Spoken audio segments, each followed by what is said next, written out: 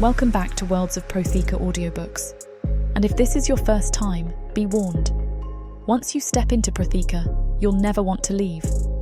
With beasts who will stop at nothing to protect the women they love, and women who are only just finding out what a real man can be, you'll lose yourself in the dark romance of these fantasy stories. To bring you these free full audiobooks, we have to listen to this platform's guidelines, and they say that Protheka's steamiest scenes aren't allowed. But you can still get them from the unabridged version of any Prothekan audiobook. All you have to do is go to worldsofprotheka.com. With promo code YouTube30, we're offering you the opportunity to get 30% off of any audiobook, ebook, or bundle. We appreciate you subscribing to the channel, as it makes bringing these free full audiobooks to you possible. Don't forget to like and comment to let us know what you think. Protheka's magic is eternal, and this story is just the beginning.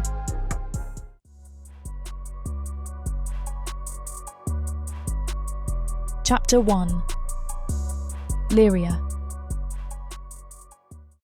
The air has a taste this morning, iron and ash, faint but enough to curl my lip as I step out into the yard. Frost crunches under my boots, the kind that clings even after the sun drags itself over the ridge. Our little patch of farmland sits in the long shadow of the magistrate's fortress, black stone and jagged towers stabbing into the pale winter sky. It feels like it's watching us, always watching. I hitch the bucket over my shoulder, the rope biting into my palm, and head down the worn path toward the river. My muscles burn before I even reach the halfway point.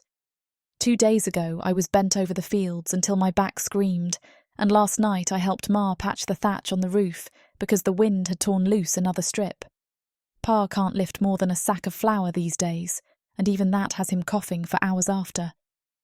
"Don't dawdle, Lirya," Ma had said as I left, her voice soft but the words tight. "We don't waste time anymore, not with the magistrate's quota looming." The path curves along a frozen ditch, my breath streaming white into the air. Down by the river the water still runs fast and loud, but there's ice growing along the edges like the land's teeth. I kneel, dipping the bucket into the current. The cold gnaws at my fingers until they ache, but I grit my teeth. 2 men stand farther upstream, their boots sinking in the mud as they speak low. I can't help but hear, voices carry well in the winter air. "Another attack on Hallows Ford," one mutters. His hood shadows his face, but the tension in his shoulders says enough. "Bandits?" the other asks. "Aye, if you can call 'em that. 6-3 gang, bold as brass, took the stores and 6 goats. And the magistrate?" The man spits into the snow. "Didn't lift a finger." I stare into the rippling water, my hands tightening on the bucket's handle. The 6-3 gang's name makes my skin prickle. They're the kind who'd gut you for your boots and laugh over your corpse, and the magistrate's guard wouldn't even bother to scrape your bones out of the road. "Not just bandits," the first man says. "Heard they've been teeming with the Darkwood beasts. Saw tracks, clawed, heavy, big enough to make a grown man piss himself." The image slams into my mind before I can stop it. Something huge and hungry moving under the trees, eyes glowing like embers. The magistrate ignores those too. As long as his tribute comes in on time, the rest of us can burn for all he cares. I lift the bucket, water sloshing against the sides, and start back toward the farm. Every step makes the rope creak against the wooden handle, digging into my shoulder until it's sore. My boots slip on the icy ruts and I curse under my breath. At the rise in the path, I pause and look back at the fortress. The black stone catches no light. It just sits there, patient and pitiless. I imagine, just for a heartbeat, walking up to its gates with fire in my hands, watching the walls crumble to ash under my touch. A laugh escapes me, bitter and too loud in the stillness. The sound startles a crow from the hedgerow, its wings flapping as it rises into the cold sky. I shake my head and keep walking, but the picture clings to me. The smell of wood smoke greets me as I near the house, thin and sharp. Pa's seated by the door, a blanket around his shoulders, the cough working through him again. Mars bent over her knitting, her fingers moving quick but clumsy in the chill. "Got the water," I call, forcing cheer into my voice. Pa tries for a smile, but it looks more like a grimace. "Good girl," he rasps. Inside, the air is warmer but heavy, the smoke from the fire pit mingling with the tang of boiled turnip soup. My stomach growls. We've been stretching the last of the root cellar for weeks now, cutting portions thinner and thinner. I set the bucket near the hearth and glance at the meagre stack of firewood. It won't last another fortnight at this rate. "Met anyone on the road?" Ma asks, eyes fixed on her needles.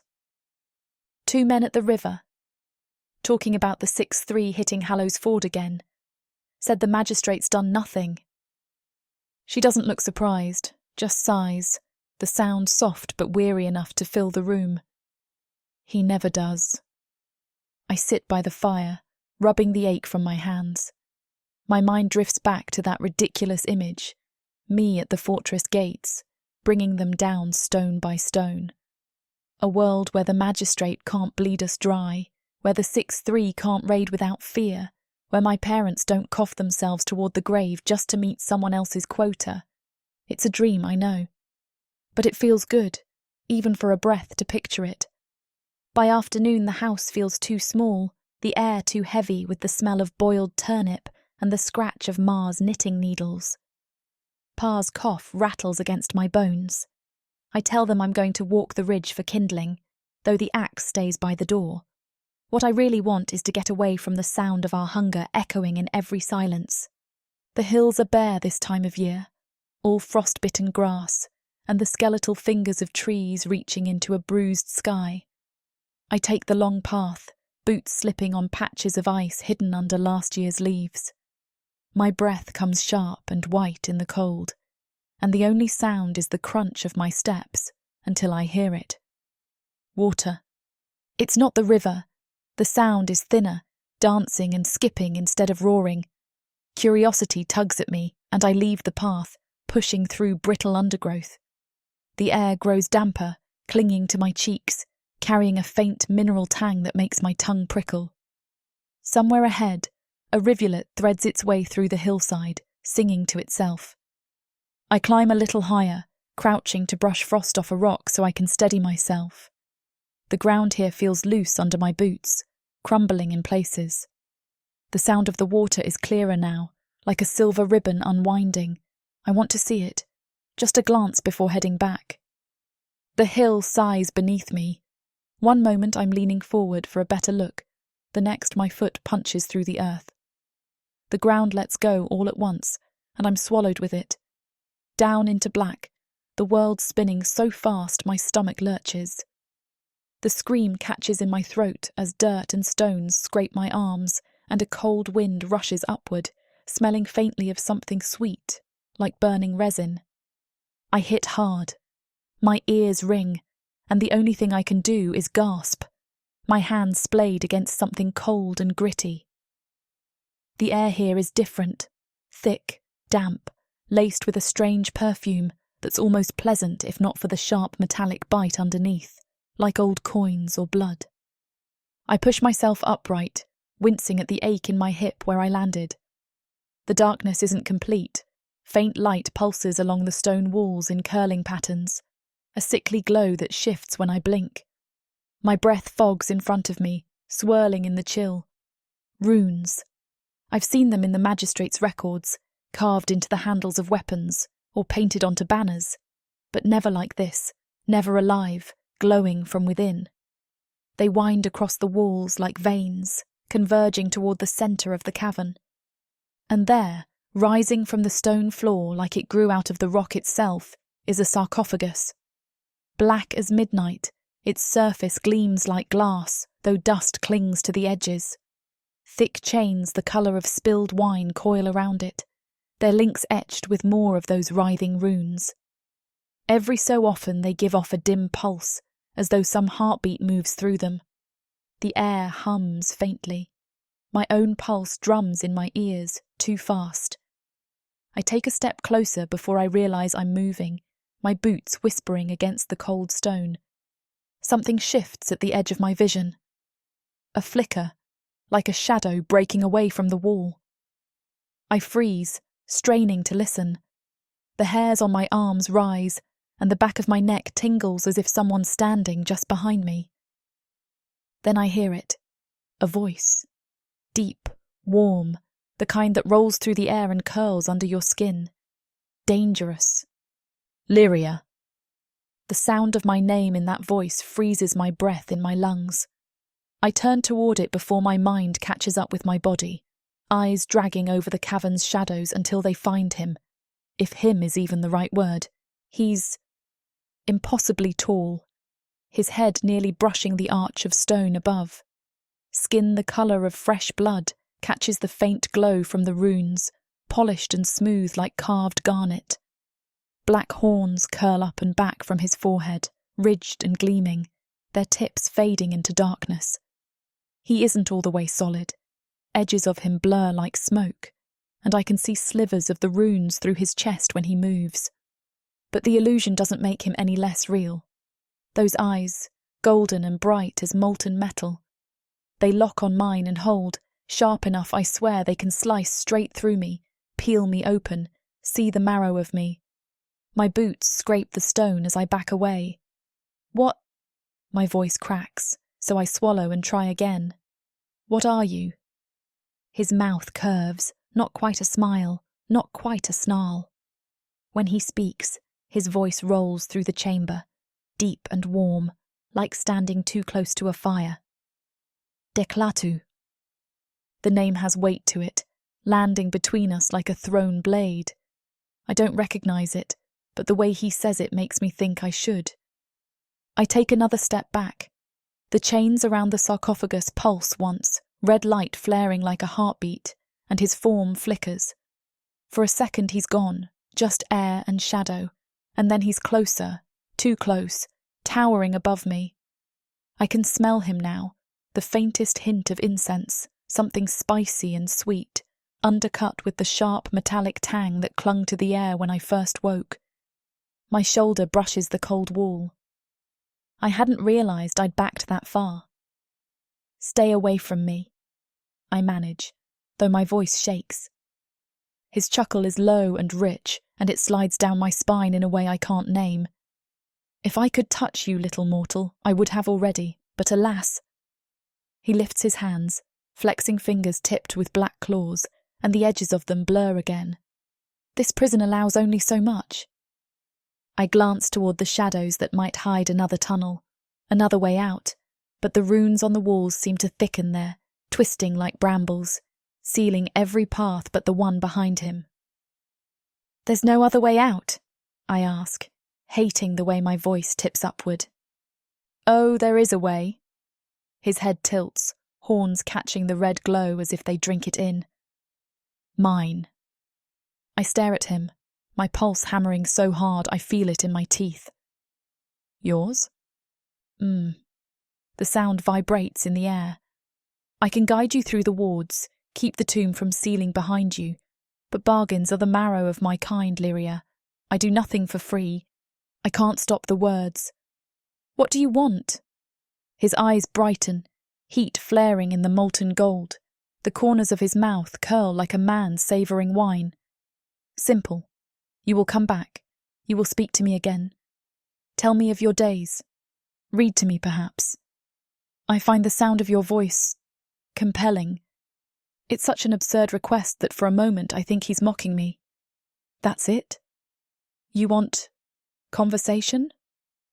He laughs outright now, the sound rich and dangerous, filling the space until the walls seem to hum with it. For now. His gaze flicks over me in a slow, deliberate sweep that leaves heat in its wake despite the cold. Agree, and I will see you safely out. Refuse, and I suppose you can try your luck wandering these halls until hunger or the runes claim you. The pulse of the runes intensifies, and for an instant, the air feels heavier, pressing on my ribs.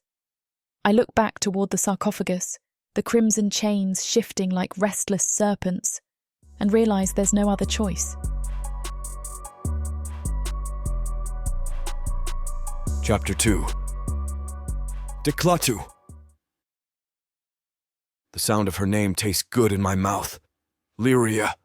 The syllables curl warm on my tongue. Foreign yet... right, as if I've been waiting to speak them for 100 lifetimes. She stares at me like a rabbit that's just realized the shadow above it isn't a cloud. It's been centuries since a mortal's eyes have met mine in the flesh, or close enough to call it that. She is a blaze of living color in the cold gray rot of this tomb. Pale hair tangled from her fall, cheeks flushed with the sting of fear, eyes wide and impossibly blue. I drink her in like a man long parched, each detail sliding into me, feeding a hunger I've worn threadbare with time. Her scent hits next. Gods. The rich salt of skin warmed by blood that still runs hot, tangled with the faint sweetness of something herbal. Lavender? Rosemary? It stirs a memory from so long ago my own people still feared my name. I want to bury my face in the hollow of her throat, breathe her until I drown. I step forward, or rather my projection does, dragging the weight of my presence with it. The chains across my sarcophagus thrash in answer, the runes flaring in warning. They keep me where I am, body locked away, but this shade of myself can slip free, circle her like smoke, taste the edges of her thoughts if I press close enough.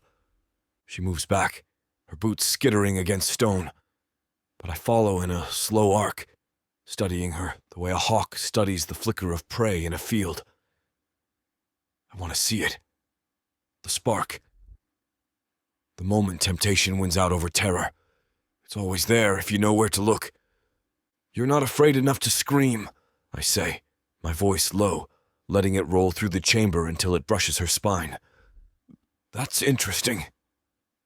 Her chin tilts up a fraction, though her pulse is hammering so loud I could almost keep time with it. What are you? She asks.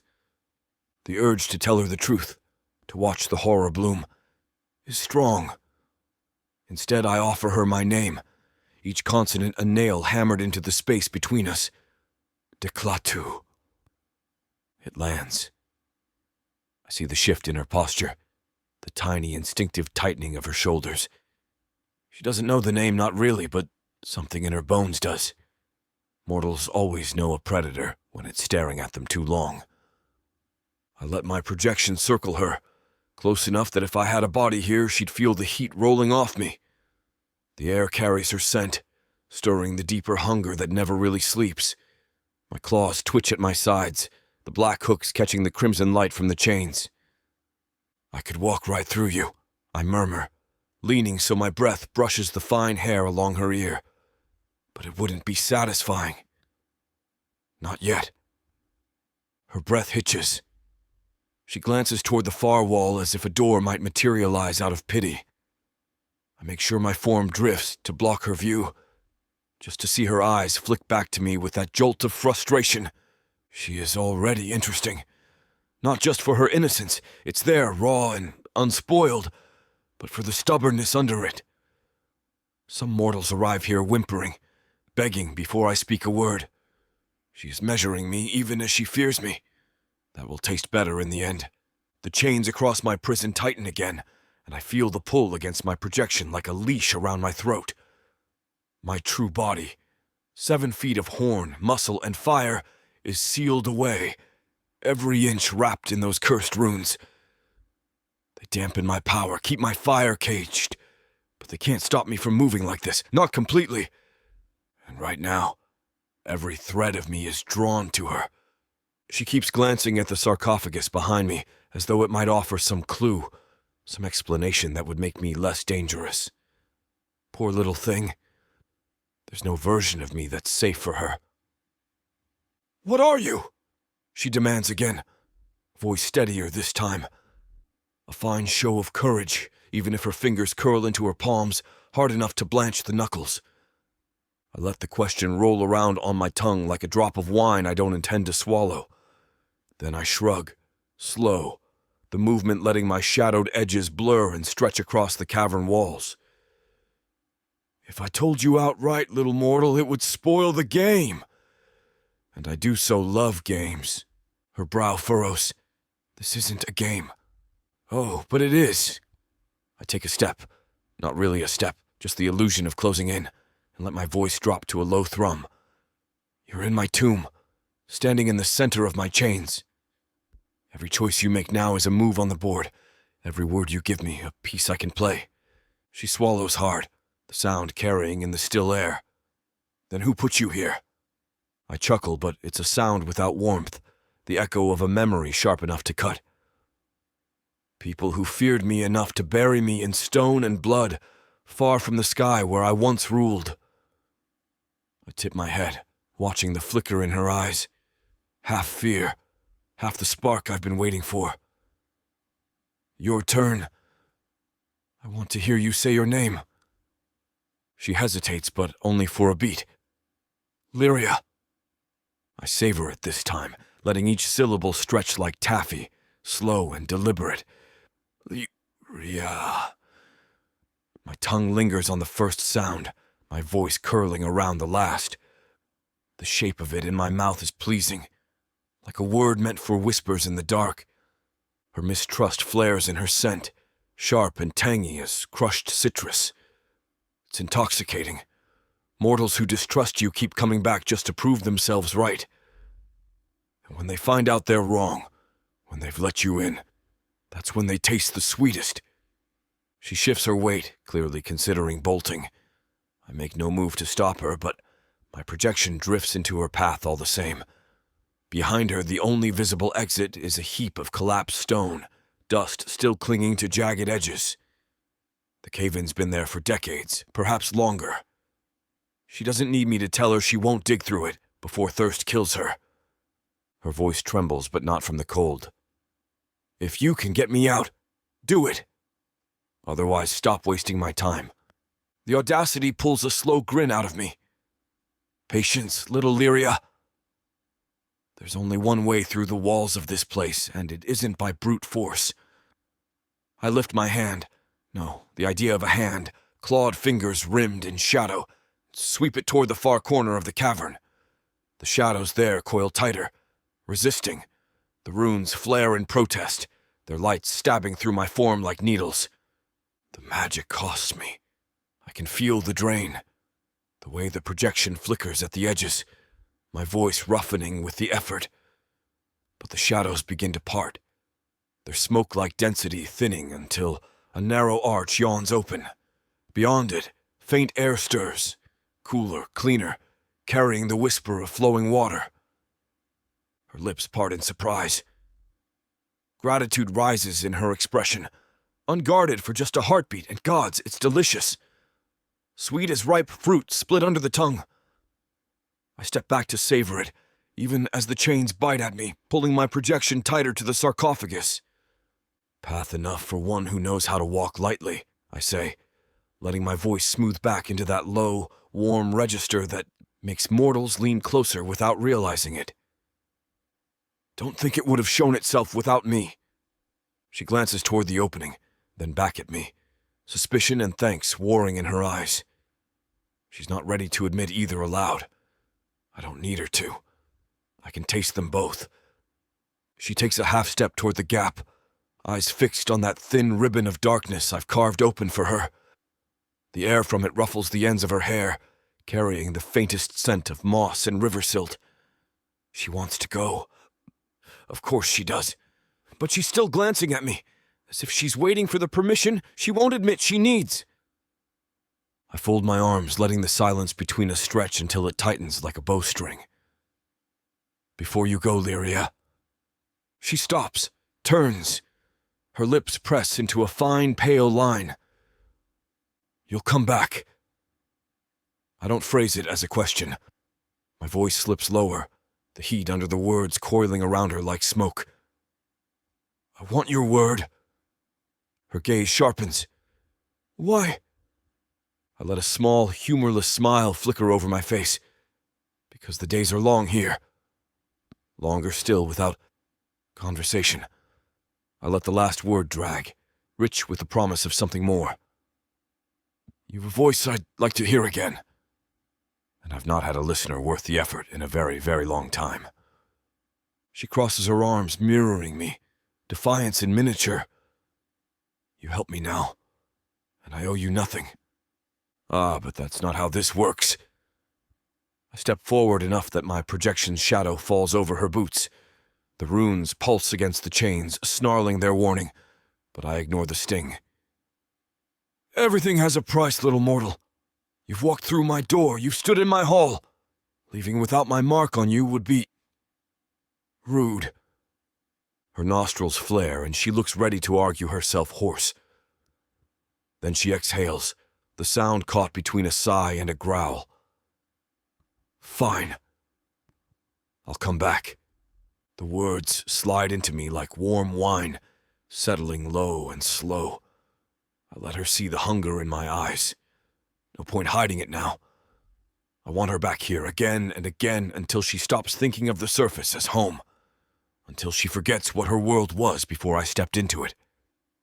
Good, I murmur, letting satisfaction curl through my tone. I'll hold you to it. She edges past me, careful not to pass through my form, though she could if she tried. The narrow arch swallows her up, her pale hair catching the faint red glow one last time before she vanishes into the bend. I push the shadows aside ahead of her as she climbs, though it costs me more with each step she takes toward daylight. When her hand finds the lip of the final ledge, the runes flare hot along my chains, tugging me back toward the sarcophagus. I let them pull me, my eyes locked on the thin oval of pale light above as her figure emerges into it. The moment she's gone, the shadows slam shut, and the air in the tomb stills again. I stand there in the silence, the scent of her still clinging to the air like a ghost. My chains bite into my true body, the old burn of their magic settling back into my bones. She said she'll return. She will. And when she does, I'll pull her closer, inch by inch, story by story, until she's tangled in my dark and doesn't want to leave. Chapter 3. Lirya. The night feels too quiet. Even the wind outside has gone still, like it's holding its breath, and the silence sits heavy on my chest. I'm curled on my straw mattress, staring at the slanted ceiling above my bed, but my eyes keep pulling toward the sliver of moonlight cutting across the floorboards. Every time I close them, I see gold, molten, searing, fixed on me as if I was the only thing in the world worth looking at. Clatu. The name coils in my mind like smoke, clinging, refusing to drift away. I keep telling myself I should be thinking about other things, our thin pantry shelves, Pa's cough, but instead I'm replaying the sound of his voice. Deep, warm, dangerous, and that pull. Gods, that pull. It wasn't just fear. There was something else, something that prickled under my skin like heat from a fire I couldn't quite step away from. Pa stirs in the next room, the wooden frame of their bed creaking. Storm comin', he mutters through a coughing fit, voice rough as gravel. My joints ache like the devil's gnawing on 'em. From the kitchen hearth, Ma answers, her voice strained. It's not the storm. It's the cold creeping in through the walls, and the harvest barely fed us this far. By spring, there won't be enough seed left to plant, let alone eat. I turn on my side, pressing my cheek to the pillow. Their words hit like stones dropped in my stomach. It's nothing I didn't already know, but hearing it spoken aloud makes it heavier somehow. I drift for a while in that half-sleep where thoughts blur into dreams. I'm back in the hills, soil crumbling under my feet, falling through the dark, the air rich with incense and that sharp tang of blood. But this time when I land, he's already there, waiting. No chains or flickering edges. Just him, solid, towering close enough that the heat of him brushes my skin. His hand, clawed, huge, tilts my chin up, and those golden eyes catch me, hold me, claim me. A sharp rap at the door jerks me awake. "Lirya!" a voice calls. Garrett, one of our neighbours, urgent, too urgent for the hour. I throw on my wool shawl and push the door open. The night air bites at my face, smelling of frost and wood smoke. Garrett stands on the step, breath steaming, his brow furrowed deep. The 6-3 hit Briar Hollow. It's like he slapped me. Briar Hollow's barely 5 miles east, half a day's walk if you take the low road. How bad? I ask. Bad. His jaw tightens. Took everything. Food, livestock. Set 2 homes alight when the families wouldn't hand over what little they had left. A cold, crawling feeling winds its way up my spine. Anyone hurt? He hesitates. 3 dead. 2 more. They say the beasts got 'em. His voice drops, almost a whisper. Darkwood beasts. Big as wagons, claws like hooks. The image from the men at the river flares fresh in my mind. Clawed tracks in frozen mud. A magistrate who wouldn't lift a finger. I figured you'd want to know, Garrett says. Folks in the hollow are scared out of their wits. And if the gang's this close... They'll come here, I finish for him, my voice flat. He nods grimly. You know they will. I watch him leave, his lantern bobbing through the dark, the sound of his boots crunching over frost fading into the stillness. Inside, Ma's stirring the pot over the hearth, though the soup inside is so thin it's almost water. Was that Garrett? What news? I close the door, leaning my back against it. 6-3 hit Briar Hollow. 3 dead, I don't mention the beasts. No sense in piling nightmares on top of fears. Her hands still on the ladle, knuckles whitening. And the magistrate? I bark out a humourless laugh. What do you think? Probably drinking himself senseless in that fortress of his. The heat in my voice surprises me, but I don't tamp it down. I'm so damn tired of the empty shelves, of the way Pa's cough rips him apart a little more each day, of neighbours too afraid to fight and leaders who won't. The anger's been simmering for months, maybe years, and now it's rising, bubbling higher with every word. Pa's cough rattles from the next room again, and I clench my fists until my nails bite my palms. We're prey here, every one of us, waiting for the next raid, the next demand, the next winter that'll take someone we love. I think of golden eyes, molten and unyielding, of a voice that promised there was a way out, his way. I wonder if maybe the pull I felt in that tomb wasn't just him. Maybe some part of me has been looking for a way to stop being powerless my whole life. I don't remember deciding to go. One moment I'm sitting at the table, gnawing on a crust so stale it might crack a tooth, and the next I'm outside, the cold snapping at my cheeks and my boots crunching through the frost. I tell myself I'm just walking to clear my head, but my steps keep finding the same path, winding through the bare branched trees toward the hills. The air is sharp enough to bite, the kind that burns my lungs with every breath. My fingers are numb inside my gloves, but I don't turn back. The ridge rises ahead, skeletal trees clawing at the dim winter sky, and there, almost hidden under frost-crusted brush, is the dip where the earth gave way days ago. The sinkhole is still there, yawning like a wound. I stand at its edge, staring down into the darkness. I should leave. I should go home and forget this place, forget him. But my body feels tugged, like the air itself has hooks in me.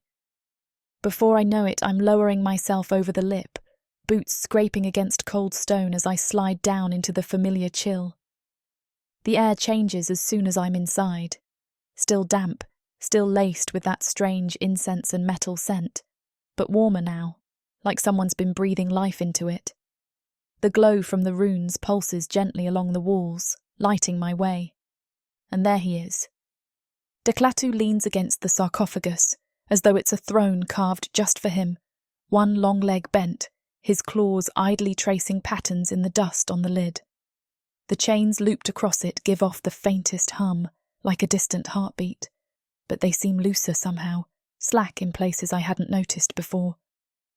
Lirya, he says, my name curling from his lips like smoke. His voice rolls low, rich, and I feel it in my chest more than I hear it.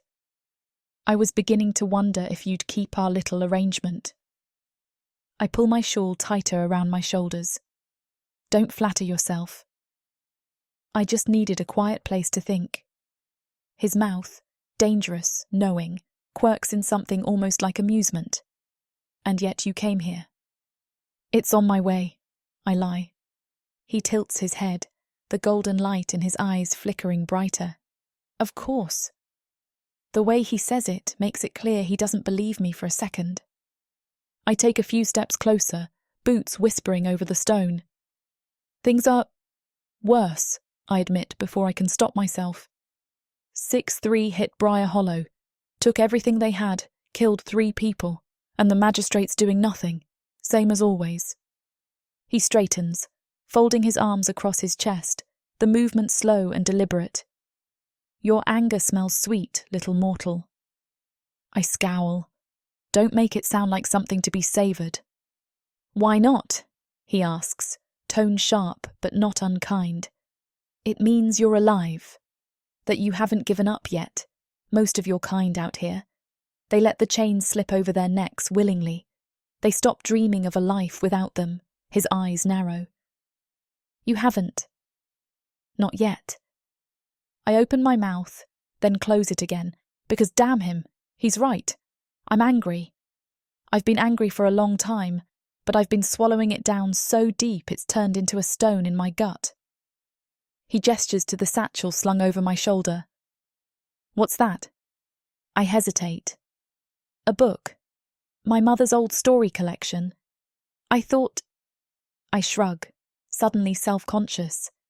You said you wanted me to read to you. He moves from the sarcophagus, too fluid to be entirely human, his projection solid enough that the shadows bend away from him. I did. He gestures for me to sit. I perch on a low slab of rock, pulling the book from my bag. It's old, the leather cover cracked, the edges of the pages soft and curling from years of turning.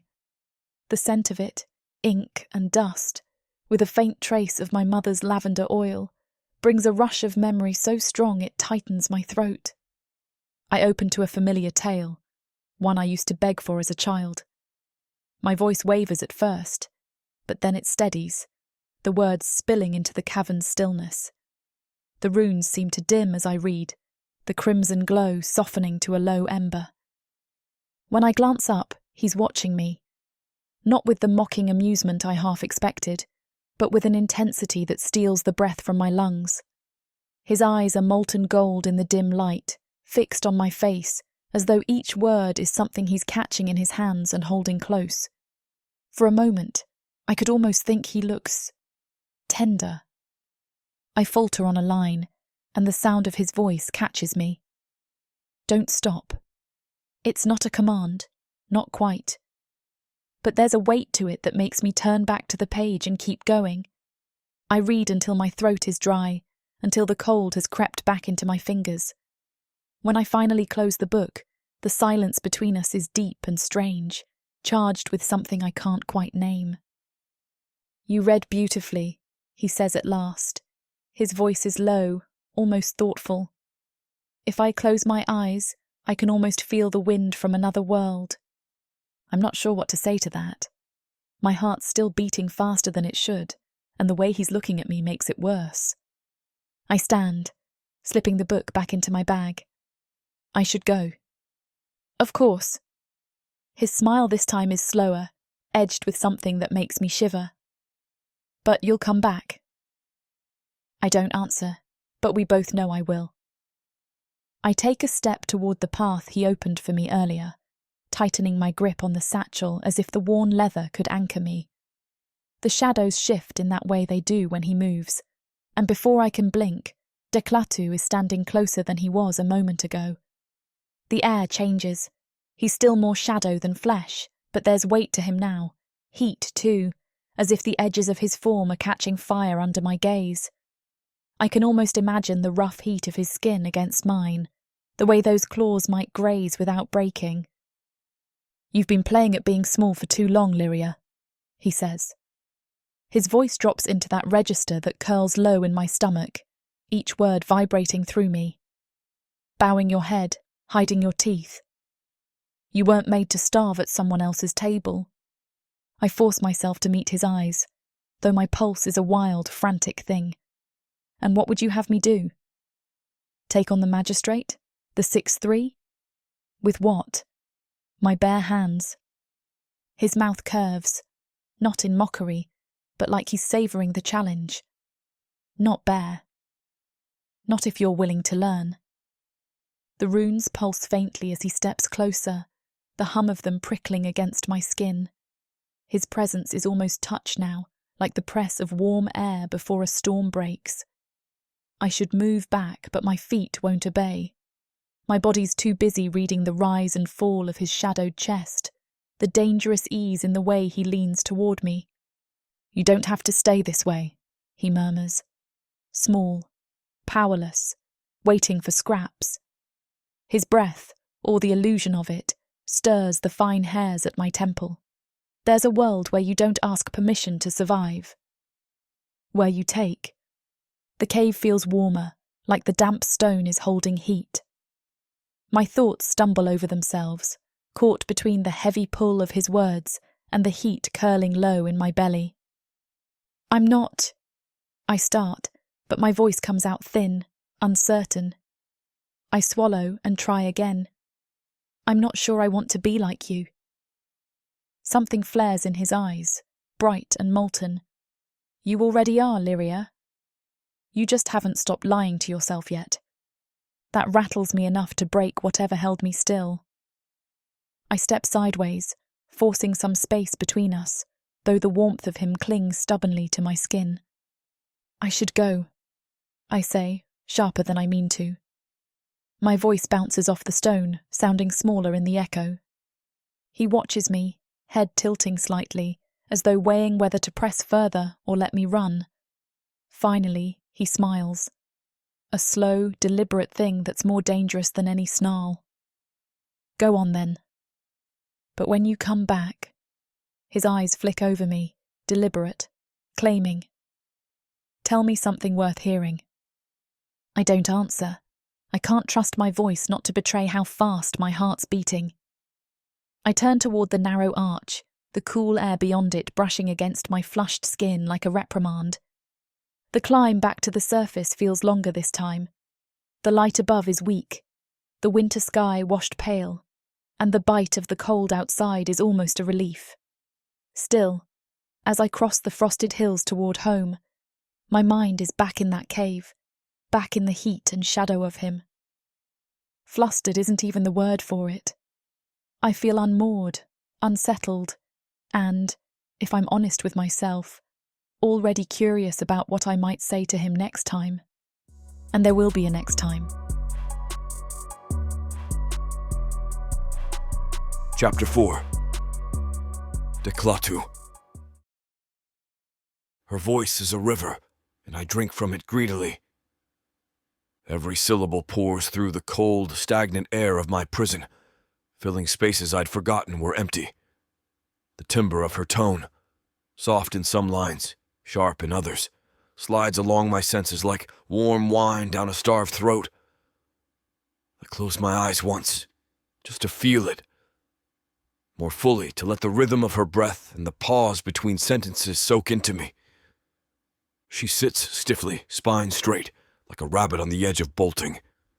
But her eyes keep darting toward me between paragraphs, curiosity flashing like the glint of a blade. I can smell it on her, as surely as I smell her wariness. Two threads woven tight together, feeding me in equal measure. You read as though the words matter to you, I murmur when she pauses to turn a page. She glances up, cautious. They do. My mother used to read them to me. I let a slow smile spread. And now you're giving them to me. Your stories, your voice, your time. You've given more to a prisoner than to your own rulers, haven't you? Her lips press into that stubborn line I'm already fond of. The magistrate doesn't care what I have to say. I tilt my head, savoring the opening she's left me. Perhaps not. But is that reason enough to give him your silence? Your obedience? She blinks at me, the faintest crease forming between her brows. What choice do I have? He controls the land, the food, the guard. If he wanted, he could... Kill you? I finish for her, leaning forward slightly. The chains hum at the movement, the magic tightening its grip, but I don't care. So you live on your knees for fear of dying on your feet. Her breath hitches. Just a little. I let my voice soften, coaxing now instead of striking. You weren't made for this, Lirya. I can see it in you. That quiet fury simmering under your ribs, that ache you don't name. It isn't weakness. It's hunger. Her fingers tighten around the book. Hunger, she repeats, as if testing the word. Yes. I'll let the sound curl low, rich. For more than what they've allowed you. For something that fills you instead of hollowing you out. For a life where you don't have to beg, or bow, or scrape for the crumbs they leave you. Her throat moves as she swallows, and her eyes flick down away from mine. And what would that life cost me? Everything worth giving, I say simply. The double edge in my voice is deliberate, sharpened by centuries of practice. And it would give you more in return than you can imagine. I let the silence stretch after that, the echo of my words seeping into the stone walls, into her skin. She turns another page, but her voice falters on the first line. When she does start again, I hear the shift, just a tremor, a subtle change in the way the story leaves her lips.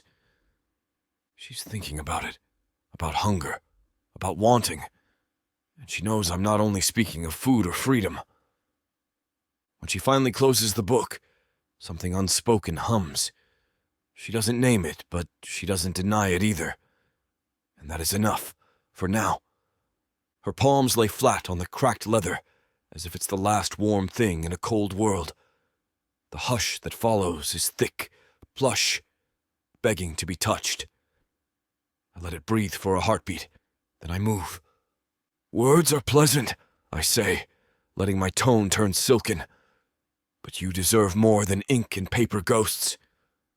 I spread my fingers in the air and hook a thread of power, tugging like a fisherman teasing a river. The chains rasp in answer, always petty, always jealous. Yet they give me just enough.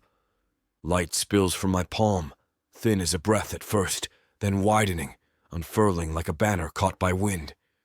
She startles, but she doesn't run. Wide eyes fix on the shimmer, lashes catching the red glow of the runes.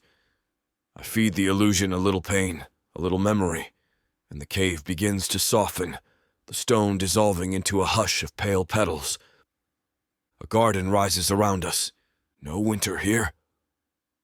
Vines climb broken pillars and burst into bloom. White roses crusted with dew, night-blooming lilies opening like slow sighs, thorn briars heavy with dark berries that bleed purple when they brush her sleeve. The air warms to honey dusk.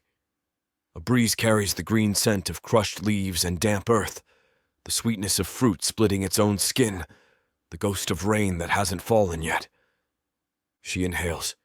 The sound is small and reverent. How... Shh. I let the illusion spill past her shoulders, drape itself over the cavern's bones. Walk! She doesn't notice her boots have stopped scraping stone. The garden swallows the noise. Meadowlarks trill from somewhere high, and under it all a fountain murmurs. My memory of water, not the tomb's stagnant damp, but silver and laughing. The sound skims over her like fingertips. She lifts a hand, hesitates, then touches a rose. Petals bend under her finger, soft as breath. It feels real. Real enough to hurt if you grab the thorns, I say, amused, watching her face as it relaxes by degrees. That tightness she wears in the jaw, the wary squint, both slip while she forgets herself. Good. I want her unarmored when I press. We come to the fountain I've woven out of a dozen sunsets. It's an old thing, ringed in cracked marble and moss, water spilling over a statue of no god at all. Just a winged figure holding a bowl, head tipped as if listening to secrets. The pool throws back a soft gold light, warm enough to kiss her throat. She stares into it. The reflection it gives is kinder than the metal-backed shards she's used to. A young woman with stubborn eyes and wind-chapped cheeks, hair haloed by the false dusk. It's beautiful, she says, and there's something like awe tucked into the spaces of the word. Yes. I'm not looking at the fountain. She drags her gaze away, cheeks tinging with color, and I laugh low in my chest. The sound ripples through the garden. Leaves shiver as if they understand. Hungry? I ask. She opens her mouth to refuse on principle, the way mortals do when they think pride feeds better than bread. But the smell I let the breeze carry under her nose, roasted roots lacquered in honey, meat seared until its edges crisp, fresh bread sliced while steam still kisses the knife, does its work. Her throat works around a swallow she tries to hide. Come, I say, and the path answers. Between the lilies and the briars, a table steps out of the dusk. Long, rough-hewn, old enough to remember storms, set with simple pewter, and a linen runner the color of cream. No silver tyrants spread, no jeweled chalices. This is not a conqueror's feast. This is what a village might lay out for a wedding if the rains had been kind and no one went hungry that year. A mercy in wood and salt and heat. Her breath catches. Gods, she whispers, not sure if she's praying or cursing them. Steam rises in soft white ghosts. Apples baked with cinnamon sigh open. Butter melts into split loaves until the crusts gleam. A pot of stew, thick with barley and herbs, sends up savory curls that chase the garden's perfume and nest there, married to it. Nothing exotic, nothing cruel, just abundance. Enough. Eat, I say, if only to remember how it feels. She hovers at the chair like it might bite. Is it safe? As safe as anything in this life, I say, and I take a piece of bread myself, breaking it, letting the scent unfurl. I cannot taste it. Not like this. Projection hungers differently. But I can recall the way butter once streaked my fingers, the way the crackle of crust sang against teeth. I offer her the larger half, palm up, unthreatening as a demon can manage. She takes it. The first bite is small. The second is not. A sound slips out of her. Half-embarrassed moan, half-laugh, and she puts a hand over her mouth like she can shove it back inside. It tastes like a world that isn't trying to kill you, I finish, gentle, pleased with the way her shoulders loosen. She eats a little stew, a slice of apple, another mouthful of bread. Not gorging, this one has discipline, but enough to remind her body what warmth from the inside feels like. Color blooms in her cheeks that isn't born of cold. Her eyes stop scanning for exits and start snagging on possibilities. Here, a chair that might be hers. There, a path she could walk without fear. That sky, she says around a soft breath, nodding upward. I look. The cave's ceiling is gone, traded for a bowl of evening. Stars hang fat and patient, not faraway pins but pearls you could pluck with your fingers. No banners mar it, no black cloth stitched with a serpent, no barbed sigils. The only things moving are clouds the color of cream, drifting lazy as cattle across the bluing dark. No flags, I say, no quotas. No patrol watching the angle of your back as you bow. Her jaw tightens again, the old habit, but she keeps her gaze on the sky. It's cruel of you, she says softly, to show me this. Cruel? I angle toward her, let the garden's dusk pool in the notch of my throat so my voice slides out warmer. No, cruel would be leaving you to believe this is impossible. Her attention snaps to me. Isn't it impossible? I step close enough that heat rolls off my illusion like breath from a kiln. The chains tighten. The garden flickers at the edges, then steadies when I ease back a fraction. The banners aren't gods. They burn. Men who raised them bleed. The magistrate's fortress is stone, and stone falls if you know where to press. I tip my head, studying her. What you call impossible is just a choice someone told you you weren't allowed to make. She chews that slow. I can hear the grind of old rules in her skull, the litany she learned to keep herself small. Don't speak. Don't look up. Don't want. Wanting is dangerous. Wanting gets you noticed. Noticed gets you killed. Choices get people hurt, she says at last, quiet but steady. So does obedience, I reply, just as steady. Tell me, Lirya, did obedience save Briar Hollow? Did it fill your father's lungs with anything but dust? Did it put more seed in your mother's hands? She flinches. Brief, but delicious. I let the silence pool again. A moth blunders toward the fountain's light and finds only the sweet deceit of reflected stars. These, I say, nodding at the table, the sky, the warm garden air that smells of rain and cinnamon, are only shapes. Shadows of my memories and my will. But they point at something that can be true. Her laugh is small and raw. What? Your truth? The word tries to scald her tongue. Ours, I say, and I feel the word open inside her like a bruise you press to see how deep the damage goes. You aren't a thing to be contained, Lirya. You are a fuse the world keeps trying to wet. Dry yourself. Spark. She stares at the bread in her hand as if it might answer for me. When she finally speaks, it's to the fountain. And if I try and fail, then you will have failed loud, and the story of you will teach others where the stone cracks. I let a quiet heat enter my voice, coaxing, never pleading. Or you will succeed, and the sky will be exactly as it is now, clean. The wind lifts a strand of her hair. It sticks to her mouth. She tucks it behind her ear with fingers that don't quite stop trembling. The garden listens. Even the lilies seem to lean closer, greedy for the outcome. Do you ever show anything that isn't tempting? She asks, wryness flickering like a match. I bare teeth. Temptation is simply truth that tastes good. And what truth is this? Her chin comes up a little. That I'm foolish enough to fall for tricks? That you're wise enough to recognize a door?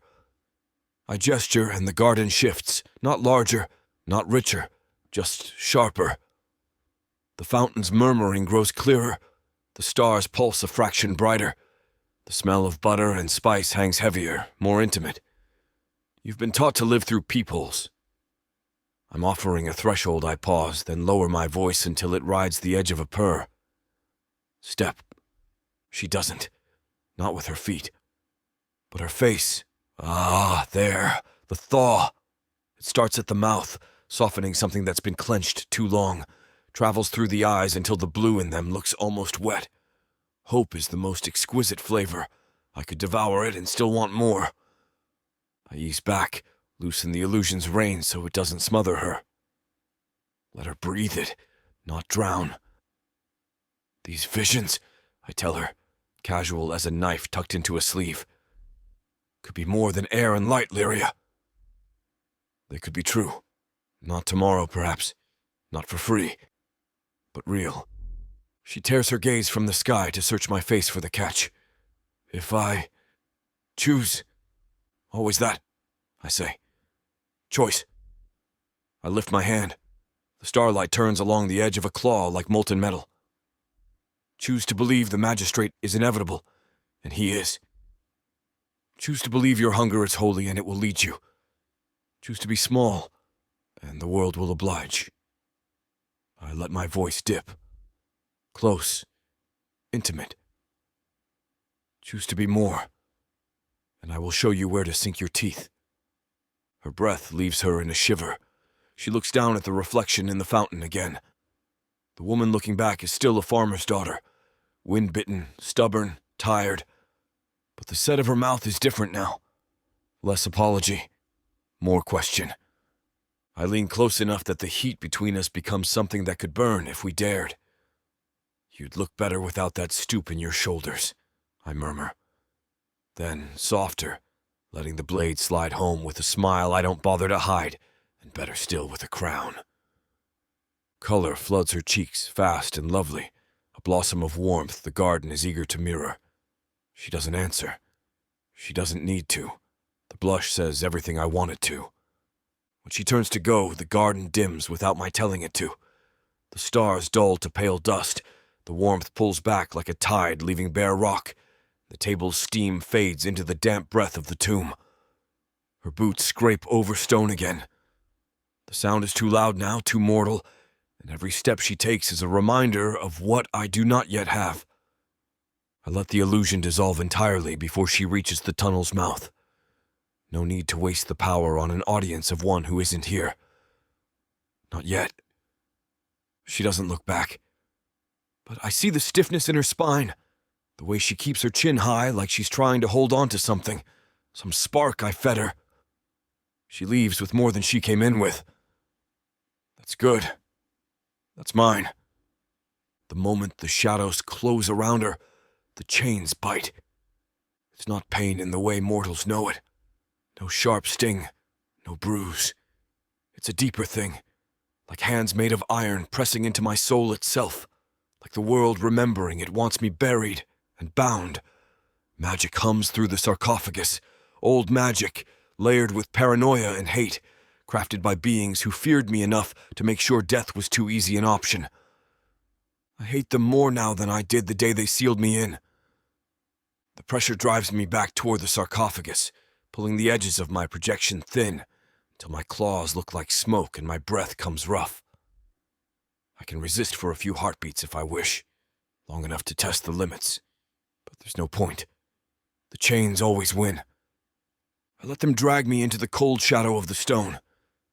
My body sleeps there, untouched by time, while my spirit is tethered like a rabid dog on a short chain.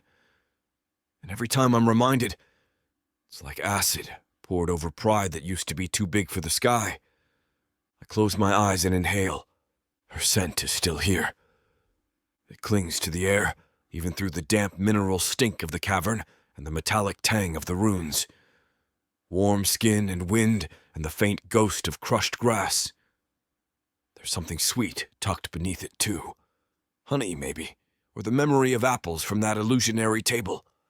Not because she ate them, but because she believed in them for a moment. That belief is better than any perfume.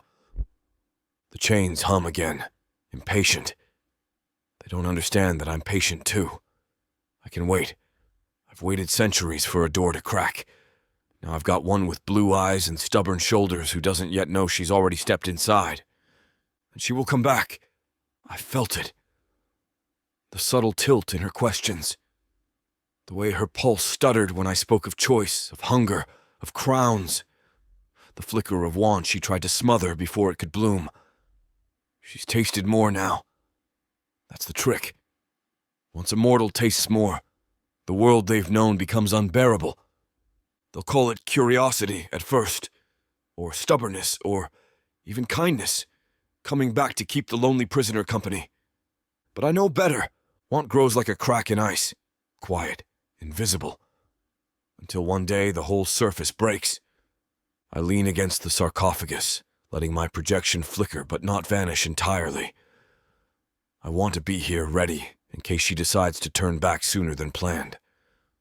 I imagine her out there now, climbing the hill, the sinkhole far behind her, the cold wind of Voig snapping at her cloak. The village crouched in the magistrate's shadow, her parents' coughs, the empty bins, the way her stomach will knot again after the warmth of my illusions fades. It'll work at her, gnaw at her, and when the gnawing becomes too sharp, when she remembers the feel of that false sun on her face and the taste of bread she never truly ate, she'll start down the path to me without even knowing she's made the choice. Because she wants something now, and I can give it to her. My claws tap the sarcophagus, the sound echoing in the close air like a slow heartbeat. This tomb may be a cage, but it's also a throne. And a throne is only waiting for its queen. Chapter 5. Lirya. Winter's teeth are sharper this year. I feel them every morning when I crack the frost from the pump handle, and my fingers stick just long enough to burn. The air is so thin and dry it scrapes my throat raw with every breath. The soil beneath my boots is iron hard, a frozen slab that refuses to yield even to the spade's full weight. Still, I keep working, breath steaming, shoulders hunched, back aching. The fields are bare now, nothing but brittle stalks rattling in the wind like old bones. My gloves are worn thin at the fingertips, and when the wind cuts across the ridge, I can't tell if I'm holding the hoe or if my hands have just frozen into claws around it. From the house, I hear my father's cough, low at first, then dragging into that rattling note that makes my stomach twist. Mother's joined him now, hers sharper, puncturing the silence like a blade through cloth. The sound chases me all the way to the far end of the field. By midday, the 6-3 gang's damage has made itself known. The food stores the village had left, our careful winter hoard, are scattered across the meeting hall floor. The sacks they didn't carry off, they split open for spite, grain dusting the planks in pale drifts. Someone found a boot print in the flour, deep enough to see the stitching. No one has the courage to say whose. That afternoon the villagers gather in the hall. The air is thick with the damp smell of unwashed wool, wood smoke, and desperation. Harl from the mill stands with his fists planted on the table, shouting that if we don't pay the magistrate his quota, he'll send the guards to take everything. Old Merrow, cheeks sunken like hollow gourds, argues back that if we give the magistrate what's left, we'll starve before the thaw. The bickering rises until it's just noise, men and women snarling like dogs over the last scrap of meat. My jaw tightens until it aches. Every word is just another reminder of how little any of us can do, how trapped we are under the magistrate's shadow. No one asks me what I think. No one even looks my way. By the time night falls, the cold has crept into my bones and settled there. Our house smells faintly of smoke, damp wool, and the cough syrup mother brews from boiled roots. My parents lie bundled on their pallets, faces pale against the dark wool blankets. I stand at the window, staring at the skeletal shape of the trees beyond the fence. The moonlight turns the snow silver, but it's a brittle silver, the kind that could shatter under the weight of one more bad day. That helplessness, it's not just sitting in my chest anymore. It's moving, scratching, clawing at my ribs from the inside. I move before I've fully decided. I take my cloak from the peg, knot the ties with numb fingers, and step outside into the brittle air. The frost crunches under my boots, loud in the stillness. The village lies dark, save for the thin lines of lamplight leaking through shutters. I keep to the path as far as the river, then veer off into the hills. My breath blooms white in the moonlight, drifting behind me like a ghost. Every step toward that sinkhole feels like pulling against a current, the wind pressing hard at my back, as though trying to shove me home. But home is cold and empty, and full of coughs I can't cure. The snow's thin here on the slopes, clinging in patches between the rocks. I slip once, catching myself on the frost-crusted grass, the shock of cold stinging my palm. My heart thuds harder with every step. I tell myself it's from the climb, not from the thought of him waiting in the dark. By the time I reach the lip of the sinkhole, my breath is ragged.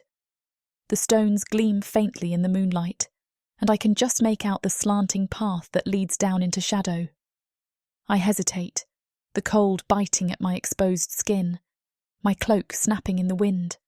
For a heartbeat, I wonder if this is madness, walking into that tomb again, into the heat and hunger of his eyes.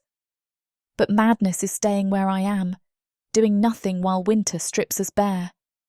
I put my hand to the cold stone and start down. The cold sloughs off me as soon as I slip into the tomb's first bend.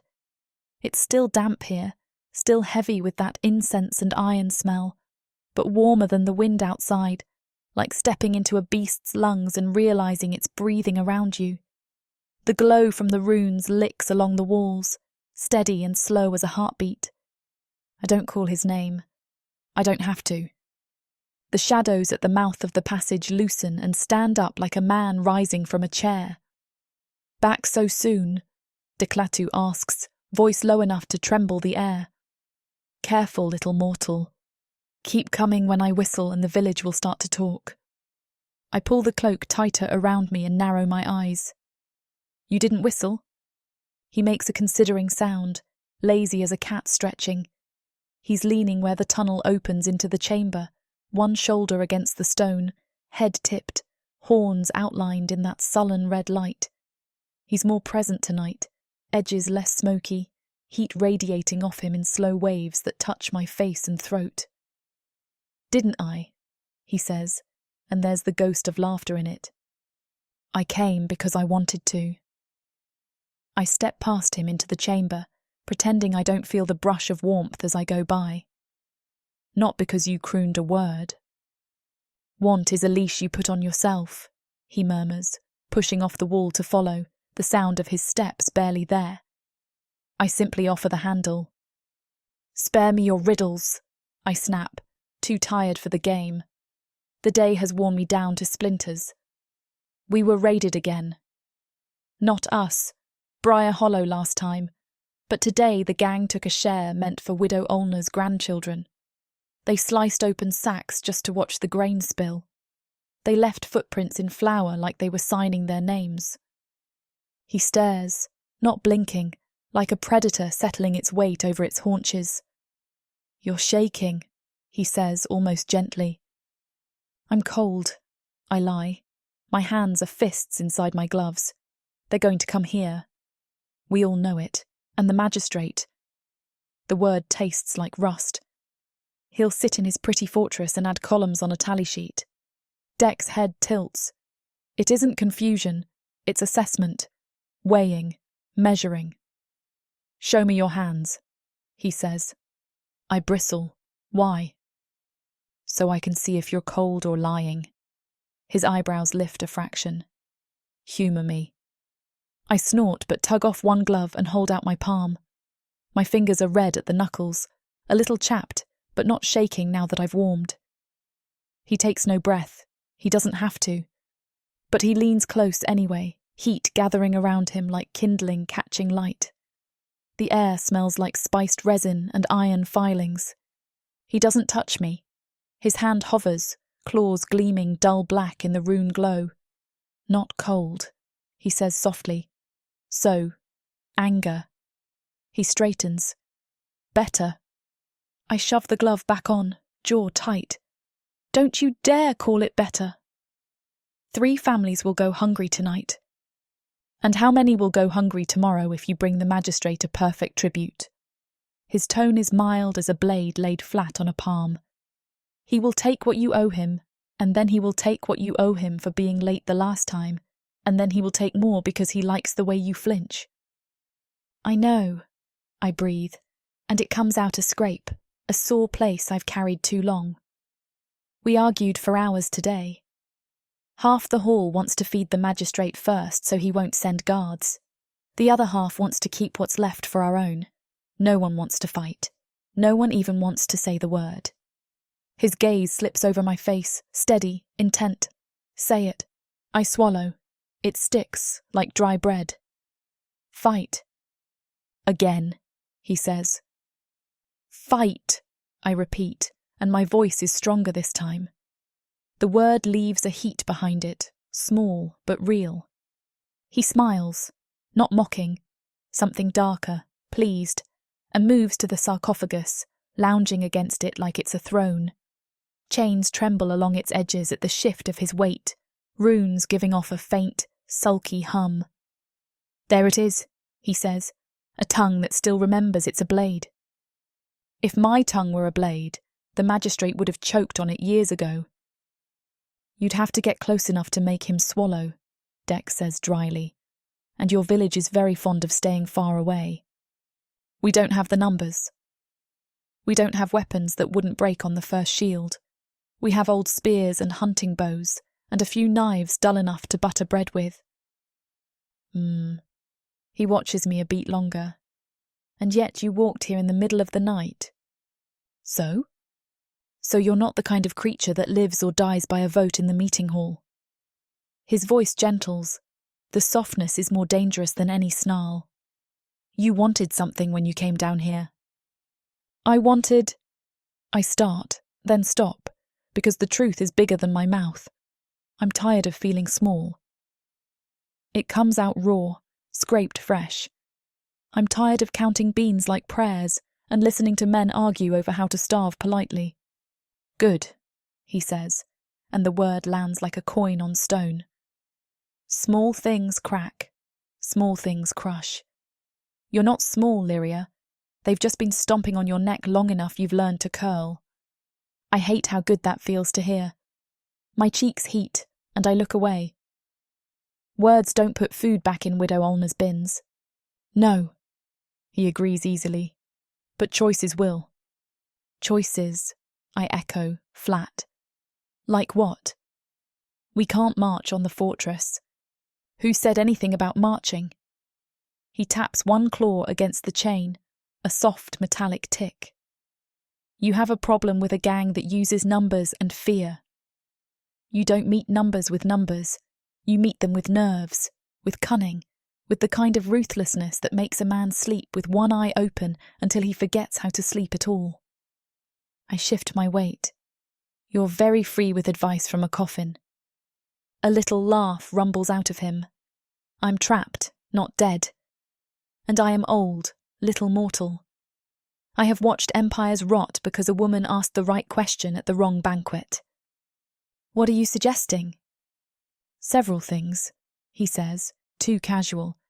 But you'll call them wicked if I say them all at once. Try me. He studies me until the skin between my shoulder blades prickles. All right. First, the raiders don't expect prey to have teeth, so you make teeth. Set an ambush on the low road where they like to drive their stolen carts. Men who think they are wolves look very foolish when the brush spits spears. I picture it as he speaks. The bend by the old alder stand where the ruts go deep, half the men pulling, half riding, lazy in their certainty. They laugh, they don't look up, a crack of branches, points from the hedgerow and the ditch, someone screaming, someone dropping. My heartbeat bumps faster, then steadies, angry and eager. We don't have enough spearheads, I say, but it isn't quite an objection. It's a tally. You have scythes, he counters. You have hayforks. You have carpenters who know how to lash a point to a pole so it won't shear at first blood. Even so, I exhale. It's risky. Everything that changes a world is. His eyes flare gold. Or you could make them eat their fear instead of seeing it. I don't follow. His voice lowers until it's almost a purr. Poison their food. I stare, stunned enough to forget to pretend I'm not. The word is a knife laid on the table between us, clean and gleaming. Poison. Not enough to kill, unless you wish it, he says, watching my face. Enough to send half of them to their knees, retching in the snow, enough to make the others panic when the strong fall first. A sick wolf pack tears itself apart before a hunter ever strings a bow. My mouth is dry.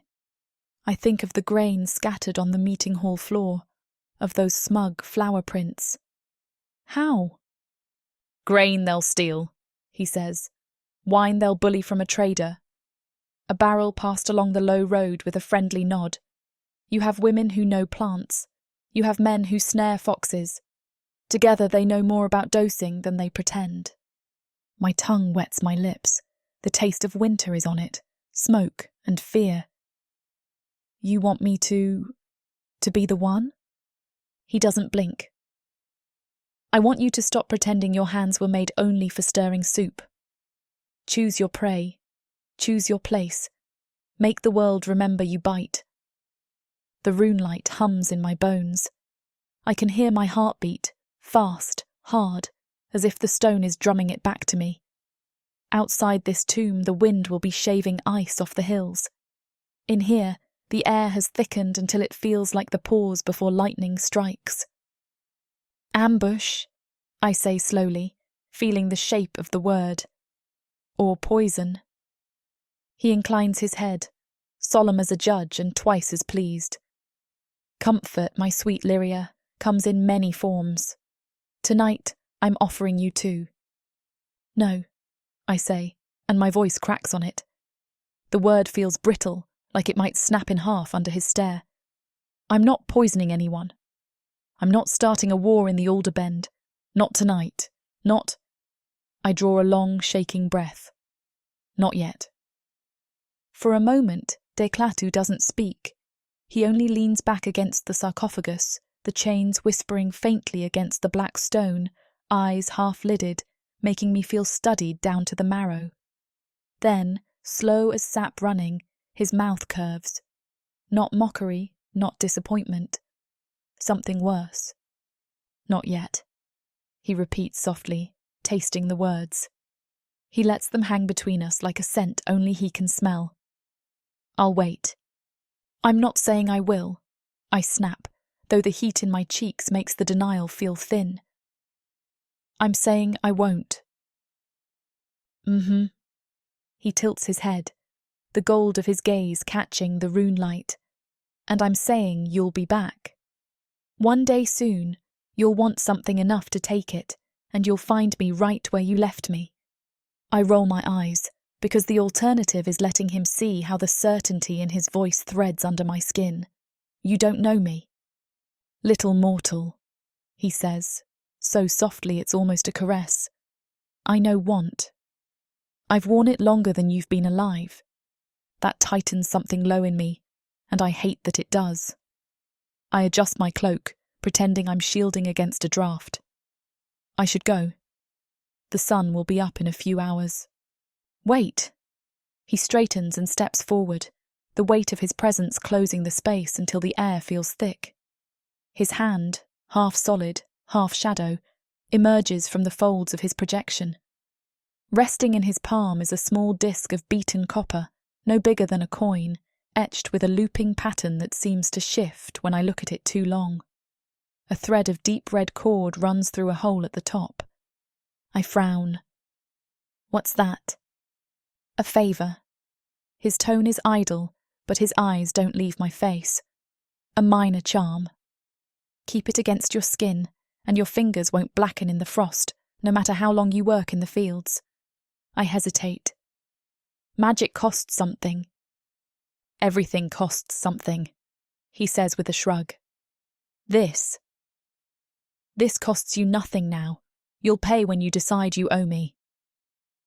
That's not exactly reassuring. I'm not in the reassurance business. He extends his hand farther, the cord dangling, the copper catching what little light there is. Take it. The charm sways like it's caught in some slow, invisible current. I shouldn't. I know I shouldn't. But the memory of splitting kindling this morning with fingers so stiff they barely gripped the hatchet makes my hand move before my head agrees. The copper is warm when it touches my palm, warmer than it should be. The etched lines pulse once, faint, like a cat's purr you feel in the bones of your hand, and then settle. It'll work best here. He lifts his other hand, tracing a line just above my collarbone with a claw that never quite touches. Under the fabric, close to your heart. I scoff to cover the shiver. Convenient spot. The most convenient, he says without blinking. I slide the cord over my head.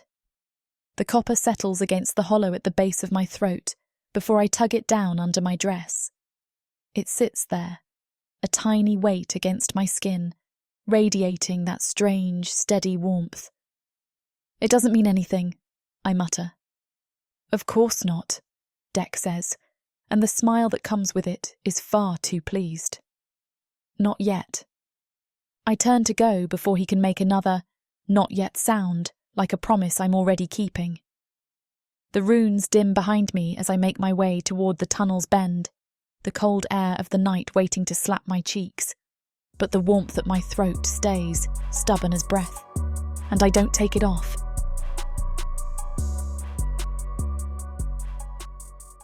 Earth is pretty much a desolate wasteland since the orcs came over from Protheka, and being a woman, the best you can hope is to be someone's property. Now after my curvy body catches Corthar's eye, he'll claim me, and I'll serve him, in any way he pleases. You're mine now. Listen to this story and more when you get the complete Orc Warriors of Protheka audiobook and ebook bundle. 40 books, 19 audiobooks, 19 ebooks. You even get 1 free novella and 1 free audiobook. All for a shocking 90% off. Protheka's magic is eternal, and the complete Orc Warriors of Protheka bundle will bring over 100 hours of that magic to you.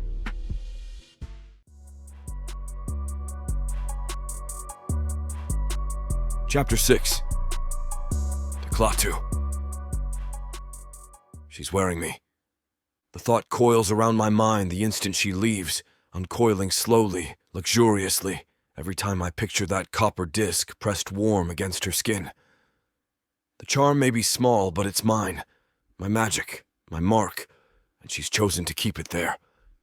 She'll tell herself it's only for frostbite, but the truth will whisper to her every time her fingers brush the cord beneath her clothes. She is carrying a piece of me, against her heart. It stirs something deep, something older than my chains, older even than my first conquest. Primal, possessive, hungry. I imagine the heat of it seeping deeper, warming more than her hands, more than her delicate wrists. I imagine it steeping into her blood, finding its way into her breath. The tomb is quiet in her absence. The runes on the walls hum with their steady, hateful pulse, keeping me bound. The chains around the sarcophagus gleam faintly, each link a reminder of what I can't yet touch. I pace. It's a useless habit, but it keeps the stillness from swallowing me whole. The limit of my projection is a wide, invisible ring, a tether that tugs me back if I stray too far. At its very edge, the shadows thin, and beyond them, flickers. Like scraps of an old, half-burnt tapestry, images come and go. Snow whipping over the hills, the glint of steel on a rider's hip, the narrow curve of Dragonbridge's main street, pale faces peering from behind shutters. I watch them with the patience of a predator in long grass, letting each fragment settle into the pattern. The world's pulse is darker than it was. I can feel it, the way a wolf smells the change in the wind before a storm breaks. Fear moving through the village. Anger, yes, but fear first. The 6-3 gang are busy little vermin. I see them in glimpses. 6 men and 1 woman riding hard over the ridge, leaving churned mud and blood behind. They raid not just for food, but for the pleasure of taking it. I watch one shove a man to his knees in the snow, laugh as his teeth chatter. They burn what they can't carry. Break what they can't burn. Chaos to disorder, my kind of weather. If I were free, I stop that thought before it burns too hot. I've learned to leash my wants, to feed them slowly, lest they consume what patience I've built over the centuries. But still, the picture comes unbidden. Me, outside this prison, wings spread wide against the frozen sky. The gang scattering like a startled game. The scent of their fear is sharp in the air as I take them apart piece by piece. Not because of some mortal notion of justice. No, because I could. Because their noise offends me. And because it would buy me something in her eyes. She wouldn't say it, not at first. But she'd feel it. That I can do what her magistrate won't. That I can give her what no one else will. I flex my claws. The memory of steel and bone yielding under them almost real. The chains clink, mocking. I turn back toward the heart of my prison, let the darkness swallow me again. There are ways to turn this chaos to my advantage. The gang breeds resentment in the village. Resentment is fertile soil, and she's already taken root in it. She came to me with her anger, raw and bleeding, and I dressed it in possibilities. Poison, ambush. She rejected them now, but she'll carry the seed of the thought. She'll turn it over in her mind while she feels the charm's heat at her throat. She'll come back. And when she does, maybe she'll ask the question I've been waiting for. I let myself smile in the dim, thinking of her eyes when she does. She comes back sooner than I expected, sooner than she probably meant to. The runes on the walls stir first, faint ripples in their light, warning me she's entered the outer ring of my awareness. Then the sound, soft boots on stone, a hitch in her breath as the tomb's air wraps around her. "You," I greet, my voice low, warm, meant to curl around her spine like smoke. "Me," she says, and there's a stubbornness in it. She steps closer, stopping just short of the sarcophagus's shadow. The copper charm hangs unseen beneath her dress, but I feel it, like a phantom tether between us. "You've been thinking," I say. "About what?" she challenges. "About me." I let the words settle before I add, "About what I could give you." Her lips press into a line, but she doesn't deny it. I circle her slowly, projection rippling with every step, a predator walking the perimeter of its prey. "Tell me," I murmur. "Not about your chores, not about the frost in the fields. Tell me what you want." "I want..." She hesitates. I can see the weight of the word on her tongue, as if speaking it will make it too real. "I want my parents safe. I want to keep them from starving, from freezing, from..." Her voice falters. "From dying like everyone else seems to these days." I stop in front of her, meeting her gaze. "Good." She blinks. "Good. Loyalty," I say, letting the syllables roll slow. "It's rare. It's precious. And in the right hands," I pause, letting my eyes flick deliberately to my own claws. "It's a weapon sharper than any blade." Her brow furrows as though she's weighing whether my words are comfort or a threat. Both, of course. Always both. Inside, I savor it. Love is a soft thing in mortals, easily crushed under the boot of reality, but if you heat it enough, shape it with the right hammer blows, it hardens into something useful, unbreakable, ruthless. I take a step closer. And another. I let the projection hold, testing the limits, until I can stand so near that if I still breathed, she would feel it against her cheek. The illusion is good enough. I watch the fine hairs along her jaw rise, the way her pulse skips in her throat. "You're too close," she says. But it's not command. It's breathless observation. I lower my head fractionally enough that my voice is a rumble meant for her alone. "Close is where deals are made." Her eyes widen, color rising in her cheeks, and she steps back. Just one pace, but enough to loosen the invisible thread between us. I chuckle, low in my chest, letting the sound echo in the stone chamber. "Careful, little mortal. You might give me the idea you like it." She glares, which only sharpens my amusement. "I just want what I said." "And you can have it," I say, calm, certain, "if you're willing to pay the right price." Her gaze flickers, but she doesn't ask. Not what the price is, not how high it might be. That's the beauty of it. Let the question rot in her mind until she convinces herself she's already agreed. Instead, she says, "I should go." "Of course," I murmur. I don't move to stop her. There's no need. She'll be back. They always come back when what they want is close enough to touch. And I've made sure she's felt just how close it can be. Chapter 7. Lirya. The storm rolls in like a beast that means to settle over us and stay. Snow drives against the shutters so hard the wood groans, and the wind howls down the chimney in long, mournful breaths. For 2 days, the world outside is a blur of white and shadow, the river's voice drowned beneath the storm's roar. I lie awake at night listening to it, tangled in my blankets, heat from the hearth barely touching the far corners of the room. And always, his voice slips through the cracks of my thoughts. That low, dangerous rumble promising I could have what I wanted, if I was willing to pay the price. I don't know what unsettles me more. The not knowing what that price is, or the fact that part of me wants to ask. On the 3rd night, my father's cough worsens. It's deep and raw, a sound like tearing cloth. Each fit leaves him gasping, eyes watering, hand braced against the wall, as though the cough could knock him off his feet. "Should fetch more wood," he rasps. "Get the place warmer." "You're not stepping outside in this," I tell him, and my tone brooks no argument. "I'll get it." He slumps back into his chair, his skin sallow under the flicker of the fire. My mother sits nearby, a half-knit scarf pooled in her lap. Her fingers shake, the needles clacking unevenly. She's always been fast, deft, but tonight each stitch looks like it costs her. "You should rest," I tell her, softer than when I spoke to father. "Rest?"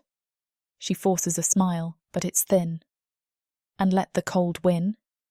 "No, girl. We keep our hands moving. That's how we beat it." I bite back the argument rising in my throat. Instead, I stoke the fire until it throws more light than heat, and the three of us sit in the cramped warmth, listening to the storm's tantrum. By morning, the wind has eased, but the air outside cuts like a blade. I venture into the village for news and wish I hadn't. People stand in small knots, voices low but urgent. No one's smiling, not even the little ones. "They'll starve us all come winter's end," a man mutters as I pass. "Don't be dramatic," another says, but his voice shakes. "We'll make it work." We always do. Someone else laughs, a sharp, bitter sound. "Tell that to Farland's boy." 6-3 took the bread right from his hands last week, left him with the crumbs. My stomach knots. I push closer to hear better, and that's when I catch it. The word that freezes me more than the cold ever could. "Lots," an old woman says. "It's the only way. Fair, like we did the winter of the black rot. Draw lots to see who eats, who doesn't." My mouth goes dry. "What are you talking about?" I demand. The woman's eyes flick to me, then away. "Girl, there's no other way if the magistrate takes his share. And he will. He always does. And if the gang comes again before then," another starts. "Enough." A third voice cuts in. But it's too late. The thought has taken root. I can feel it pressing against my skull like a stone I can't dig out. When I make it home, my parents are at the table, faces grim. My father's hands are clasped in front of him, my mother's scarf forgotten in her lap. "We heard," my mother says simply. "You're not," I start. "We volunteered," my father interrupts. The world tilts, the fire's warmth gone in an instant. "What?" "We're old, Lirya," my mother says.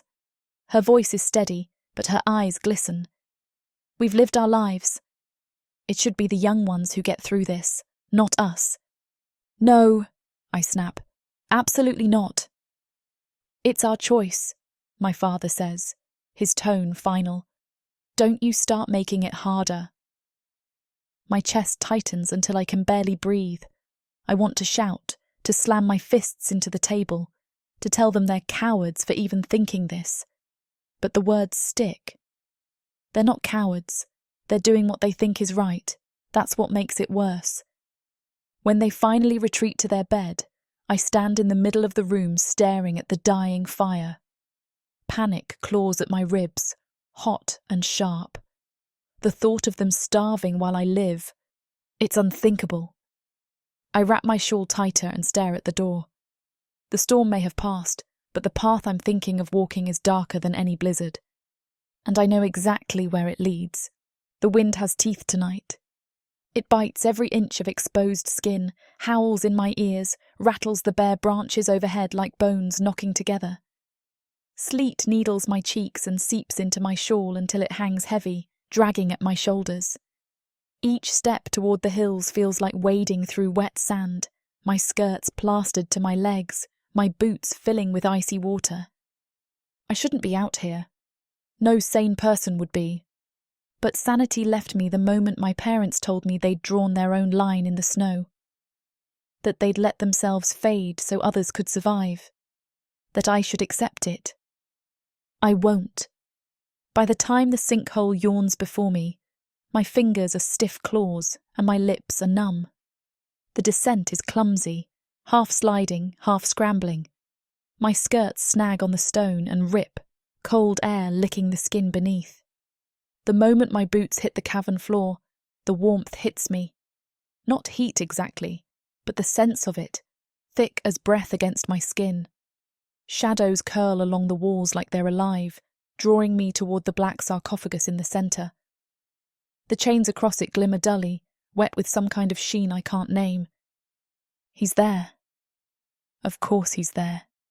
Leaning in the shadows at the mouth of the passage like he's been waiting, arms folded loosely, golden eyes cutting through the dim like a predator's. "You didn't stay away long," Dec says, voice low and warm enough to make me shiver for a reason that has nothing to do with the cold. "What's the matter, little lamb? Lost your flock?" I cross the cavern toward him, my boots squelching. "I need your help." "Oh?" He straightens, lazy interest sharpening into something keener. "And what kind of help would that be?" "Hunting." The word scrapes my throat. "The game's gone scarce. We're freezing. We're starving. If I can bring something back, maybe—" My voice breaks, and I swallow hard. "Maybe I won't lose them." His smile is slow, almost pitying. "Poor Lirya." He says my name like a caress and a taunt all at once. "You come out here in the dark in this weather to beg me for scraps?" "Not scraps," I snap, stepping closer. "A charm, a spell, anything that could help me find something to kill in all this snow. You can do that, can't you?" "Oh, I can do many things." His gaze slides to the sarcophagus, then back to me. "But not from in here." I frown. "What are you talking about?" "You've conjured visions, illusions." He laughs softly, shaking his head. "Parlour tricks, shadows. They cost me little, but they gain you nothing that will keep you alive." He moves toward the black stone coffin, laying one spectral hand across the crimson chains. "These were made to hold me, girl. Body and soul. As long as they're here, I can't touch the world the way you want me to."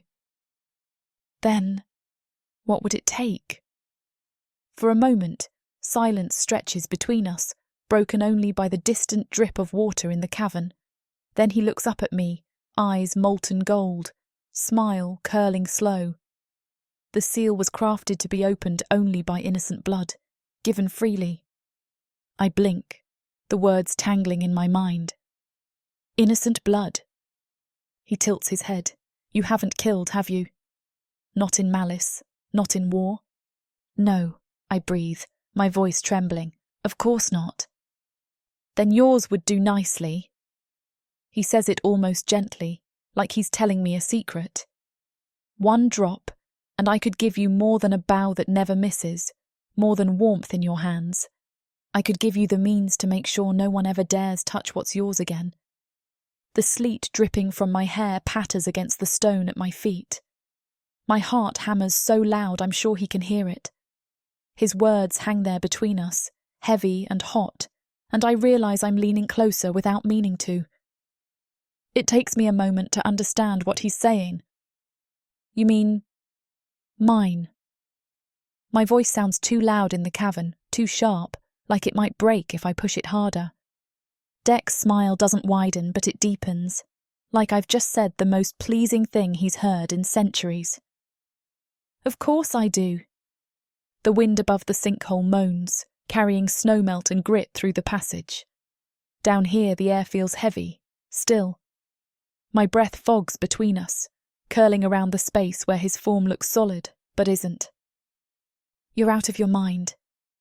I try to scoff, but it comes out thin. "You want me to bleed for you?" "Not bleed." Give he moves closer, and though I tell myself I should step back, I can't. "There's a difference, little lamb. Blood taken by force is nothing. Blood given of your own free will." He lets the thought trail, his gaze dropping to my throat before lifting again. That's power. I'm not... I stop, shaking my head hard enough that water flings from my hair. You think I'm going to just open a vein for you because you promised me a few dead rabbits? Rabbits? His laugh rumbles low, and it prickles across my skin. I was speaking of wolves. Elk, bears, the kind of prey that can feed a village through the deepest winter. The image flashes, unbidden, me walking back into Dragonbridge with meat enough to make the elders gape, my parents' cheeks flushed from eating again. No more drawing lots, no more long, empty nights counting every bite. I hate that my chest aches with the want of it. I'm not saying yes, I snap, wrapping my arms around myself. And even if I were, why tell me now? Why not just demand it? His golden eyes glint. Because I am patient. Because I prefer the flavour of a choice made willingly. And because I know. He leans in until his not-quite breath brushes my cheek, warm despite the cold. You'll think about it tonight, tomorrow. Every time you feel the frostbite creeping into your bones, until the thought doesn't frighten you anymore. My pulse thunders. The tips of my fingers are still stiff with cold, yet my palms are damp. I want to tell him he's wrong, that I'll forget his offer the moment I leave this place. But the words stick in my throat. He doesn't press further. Instead, he straightens, his expression smoothing into something unreadable. Go home, Lirya. Go. His voice drops, softer, almost indulgent. Before the storm gets worse. I'll be here when you've decided. I should turn and leave. I should scramble back up to the surface and put this whole thing out of my head. But he moves before I can, closing that last bit of space between us. His hand, no, his magic, stirs the air, and something invisible brushes along my jaw, my neck, my wrists. It's like stepping into sunlight after days of cold. Not heat exactly, but a deep, bone-soaking warmth that spreads through me in slow ripples. It smells faintly of cedar smoke and something metallic, like the tang of rain on iron. What is that? I whisper. A reminder, he says, almost gently. So you don't forget I can give you more than words.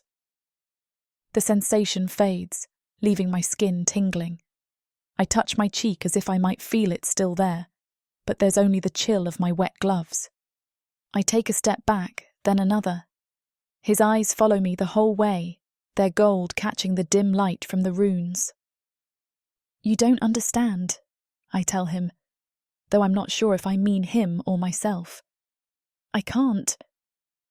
Think about it, little lamb. His voice chases me as I retreat toward the passage, curling around me like smoke. And when you're ready, come back with a gift. The climb out is harder in the sleet. My fingers slip on the slick rock, my boots scrape for purchase. But all the while, that warmth clings to me, like it's seeped under my skin and decided to stay. By the time I reach the surface, the storm has thickened into a curtain of white. The path home is almost invisible, but my body finds it, driven by habit. The charm he gave me before still rests under my dress, lying warm against my sternum. But now there's this other warmth. This memory of him brushing against my skin without touching it. I keep telling myself it was just a trick. I keep telling myself I'm not considering it. The snowflakes sting my eyes as I trudge home, the wind screaming through the bare trees, but none of it chills me the way it did before.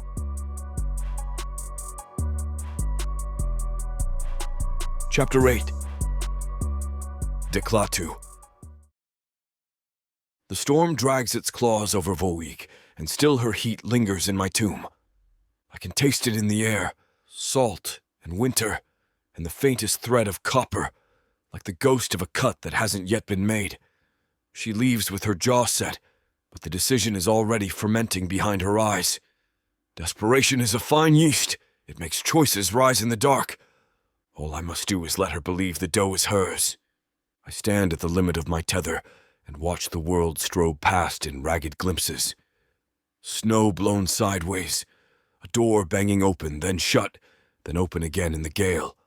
A crooked line of villagers hunched against the wind, heads bowed as if in prayer to a god that has never once looked down this way. Slower flashes, her father's cough rattling the rafters, her mother's thin hands worrying a skein of yarn until it snarls, the copper charm under Liria's dress, warm as a coal where it rests against her heart. She will come back. Not because I ensorcelled her, no, because hunger and love have sharper teeth than any spell I can cast at this distance. They are chewing through her. When the runes shiver and the air goes taut, I know she's at the passage again. She doesn't call out. She never does. But the rhythm of her steps has changed. There's a lean to it, hurry tucked under the caution. She's been turning my words over and over, polishing them on the inside of her skull until they gleam. I thought you'd wait longer, I say as she slips into the chamber's low red glow. I didn't, she answers, and the honesty pleases me. Snow still freckles her hair, pin-pricked diamonds melting as they touch her skin. Her cloak drips, leaving dark coins on the stone. The scent of storm rides her, but underneath it is the warm animal note of her, steady and maddening. The charm under her dress gives a soft, private pulse against my senses when she steps closer. She doesn't know I can feel it. She doesn't need to. You said think about it, she says. I did. And? I purr. Her mouth tightens. I'm not giving you anything tonight. Then why are you here? Her chin lifts a fraction. Because you said you could help. Because my parents volunteered to starve. Because I can't sleep listening to them breathe and wondering when the sound will stop. The words tumble out hard-edged, as if they scraped her throat on the way. So talk, demon. Convince me. Demon. The name sits correctly in her mouth. I smile at the sound of it and move along the curve of the sarcophagus, letting the chains scrape just enough to remind us both who is bound and who is free. Very well, I say softly. A story, then. Since you brought me a book, it's only fair I give you one back. She doesn't sit. She rarely does. She stands with her hands inside her cloak, as though she needs the weight of them to keep from reaching for something. Me, the chains, the knife at her belt she keeps forgetting to sharpen. I angle closer, not touching, close enough for the illusion of breath to lick her cheekbone when I speak. Long ago, I begin, letting my voice go velvet smooth. I was not buried. I was not bound. I lived where the wind tastes of lightning, above the mountain rims, in halls carved from red cloud and fire. We did not kneel. We did not age. We made kingdoms by deciding they would exist. She snorts, a tiny mortal sound that delights me. Convenient. It was, I say. Oh, little mortal it was. I thought myself a star with hands.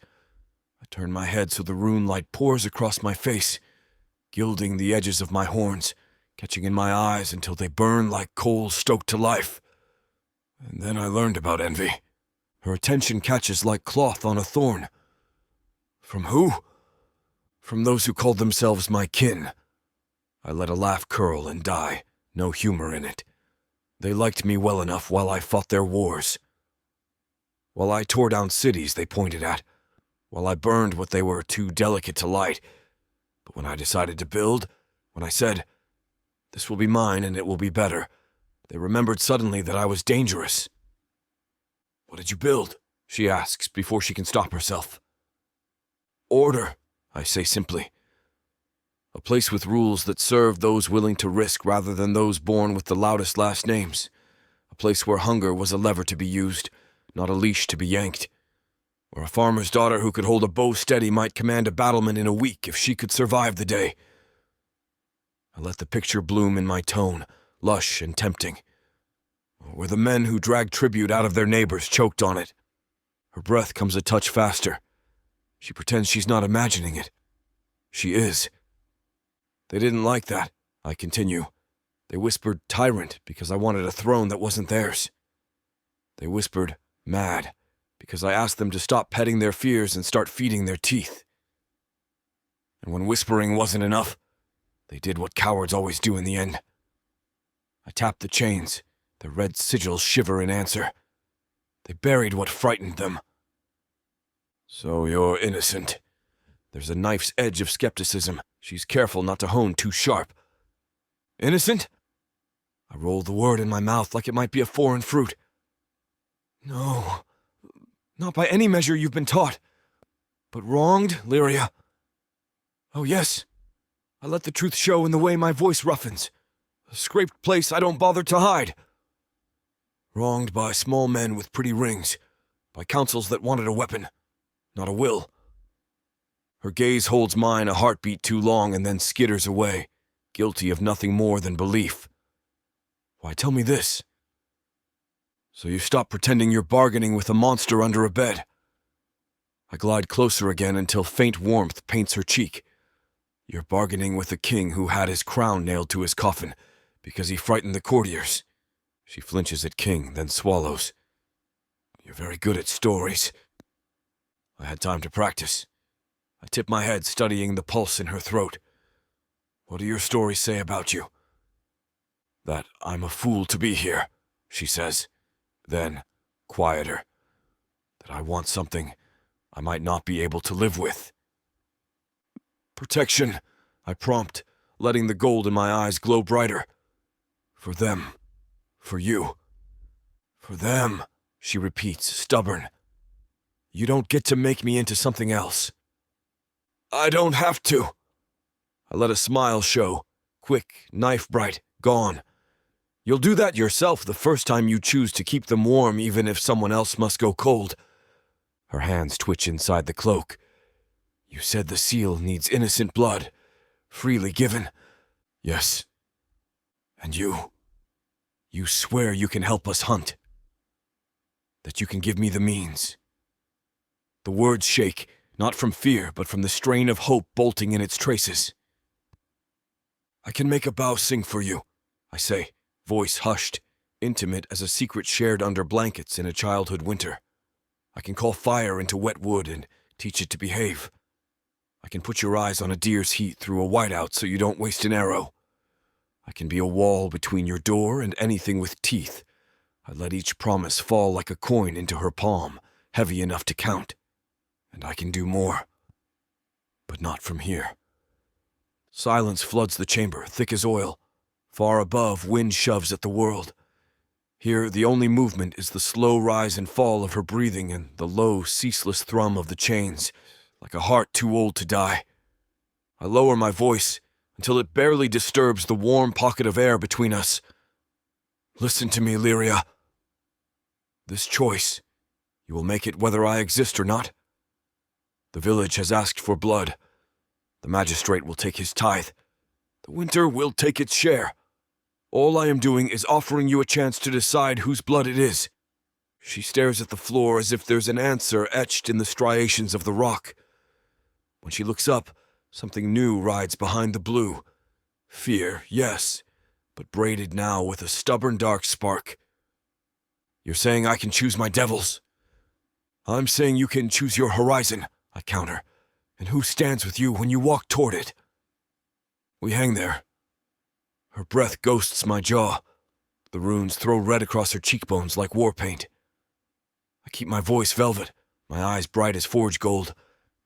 And I do not touch her. I let the space itself become a hand on her back, lightly urging. At last, she speaks, raw. I won't be bullied. I'd never waste time bullying you, I murmur, with a hint of heat that isn't entirely feigned. I'd rather crown you. Color blooms in her face and flees, a sunrise smothered by weather. She takes a step back, dragging cold between us like a curtain.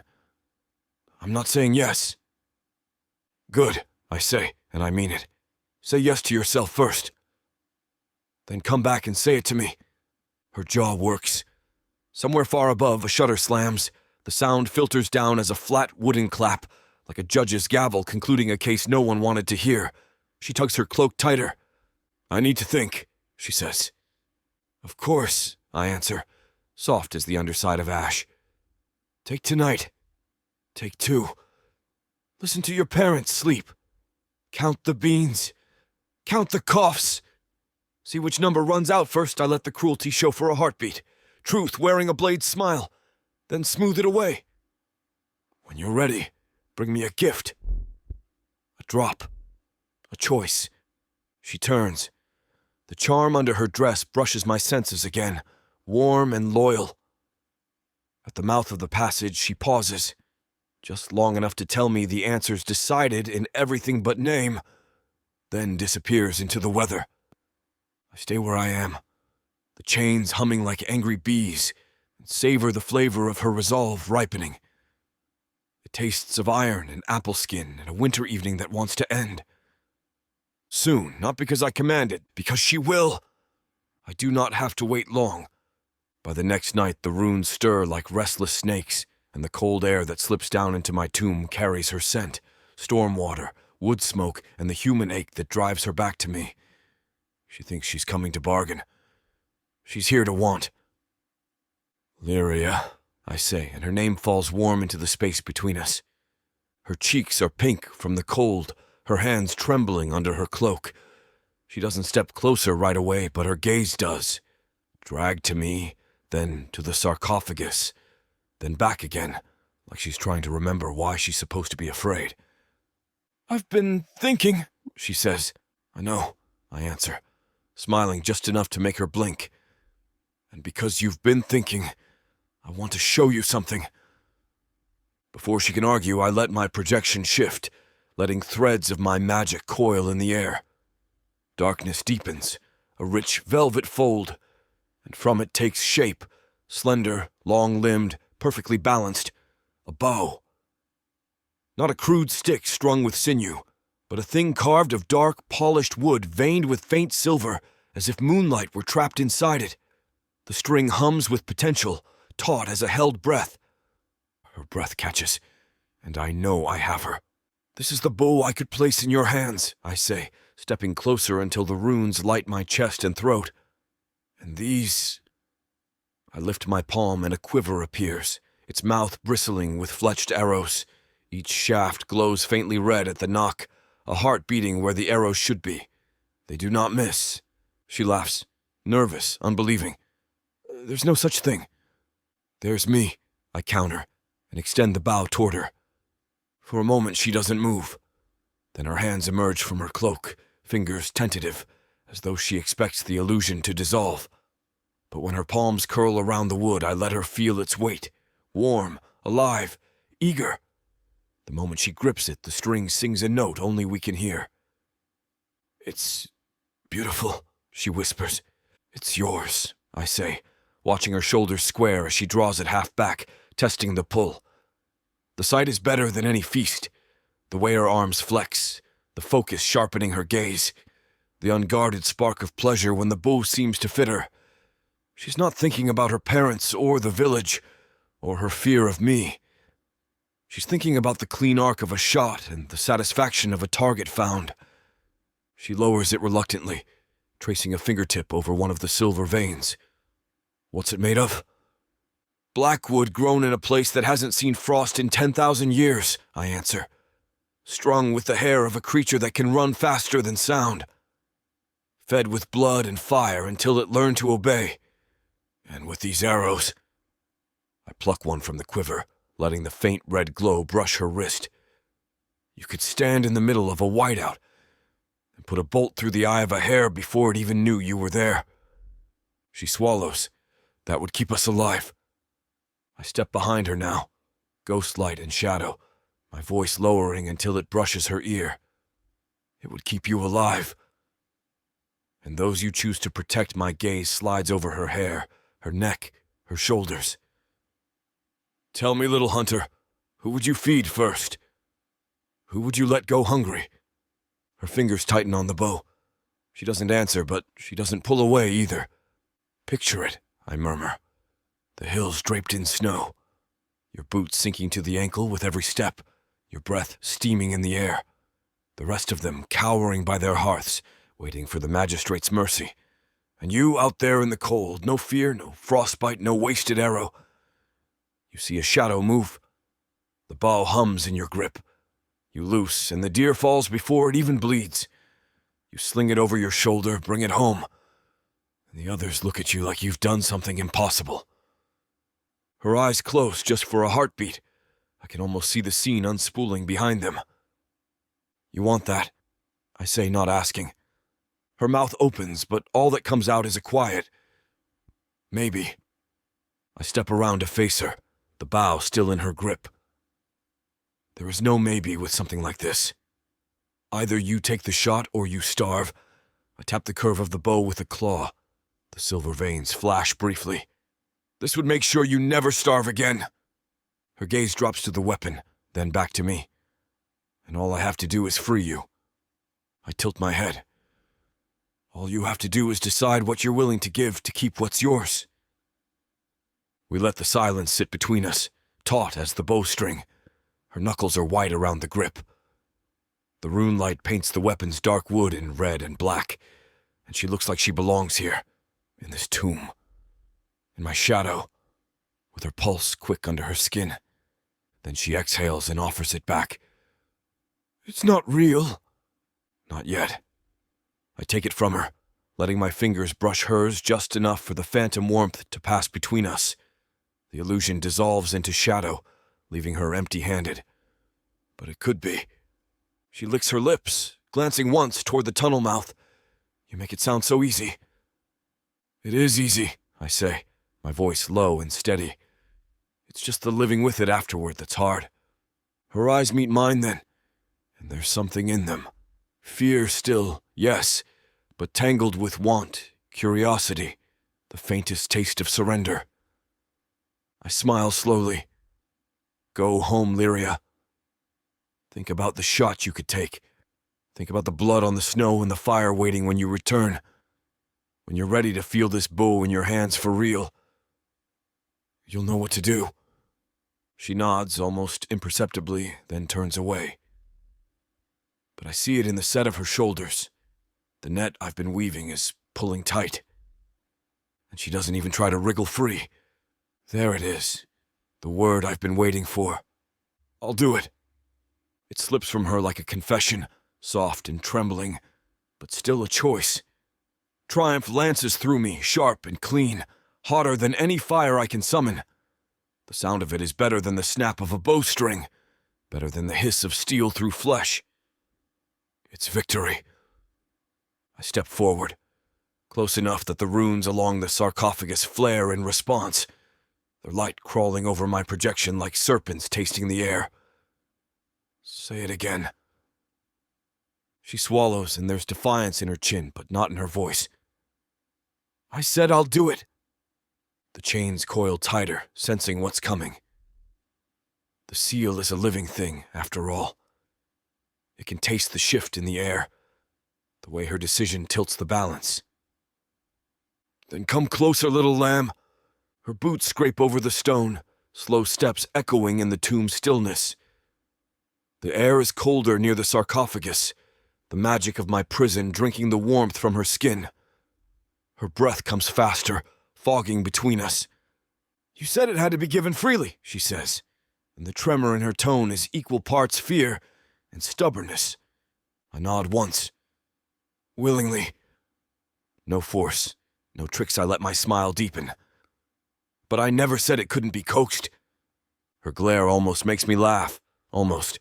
She pulls a small knife from her cloak, a thing meant for paring roots, not spilling blood. The edge catches the rune light, trembling in her grasp. I could take it from her, draw the line myself. But this... no. This is hers. Her lips press into a thin line as she turns her hand over, palm up. The knife kisses the base of her thumb, and a bead of crimson wells instantly, bright as a ruby. The magic in the tomb shudders.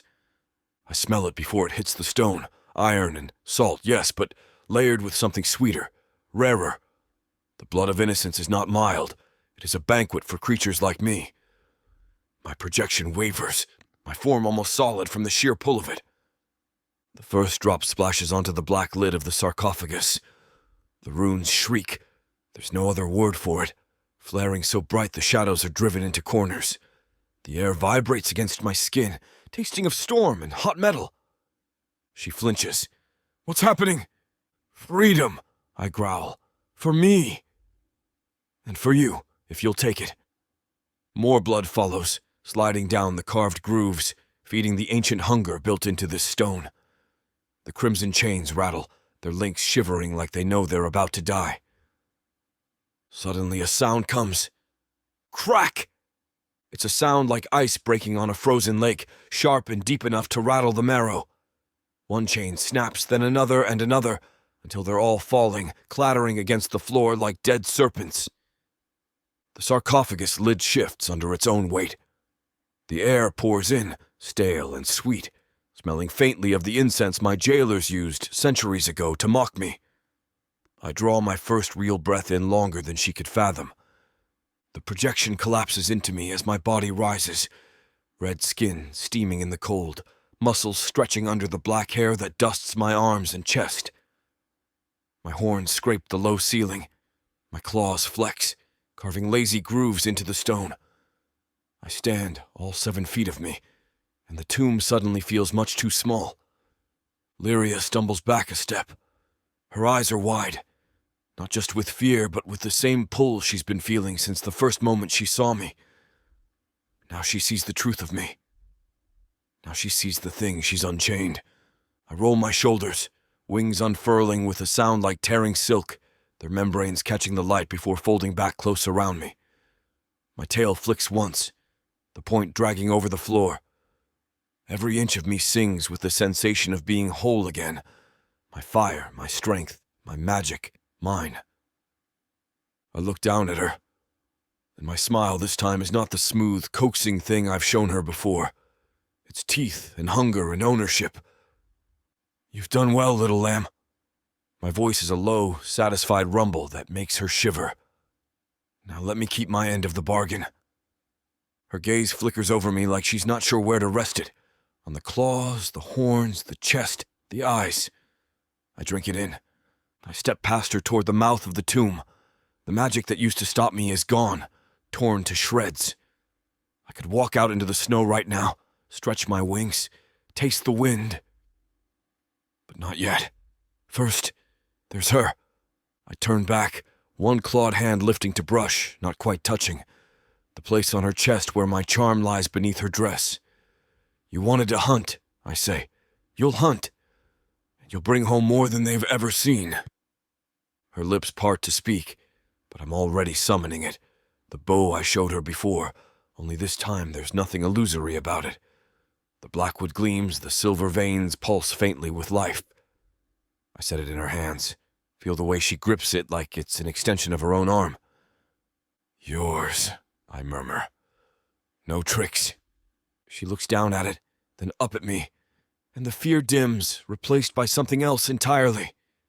I take that moment, tuck it away, and know, this is only the beginning. Chapter 9. Lirya. The air shifts like the world's been holding its breath and just let it go. One moment, decks nothing but shadow and voice, all suggestion and teasing warmth. The next, he's there, solid, massive. The torchlight skates over the plains of him, catching on skin the deep, dark red of blood fresh from the vein. My own breath catches, sharp in my throat. He straightens to his full height, horns gleaming black as polished obsidian, golden eyes lit from within like molten metal. The air tastes different now, richer, heavier, like the moment before summer rain breaks, when the sky is swollen with lightning. I should be afraid. I know I should. Instead, I'm breathless. My gaze drags over him without my permission, broad shoulders dusted with black hair, thick arms ending in claws that could slice stone, the curve of muscle under his chest, the sweep of his wings folding in against his back. Even the sound of his movement is wrong, not the shuffle of a man's boots, but the deliberate weight of something built to hunt. He's real. You're staring, little lamb, he says, and his voice hasn't changed. Still that deep baritone, velvet and heat. But now it vibrates in my bones. I clamp my mouth shut, There's no good end to finishing that sentence. He tilts his head, those eyes sliding over me and making my pulse pound against my ribs. You expected chains to make me small, didn't you? I bristle. I didn't expect. You didn't think, Lirya. He steps toward me, slow enough to give me time to move, though I don't. You felt. That's why you're here. The heat rolling off him is startling in the chill of the tomb. I can almost imagine stepping closer would burn, but my toes curl in my boots with the urge to try. What happens now? My voice is steadier than I expect. His smile is all sharpness, but there's something like satisfaction behind it. Now, I keep my promise. He turns slightly, wings brushing the stale air, and gestures for me to follow.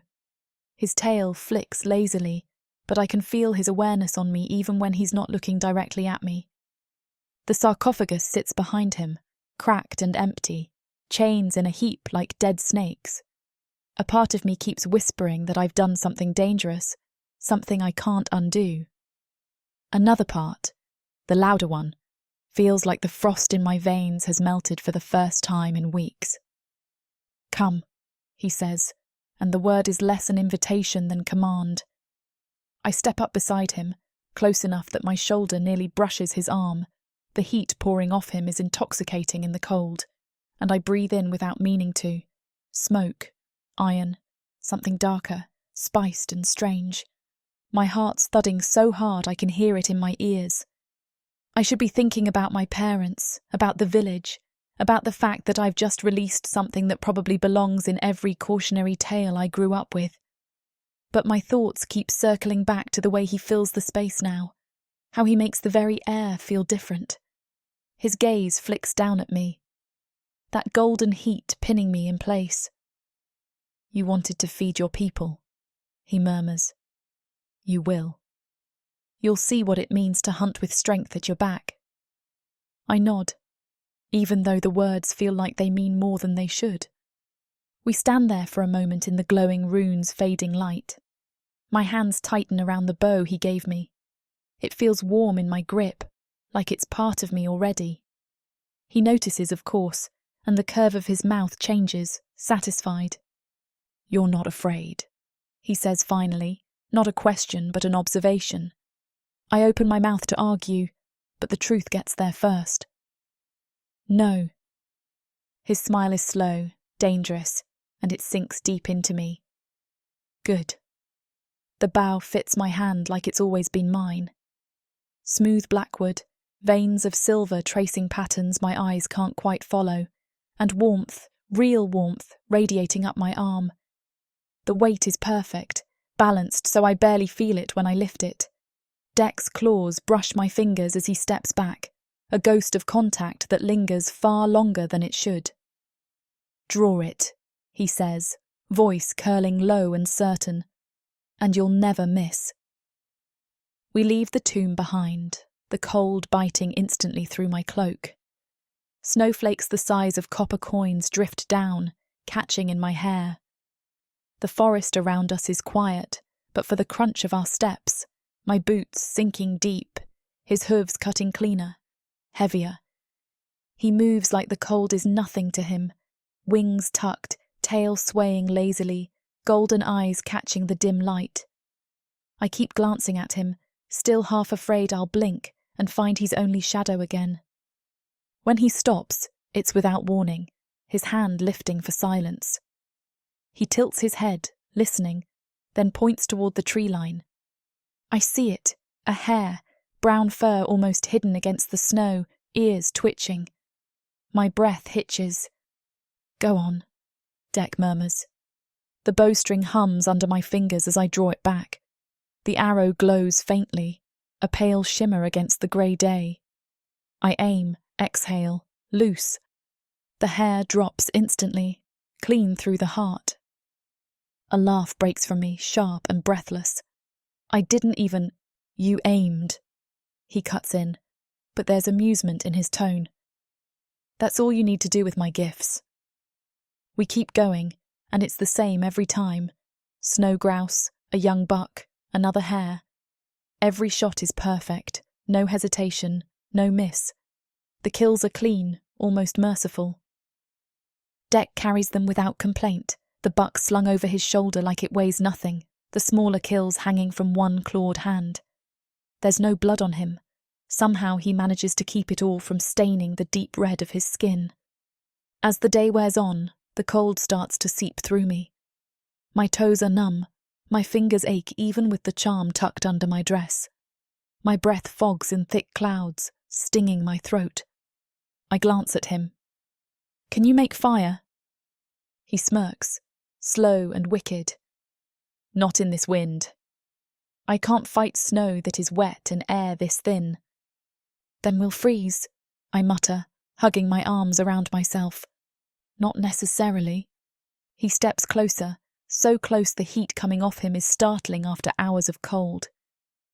"There's another way to keep warm."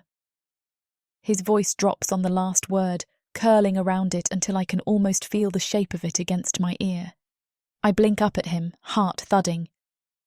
"And what's that?" His smirk deepens, a flash of teeth, but he doesn't answer right away. Instead, he shifts the buck to the ground, shakes his shoulders, and his wings unfold fully. They block the wind, the thick, leathery membrane sheltering us in a cocoon of shadow. Heat rolls off him in waves, his body radiating it like a living hearth. I can smell him again. Smoke, spice, something metallic and dark. The snow still falls beyond the reach of his wings, but in here, it's like another world. "You're warm," I breathe, more to myself than to him. "Warmer if you're closer," he says, and it's not quite a suggestion. My hands tighten on the bow, but I don't step back. The cold has teeth, and his warmth is sinking into my bones faster than I can think of a good reason to refuse. He watches me, golden eyes unblinking, patience more dangerous than demand. "Come on, little lamb. You'll freeze before you ever reach home." I tell myself it's practicality when I move closer, that it's survival and nothing else. But when I step into the circle of his body heat, it's more than that. The air hums, every nerve in me is aware of how near he is. His wing folds around me, shutting out the world. The leather is warm where it brushes my shoulder, and beneath it, his body is hotter still, solid and unyielding. "There now," he murmurs, almost to himself. "Better." I don't answer, afraid my voice will betray the way my pulse is racing. We stay like that until the worst of the wind dies, the snow settling into a softer fall. My cheeks are hot despite the cold, and when he finally steps back, I feel the absence of his warmth like a pull.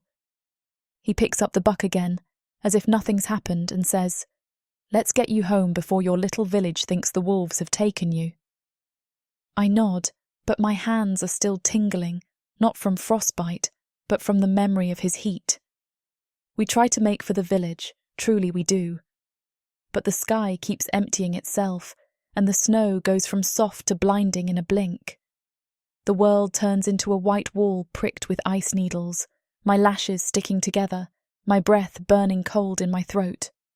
The buck draped over Dec's shoulder is a dark weight against all that white, and his horns carve strange, holy shapes out of the storm. "Can you see?" I shout over the wind. "I can smell stone," he rumbles back, unbothered, like the storm is a pup nipping at his heels. "A hollow." "This way." He leads, and I stumble after, my boots vanishing to the ankle with each step. The bough rides easy on my back, warm even now, but my fingers are losing feeling by the heartbeat. That tiny copper charm at my throat pushes warmth through my chest in steady pulses, yet the cold keeps pouring in around it, a thief that knows all my window latches. We round a jut of rock and there it is, a black seam in the hillside, half hidden by hanging ice. Dec ducks and slides through first with the buck, then reaches back without thinking and hauls me after by the arm. His palm is hot as a stovetop through my sleeve. I hiss, then sigh, because the cave air is windless, and that alone feels like a miracle. The place smells of damp stone and old leaves. Meltwater ticks somewhere deeper in, the drip steady as a heartbeat. The floor dips and rises under a skin of gritty frost, and the ceiling stoops low enough my hair brushes it. The storm rages just beyond the mouth, an angry ocean shoved right up to a thin strip of beach. "No fire," I say, already knowing the answer. He glances toward the slit of light where snow flies sideways. "Not unless you'd like the smoke to fetch company from 3 valleys over." The hum in his voice slides along my spine. "But we don't need flame." He sets the buck down with careful strength, like it's nothing, like he could bench press the mountain for a laugh, then shrugs a wing. The membrane catches the dim, glistens. He steps close, taller than the cave, broader than the cave, and yet somehow perfectly fitted to it, like this hollow was shaped with his silhouette in mind. One wing unfurls and sweeps around me, then the other, and suddenly the storm is a rumour, and the cave is a chest cavity, and I am inside a heartbeat. His heat is immediate, radiant, a steady burn that sinks through my wet wool in seconds. The leather of his wing brushes my shoulder and forearm in slow breaths of warmth. The inner texture surprises me. Supple, velvet slick, with a faint, clean musk like sun-warmed animal hide. The air inside this makeshift shelter smells like him. Smoke, resin, a metallic tang that reminds me of the tomb's runes. And underneath, something dark sweet, almost like toasted sugar. "Closer," he says, voice low enough that the word thrums against my ribs more than my ears. "Wind steals heat. I don't intend to share you with it." "It already stole my toes," I mutter, but I step in. "Because I want warmth, because I want something." He's so solid it's almost a relief to lean into. I keep the bow wedged between us like a chaperone, but it's a joke and we both know it. My hands are trembling. He notices. Of course he does. "Give me those," he murmurs. I offer them before I think better, palms up and pink raw from the cold. He cups them between his own, claws careful, pads hot, and for a long breath we just stand like that, the cave narrowing to the place where our skin nearly meets. His heat pours through my fingers and into my wrists, and I swear I can feel it travelling under my skin like a swallow of spiced wine. "You're shaking like a birch leaf," he says, soft, amused, not unkind. "Storm'll do that," I say through a chattering smile. His thumbs don't stroke, not exactly, but the intent is there, a restrained, deliberate, almost touch that makes my breath go shallow. Storms do many things. Is that supposed to be wise? It's supposed to be true. A small huff of laughter ghosts past my temple. His face is near enough now that if I turned my head, I don't. I stare at the line where his wing joins his back, at the seam and the subtle strength of it. He could close me up like a secret and keep me there forever. I wet my lips, surprised they still work. "You always talk like you're trying to sell me something." "I am," he says, outright. "Warmth. Safety. The relief of not having to be the strongest thing in the room because I already am." "That last one," I say, words drier than the cave air, "sounds an awful lot like trouble." "Everything worth wanting does." His breath smooths over my cheek, warmer than the air, and a shiver runs through me that isn't from cold. I hear him feel it. The small hitch in his breath is pure satisfaction. I angle my face away to hide the heat blooming there, but it doesn't matter. He's a predator. He can read the nerves under my skin like lines in a palm. "Tell me something," he says, voice going coaxing, velvet wrapped around iron. "What will you do with all this meat?" "Feed my parents," I answer too fast. The truth always jumps the cue. "And after that?" "Widow Olner, Farland's boy, the Miller's twins. Names spool out, a prayer bead chain I didn't realise I kept. Saying them loosens something in my chest, and I hate that it happens in front of him, Here, now. Everyone I can. Good. He means it. I hear the thrum of approval. You'll be seen different when you carry it in. You know that. I swallow. How? Capable. A beat. Dangerous. I'm a farmer's daughter with a bow. You're a farmer's daughter with my bow. The possessive slips like a glove on his tongue. And the first time a starving man looks at your kill and thinks of taking it, he'll remember your eyes today in the snow. He'll remember you didn't miss. I never did today, I whisper, almost to myself. You won't, he says, certain. Not while you're mine. You're... The word catches. That's not... Shh. The sound is soft, but it moves through me like a command. Save your breath. Sleep wants you. He lowers our linked hands and gathers me, slow enough I could refuse, but not so slow it gives me space to change my mind. His arm, solid, hot, settles around my back, careful of claws and bow. My cheek finds the warm notch between his chest and shoulder, and the heat there is a revelation. Steady as a forge, humming with a low animal music I feel more than hear. You don't have to, I start. I know, he says, but I want to. The cave gives a little, the drip of meltwater receding as if it's backing out of the circle with the storm. Inside his wings it's dusk-coloured and soft, the outside world turned to a muffled rumour. My heartbeat slows to meet his implied rhythm. My fingers, thawing now, tingle with pins and needles that feel indecently like being touched. His hand doesn't roam. It rests, heavy and sure, at the small of my back. But the weight of it speaks. Promises and threats share the same language when you're this close. You did well today, he says, voice turned to a low purr. You took clean shots. You didn't waste anything. That's how you live long in a cruel world.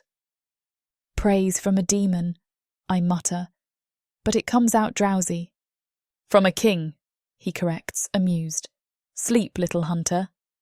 I should keep watch. You'd just watch me.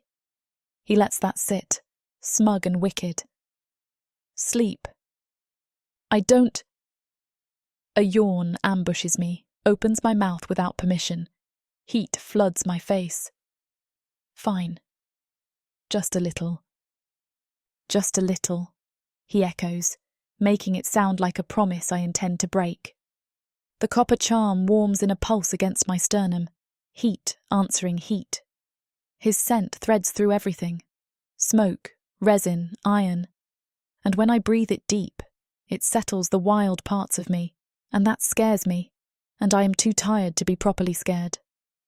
The cave's drip counts down from something I can't name, slow and patient. And the last thing I feel before the dark lifts me is the careful hush of his claws, teasing a lock of damp hair off my forehead, without ever quite touching skin. I fall asleep there, held in the dark, wrapped in wings that shut out the storm, comforted and unsettled in equal measure, knowing this is a crack I will not be able to seal again. From the depths of the darkness of Protheka, or clawing up from the realms of fantasy, come the most fearsome beasts you have ever seen. These monsters are done watching from the shadows. Now, as they step into the light, something unexpected grips them. Something even they can't fight off. Love. Vampires. Demons. Dark elves. Gods. Minotaurs. Creatures of light and dark. They will protect their mates. Do whatever needs to be done. Morally grey heroes who will burn the world. To protect the women who love them. 10 audiobooks. Fall into over 60 hours of fantasy romance. 20 ebooks. Over 1 million words of these brutes who will protect their women. Even if they might destroy themselves in the process. Get the immersive Protheka fantasy romance bundle. For 80% off, right now, dive into Protheka at a once-in-a-lifetime discount. The first bundle to offer both ebooks and audiobooks on worldsofprotheka.com. Protheka's magic is eternal, and this Romantasy bundle will make it endless. Chapter 10. The Clatu. I could have taken her last night. The cave, the heat between us, her breath going soft, and even as my wings held her. Yes, I could have. She would have yielded. She would have given something without even knowing she'd done it. But restraint makes the feast sweeter. The hunger sharpens when you starve it on purpose. So I wait. When morning comes, the storm is a pale, exhausted thing. She's still curled against me, her head in that place between my shoulder and chest where I can feel the flutter of her dreams. I watch her mouth, soft, parted in sleep, and think about the words I will put there. Not today. Soon. I lift her without effort. She murmurs something incoherent, shifts, then settles again, her hands instinctively seeking the warmth of my chest even as her mind sleeps. I could walk like this forever, her weight balanced in my arms, her scent in my lungs, the slow heat of her breath against my collarbone. The buck dangles from one clawed hand. The bow is slung over my back, its magic thrumming faintly. The world is washed white and silver when I step out of the cave. Snow hangs heavy in the pines, the air crisp enough to snap in two. My hooves sink with each step, but the weight I carry is nothing. She is nothing. Light as a promise, and yet she fills me entirely. Dragon Bridge comes into view by mid-morning, roof sagging under snow, smoke curling from chimneys in thin, desperate threads. The villagers spot me long before I reach the first fence. Their chatter dies. A few pause mid-task, splitting wood, hauling water, shaking feed into troughs, and watch, brows furrowing. The brave ones stay in place, pretending to keep working. The rest edge back, a slow ripple that clears my path without my asking. I let my eyes linger on each face, measuring them, letting them feel the weight of my attention. Most of them think I'm orc-blooded. I can see it in the way they look. Uneasy, but not yet terrified. A big brute from the mountains, maybe. Or some mercenary from a land they've only heard about in bad tavern songs. They don't see what I am. Not yet. Good. Let them whisper in corners about the stranger with the horns who carries their little farm girl like a bride, who brings back a winter's worth of meat in one morning. Let them think what they like. It will make the truth sting sharper when it finally cuts. One man, thick arms, black beard rimed with frost, steps forward as I reach the main track. His hand rests on the axe at his belt. Not a threat. Not yet. "That's Lirya," he says flatly, like he's trying to decide if he should be relieved or worried. "She was cold," I reply, my voice low enough that the frost in it makes him stiffen. I lower her to her feet gently, easing her awake. She blinks against the daylight, confusion soft in her face until the village snaps back into place around her. "Dec," she murmurs, looking up at me. "Safe," I tell her, and her shoulders loosen before she remembers herself. She pulls back, turning toward the small knot of villagers that's gathered. I see the flicker, just there, of someone wondering why she let me carry her. She doesn't notice it, but I do. An older woman hurries forward, her mother, though the resemblance is dulled by lines and worry. She takes Liria's arm, looks her over for injuries. Her eyes slide to me once, then back to her daughter, as if staring too long might invite something she can't stop. The black-bearded man clears his throat. "Where'd you find him?" "In the hills," Lirya answers before I can. "He helped me hunt." She gestures at the buck. The murmur runs through them fast, too fast for the cold to slow it. I can feel the shape of their thoughts. Outsider. Strong. Dangerous. Useful. That last one is the hook I want them to swallow. I crouch, setting the buck down in the snow like an offering. Fresh, no rot. Share it, and there will be enough for more than just your own hearths.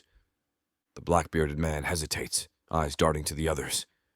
They want it, oh, they want it badly, but pride tangles their tongues. I could push. I could tell them how thin their walls are, how easy it would be for the next storm to bury their homes while they gnaw on leather. But I hold my tongue. Not yet. One of the younger men, barely past boyhood, edges forward to take the buck. His eyes flick from my horns to my hooves to my claws, cataloging each reason to stay clear of me. I smile, not kindly, and his grip on the buck's legs tightens. They'll talk for days after this. About the stranger, about the girl who walked back into the village at his side, about the meat that came from nowhere. I stand there long enough for them to see I'm not in a hurry, long enough for them to wonder why. Then I turn away, my wings shifting just enough to let the membrane catch the light. Gasps ripple through the little crowd, sharp as the wind. Not orc-blooded, then. Not quite human, either. I glance over my shoulder at Lirya. She's watching me, lips pressed tight against whatever she's thinking. The wind stirs her hair, and I see the hesitation crack. Just a sliver. And the pull toward me gleams like gold in that gap. It will widen. Soon. Snow smokes along the lane like breath from a wounded animal while she divides the kill. I stand back, far enough to be a problem that can't be solved with a single brave swing of an axe, close enough that everyone feels me in their teeth. Lirya kneels in the trampled white with a knife that's finally been sharpened, parceling meat the way a priest might portion out blessings. Careful, steady, refusing to short a soul even when the line of need grows longer than the daylight. Steam rises from the buck in slow, savory banners. Blood threads into the snow, bright as berries, smashed under a boot. The scent is thick, iron and fat, and the faint, wild musk of the animal, and it pulls raw sounds from the crowd. A child's unguarded sigh, an old man's swallowed whimper. Hunger has a voice if you listen. Her mother's hands shake when Lirya presses a wrapped haunch into them. "Eat it hot," Lirya says, trying for brisk and landing on tender. "All of it." No saving scraps for tomorrow until tomorrow arrives. Her father coughs hard enough to bring tears to his eyes, and still the old goat tries to smile for her. When he grips the meat, his knuckles are the color of old bone. Relief oils his features in a way that makes my jaw set, because relief is just another leash when it comes from the wrong hands. I can cut that leash. I will. She glances at me then. Just a flick. Quick as a bird. Gratitude bright and unguarded before she remembers to hide it. Have something else, though. Heat. Fear. Curiosity. Want is a stew. Mortals rarely taste one ingredient at a time. The crowd swells, then contracts, a heartbeat of village. Lirya keeps giving. Widow Olna mutters blessings, eyes shining wet. The miller's wife tries to refuse twice before she breaks and clutches her share to her chest. Farland's boy takes a strip of liver and runs before anyone can tell him to wait. The black-bearded man with the axe hovers like he wants to challenge me, then decides his pride weighs less than meat. Sensible. I do not speak. I let them fill the silence with the rhythm of their thanks and their theories. Orc blood must be. No orc I've seen had wings. Then what is he? What does it matter? My pot will boil tonight, exactly. Let them weigh mystery against soup, and find soup heavier. When the last parcel leaves her hands, Lirya wipes the knife clean on a scrap of cloth and rises slow, stiff with cold and victory. The lane has emptied by degrees, doors swallowing people like hungry mouths. Smoke thickens as hearths wake. My breath fogs in heavy gusts. Hers comes light and quick, turning to pearls in the air. Her eyes keep snagging on me. She tries to pretend it's nothing. It is not. Done? I ask. For now, she says, sheathing the knife. Her voice is hoarse with wind and use. You should get out of the cold. I let a small sound out, amusement with teeth. I'm not the one shivering. I am not. She stops because she is. The copper charm at her throat throbs a little heat I can almost taste, but the wind is a thief and takes what it wants. Her parents have already slipped inside, turning once each at the door like they're measuring how much danger fits into my shape. I stare back until they break eye contact. Then I smile at nothing in particular and step away from the house. Walk, I say to Lirya. Not an order. Something close, We follow the river path where the snow lies less trampled, past fences bowed under white, and trees creaking like old ships. The last of the day leaks out of the sky. The first pricks of evening stutter on like flint struck in a cave. Our breath makes it two-person weather. "Thank you," she says at last, low enough that the river has to lean in to hear. It's gratitude on the surface, but the current running under it is darker and sweeter. "You kept them alive." "You're welcome," I say, and the words are honest as hunger. We reach the bend where the alder roots fist into the bank, and the path tucks out of sight of the houses. The wind eases, the world narrows to us, and the soft rasp of snow under my hooves. "That look," I say, "on their faces when you put food in their hands. Try to tell me you didn't like it." Her chin tilts. Stubborn little posture. "I liked them not starving. And you liked being the one who made sure of it." I angle my head so she has to look away or look up. She looks up. "Say it." She considers lying. She doesn't. "Yes." "Good." I let warmth ride the word. Not the heat of body, she's already soaked in that, but approval, which mortals wear like another skin. "Get used to it." Her mouth tightens. "They trusted you quickly." "They trusted you," I correct. "I was simply the tool in your hand." She huffs. "You're not a tool." "No?" I arch a brow ridge. "What am I then?" Trouble streaks across her face and is gone. She sidesteps the question the way a deer sidesteps a snare once, and never forgets the smell of it. "Point is, they didn't ask for proof. They didn't ask what you were. They asked what you brought." I let a little contempt seep in, not for her, but for the village, for the smallness they feed and call safety. They have learned to take what's handed down and call it mercy. A habit like that hollows bone. "So you're saying..." "What? That I shouldn't help them?" "I'm saying they will take from you until the taking becomes your name." I step closer so the cold retreats, so she remembers how it felt in the cave to be held by something larger than fear. "They will never give you what you truly need." Her eyes flash. "And what do I truly need, Dec?" The sound of my name in her mouth is a sin I plan to repeat. I lean enough that the gold of my eyes paints her cheek with a thin band of warmth. Power that doesn't ask permission. A world that bends when you put your hand on it.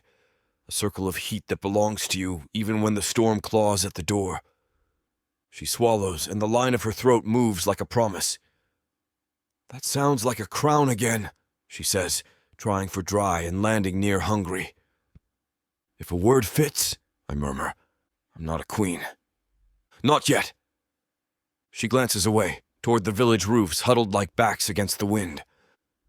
Laughter knifes out of one house, thin and surprised, chased by the smell of meat searing. Her parents' window shows a small square of fire and the blur of two moving shapes. Relief skates over her features and settles as guilt. Predictable. Human. "You think I liked how fast they accepted you," I say. "Let me tease you for it and save us both the pretense." Her attention snaps back to me, annoyed on principle. "Tease away.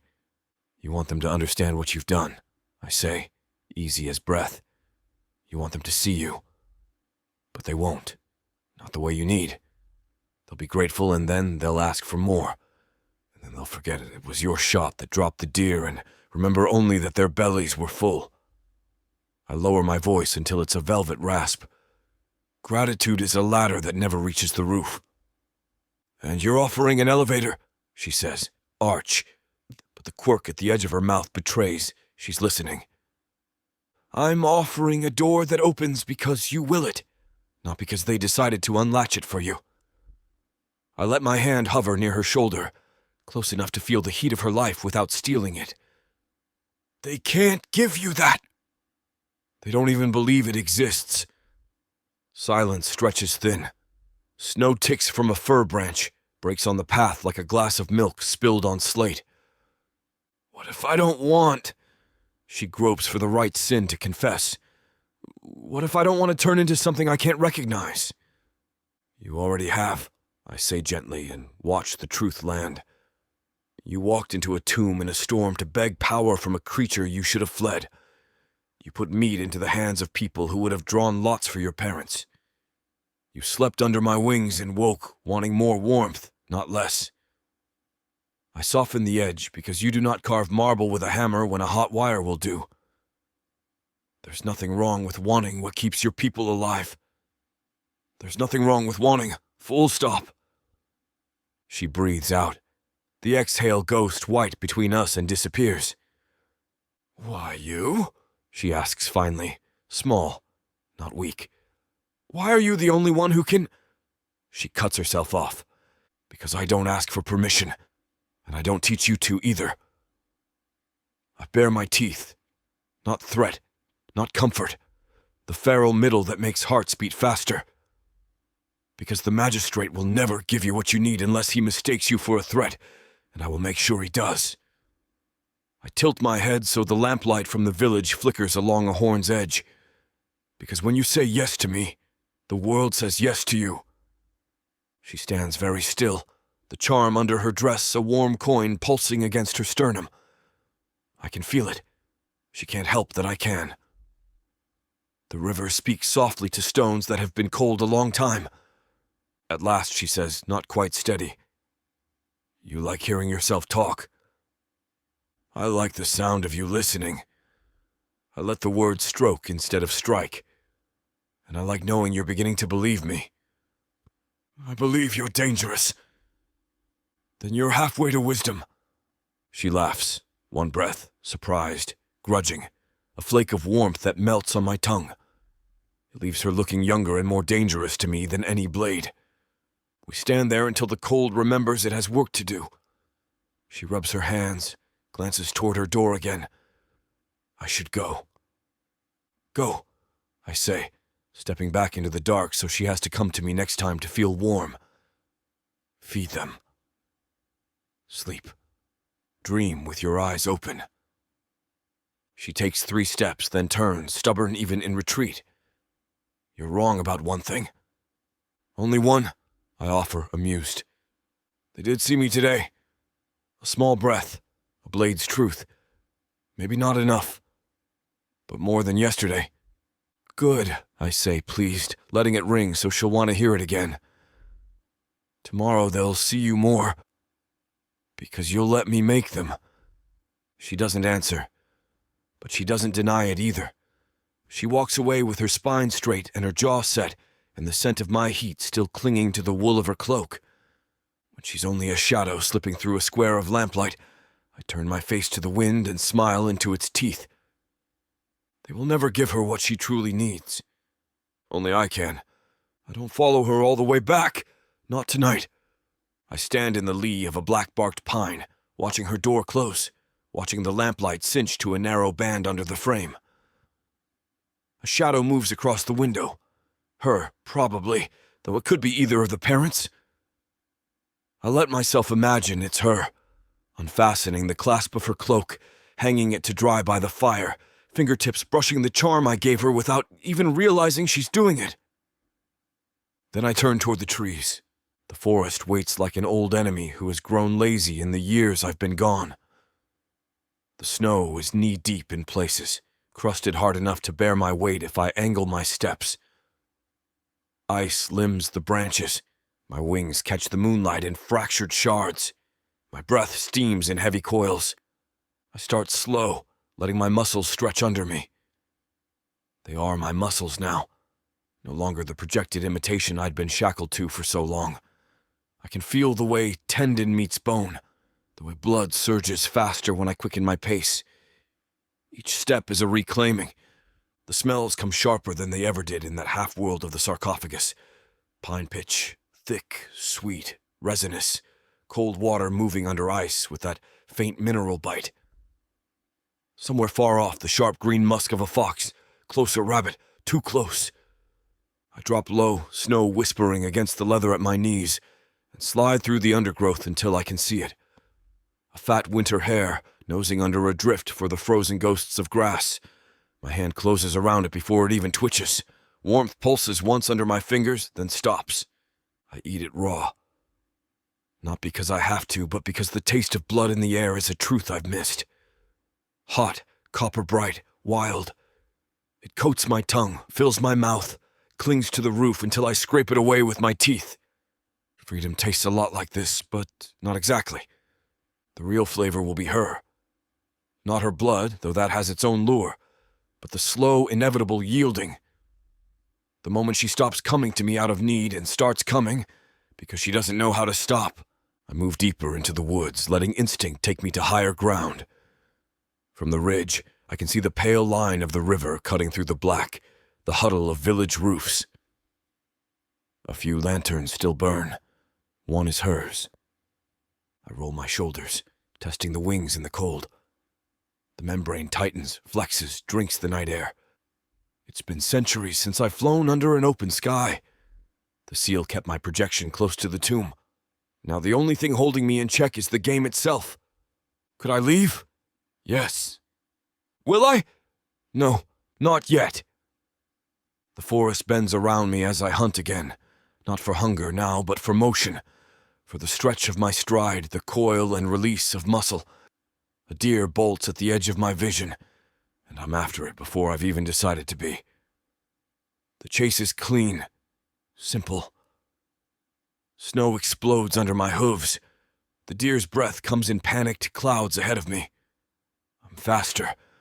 I always was. When I bring it down, the sound echoes between the trunks. I let the body steam on the snow, feeling the thump of its last heartbeat through my hands. The forest is silent, except for the hiss of wind through pine needles. This too is a kind of power, but it's a poor cousin to what waits in her. I sling the carcass over my shoulder and head back toward the tomb's general range. My claws flex against the frozen hide. Every step reminds me I am not chained anymore. Still, the thought that warms me most is not my freedom. It's hers. Or rather, the shape I'll carve into her freedom until it fits my hand perfectly. Soon she'll come again. Not because she must. Because she wants to. And when that day arrives, the taste will make tonight feel like scraps. Chapter 11.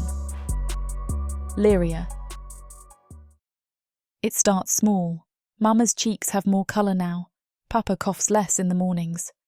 That's the part that matters, seeing them eat until they lean back in their chairs with the faintest look of satisfaction.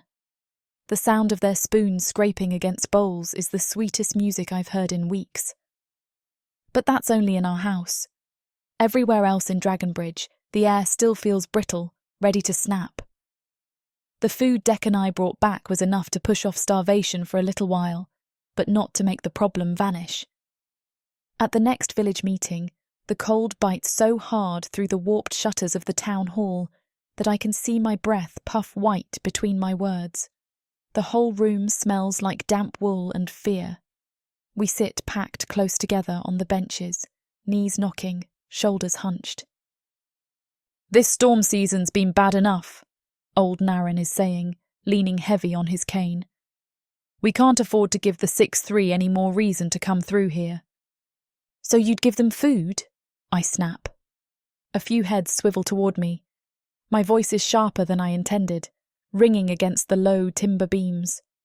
I can feel heat in my face, but not from embarrassment.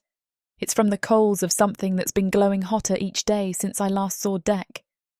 "They'll take it if they want it," Narration says, shrugging like this is wisdom. "Better it's a few sacks than blood on the snow." "That's what you think," I say, my hands curling into fists in my lap.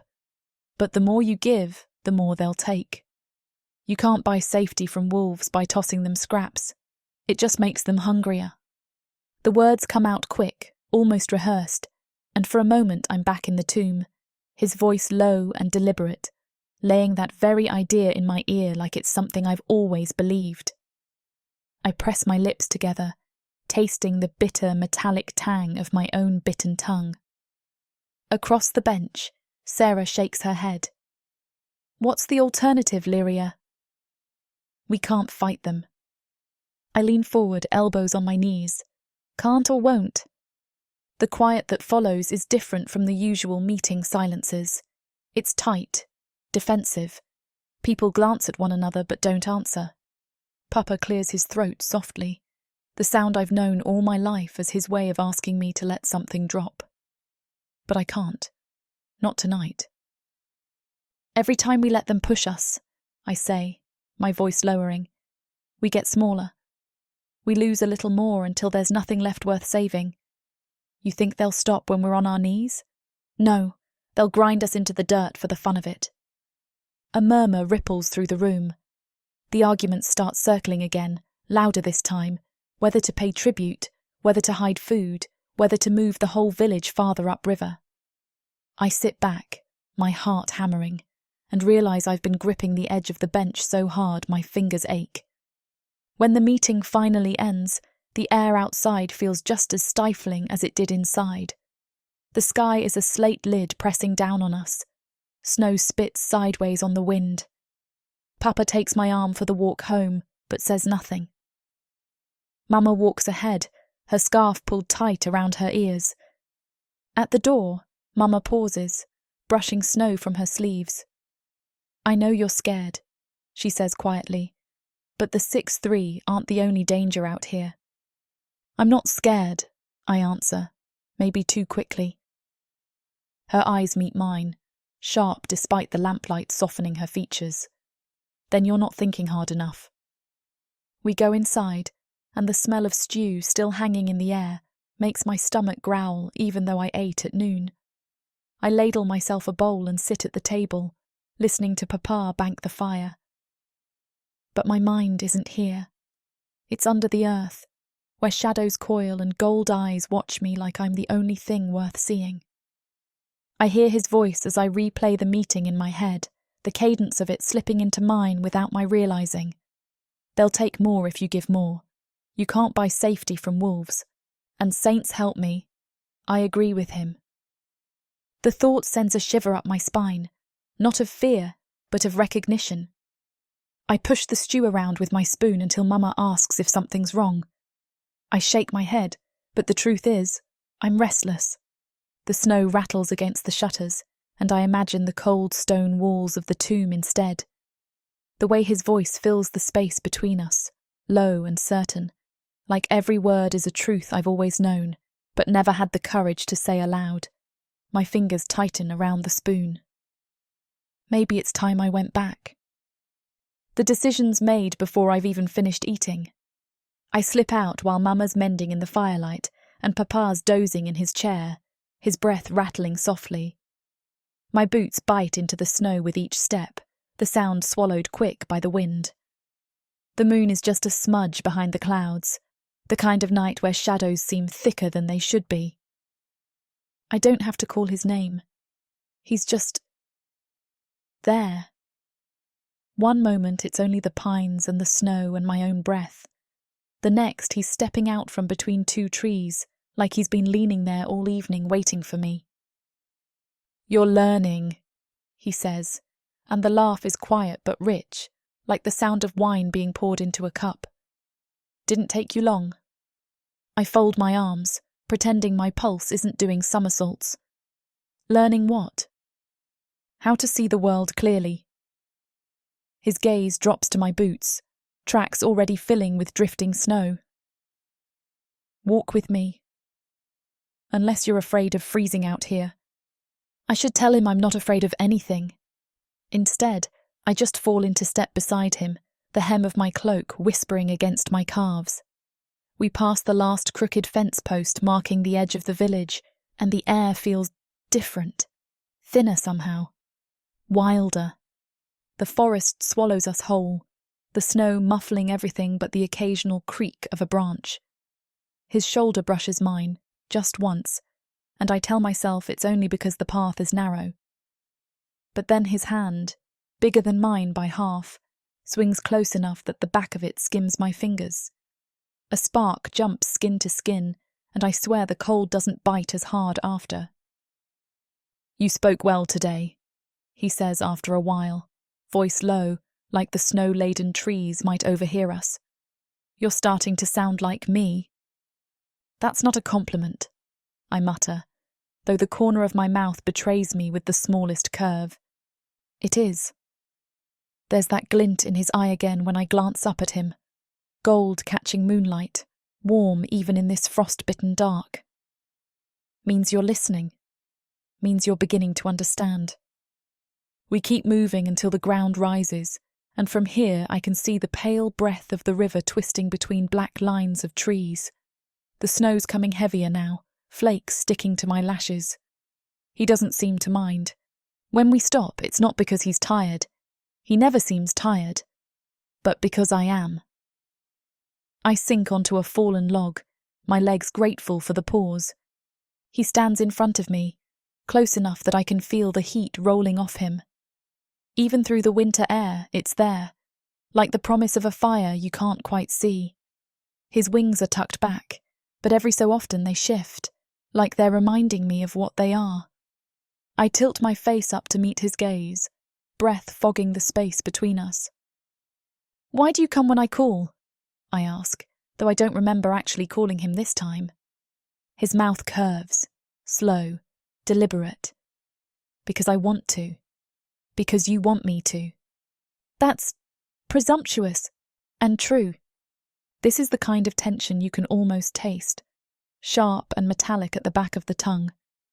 I can hear my own heartbeat under the hiss of falling snow. His eyes flick from my mouth to my eyes and back again, and I wonder if he can hear it too. "Careful," I murmur. "You're starting to sound like you think you know me." "I do know you." His voice drops even lower, velvet wrapping around steel. "Better than they do." I swallow, my fingers curling in my lap to keep from fidgeting. The heat from him is distracting. It slides over my skin, seeps under my cloak, makes me acutely aware of every place the cold isn't touching me. "What do you want from me, Dec?" I ask, softer than I mean to. He doesn't answer right away. The silence between us thickens until the breath in my chest feels like it might catch fire. I feel the brush of warmth against my neck. His mouth, a breath, maybe a kiss, I can't be sure. His voice comes next, a whisper dark as midnight and just as dangerous. "When I tell you," he murmurs, "you'll already be too far gone to remember asking." He shifts forward, slow and massive, the way mountains must dream of moving. His claw brushes the clasp of my cloak, and with one soft scrape of nail on leather, it falls open. The cold should bite, but it doesn't. The heat of his body pulses toward me in slow, rolling waves. One hand, larger than my chest and ending in black claws sharp as razors, rises to my cheek. He doesn't touch, not quite, but the heat of him hovers there, a promise. "Tell me no," he says, and his voice is velvet-wrapped steel. My lips part, but no sound comes, because I don't want to say no. I want to melt into that heat, press into the curve of his chest, let those claws dig in, not to harm, but to claim. I step forward, just one step. He growls, low and deep, and I feel it more than hear it, through the stone beneath my feet, through the hollow of my belly. His wings unfurl behind him, huge and black and edged in crimson light, folding around us like a shroud. His claws slide around my waist, slow and firm, dragging me against the thick, solid wall of his body. "Declatu," I breathe. His mouth is on mine in a breathless instant. Not a kiss, a storm. His tongue, his teeth, the force of his need crashing into mine. I moan, low and raw, as heat spears through my belly and down between my thighs. My fingers dig into the ridges of his chest, holding tight as the world slips sideways. Sorry for the interruption. I know you were gearing up for a steamy scene, but it's way too hot for this platform. If we want to keep sharing our stories for free, we have to abide by this platform's guidelines. To get the full unabridged audiobook, go to worldsofprotheka.com. Browse through unabridged audiobooks, countless ebooks and bundles offered at a discount. With the thought of me whispering all the dirty details into your ear isn't enticing enough, use discount code YouTube30 to get 30% off of all digital products. Story after story, audiobook after audiobook, the Worlds of Protheka are waiting for you. Protheka's magic is eternal. But unabridged, it's unforgettable.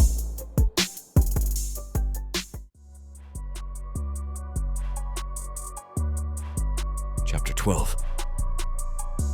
Clatu. The moment her lips meet mine, the world shrinks to the press of her mouth, the heat in her breath, the sharp little gasp she makes when I pull her closer. She stepped toward me, her choice, not mine, and now there's no undoing it. I've been patient, careful, whispering promises and feeding her shadows. But this is the point where hunger stops pretending to be polite. As much as Samara and I want to finish what these two characters have started, it looks like this chapter is about to get too hot for this platform to handle. Unfortunately, we have to pause here because their guidelines won't allow us to reveal the spiciest details. To keep bringing you these free audiobooks, we have to follow their rules. But don't worry. You can experience the full, unabridged version over at worldsofprotheka.com, where the boundaries of passion and fantasy collide. Use code YouTube30 for 30% off any of our unabridged audiobooks set in the rich and immersive worlds of Protheka. Protheka's magic is eternal. With these scenes, it will be unforgettable.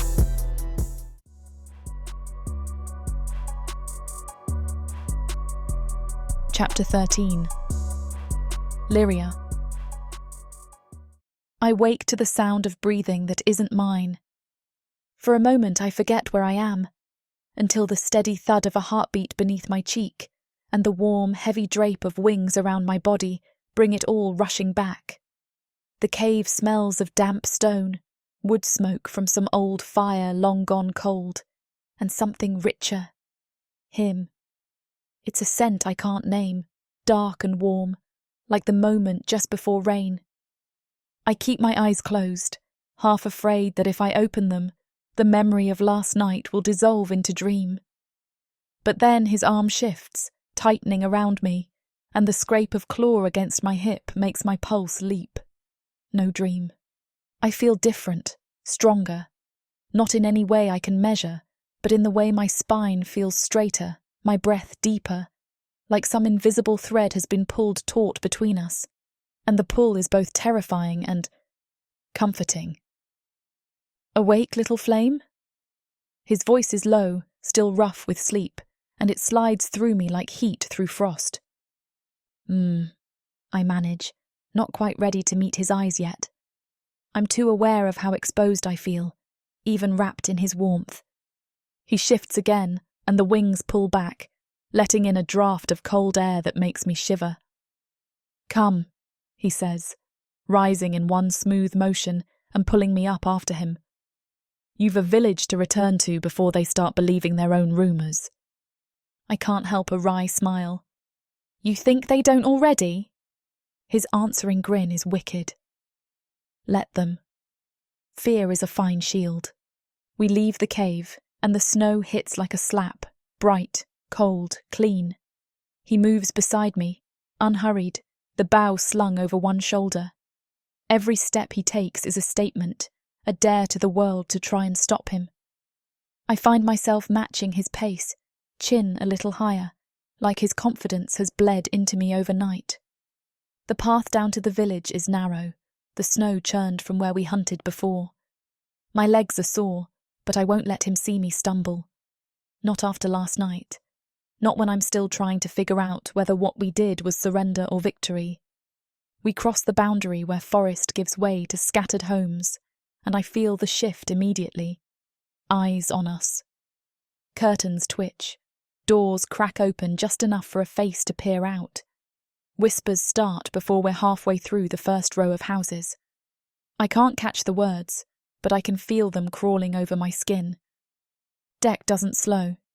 If anything, his stride gets looser, almost lazy, like he's daring someone to speak up. No one does. When we reach my parents' house, my mother is standing in the doorway, shawl wrapped tight. Her gaze flicks from me to Dec and back again, her eyes narrowing just enough to make my stomach twist. "You're late," she says, but there's a thread of relief under the frost. "Had to make sure we didn't come back empty-handed," I reply, nodding toward the bundle of meat slung across my back. Dec doesn't offer it himself. He stands just behind me, silent, that damnable smirk still playing at his mouth like he knows exactly how much attention he's drawing. My father appears behind her, coughing into his hand before eyeing Dec like he's trying to place him in some half-forgotten story. "And who's this?" "He's an ally," I say before I can think better of it. The word feels strange in my mouth, too deliberate, too loaded. Not friend, not protector, something in between.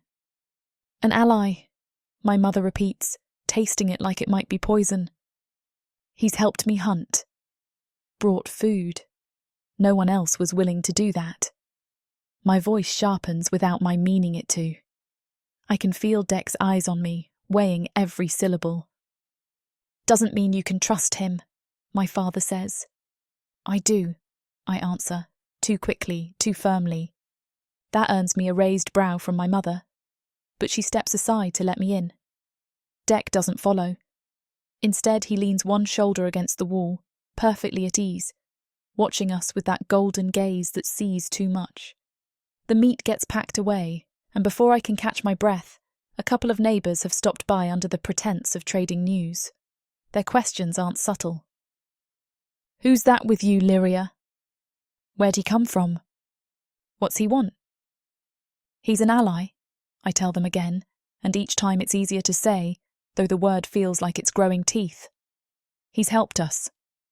That's more than I can say for the magistrate or anyone else. Some nod grudgingly. Others just exchange looks I can't read. When the questions slow and people drift away, I step back outside. Dec is still there, leaning like he's got all the time in the world. His smirk widens when he sees me. "You defend me well, little flame," he says, voice a purr. "Don't start," I warn, though there's no heat in it. "Start what?" "I'm simply pointing out how quick you were to speak for me. You'll make people think we're close." His eyes glint, teasing, but there's weight behind the words. "We are close," I say. That earns me a slow, deliberate smile, the kind that makes my pulse trip.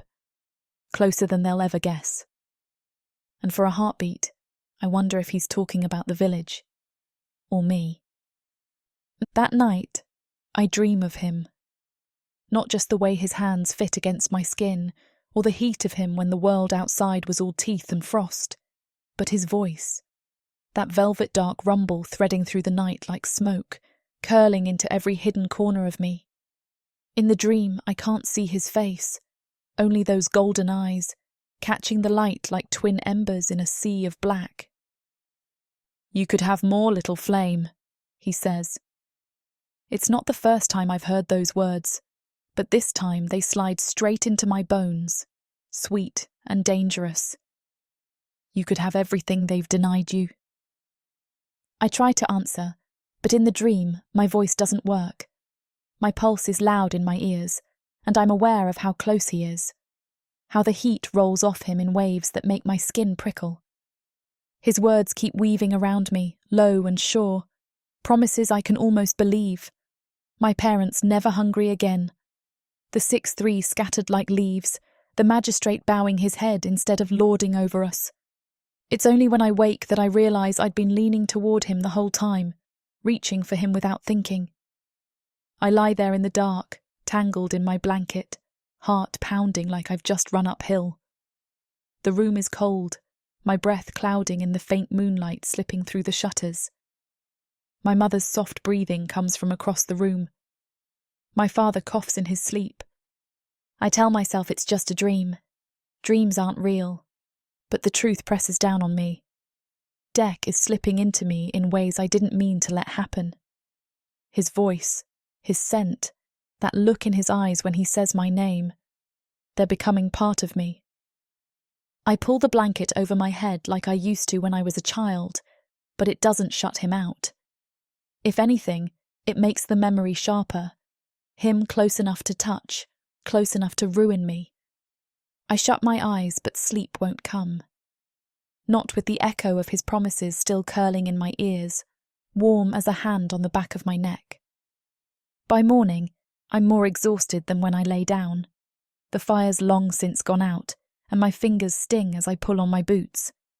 The frost inside the window has bloomed overnight, twisting into sharp little ferns. Out early? My mother asks, voice still thick with sleep. Water, I mumble, reaching for the bucket. I don't meet her eyes, afraid she'll see the dream still flickering in mine. The river's a slow black ribbon under the ice, groaning now and then as the current pushes against its prison. The air bites my cheeks, sharp enough to make my eyes water. I tell myself I won't go to him today. I can't.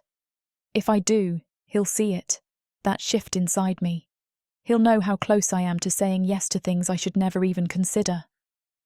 But all through the morning, hauling water, mending the torn hem of my dress, chopping kindling until my arms ache, the pull is there, like a string tied somewhere deep in me, tugging in the direction of the tomb. By midday, the skies turned the colour of tarnished steel, and the wind cuts through my coat. My parents stay inside, muttering over the dwindling woodpile. I linger by the doorway, staring at the tree line until my breath fogs thick and white in the air. I don't remember deciding to walk. My feet just start moving. The snow muffles sound, so it's almost like stepping into another world when the village falls away behind me.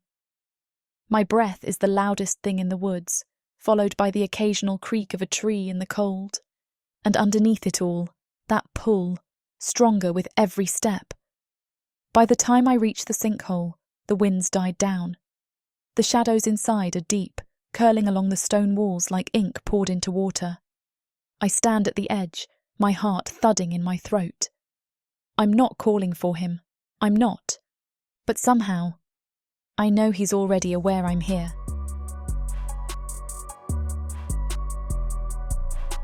Chapter 14. Clatu. I feel her before I see her. It's not sight or sound. It's the tug in the air, that invisible thread I've knotted around her without her even noticing.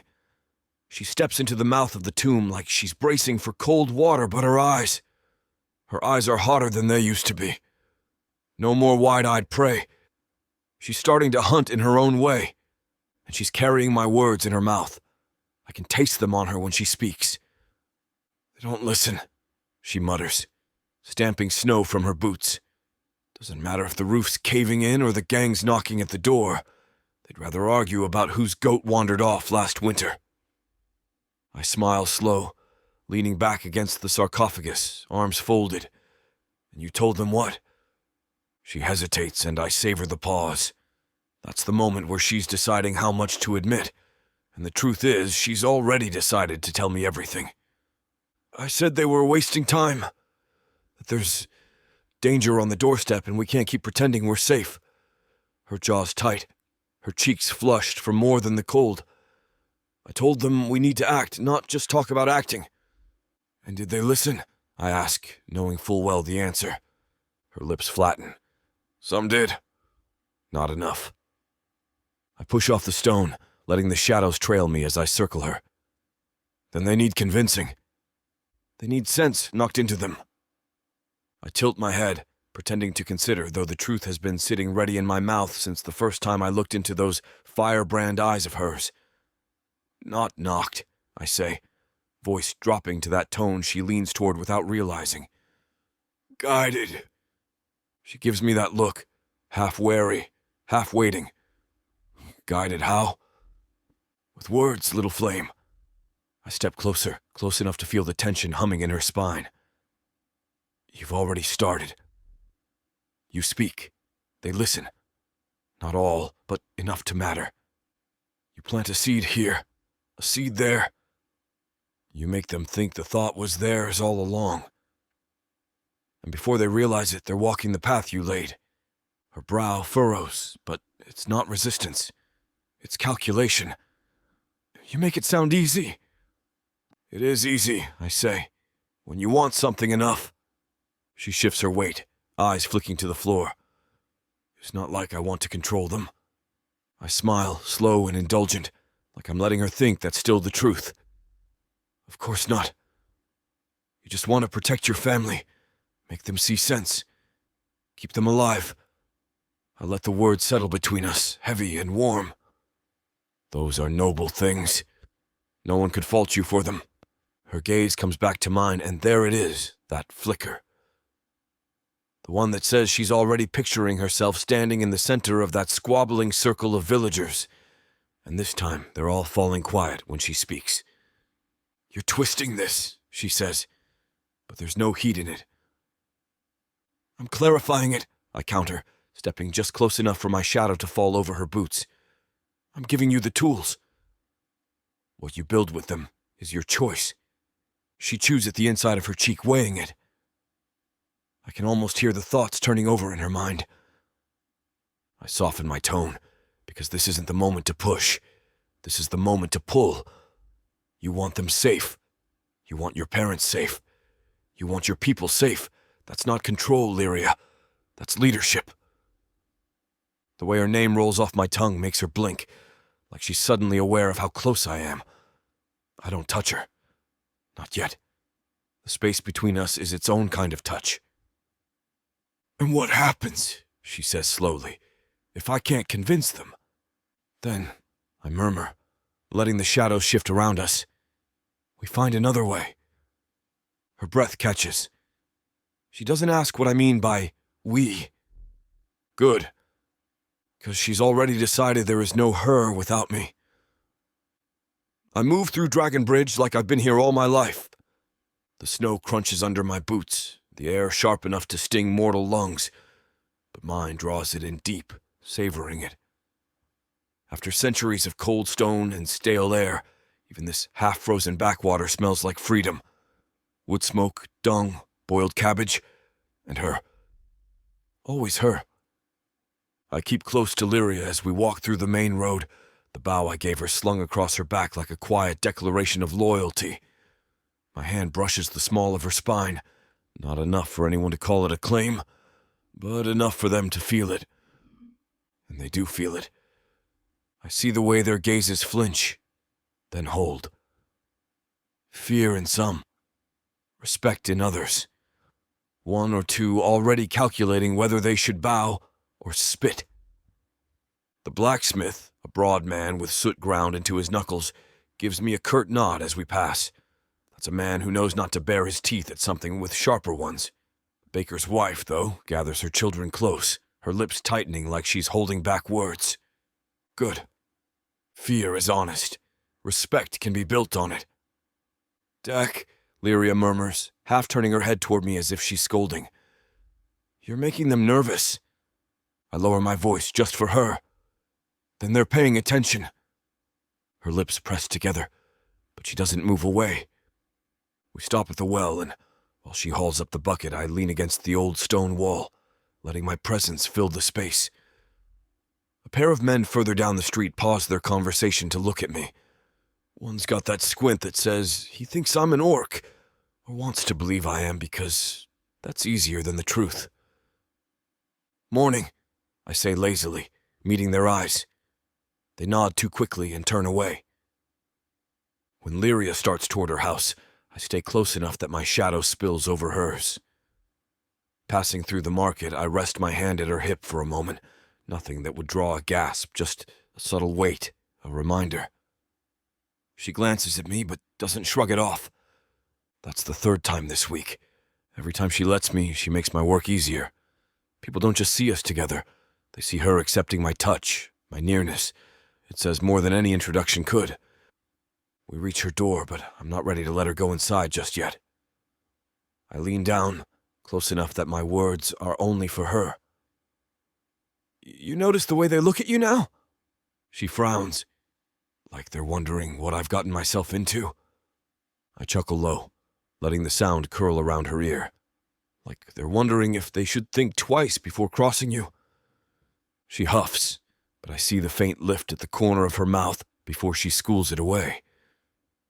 That's not the point, Dec. It's always the point, I murmur, stepping back just enough to meet her gaze. Power isn't about what you do. It's about what they believe you can do. For a heartbeat, she just stares at me. Then she pushes the door open and steps inside, but not before glancing over her shoulder, checking if I'm coming in. I don't. Not today. I have other work to do. I spend the afternoon moving through the village in widening circles, noting who meets my eye, who doesn't. The elder son tries to sidle past without speaking to me, but I block his path with nothing more than a shift of my stance. He stammers something about fetching wood, and I let him go, but not before leaning in just enough to let my shadow fall over him.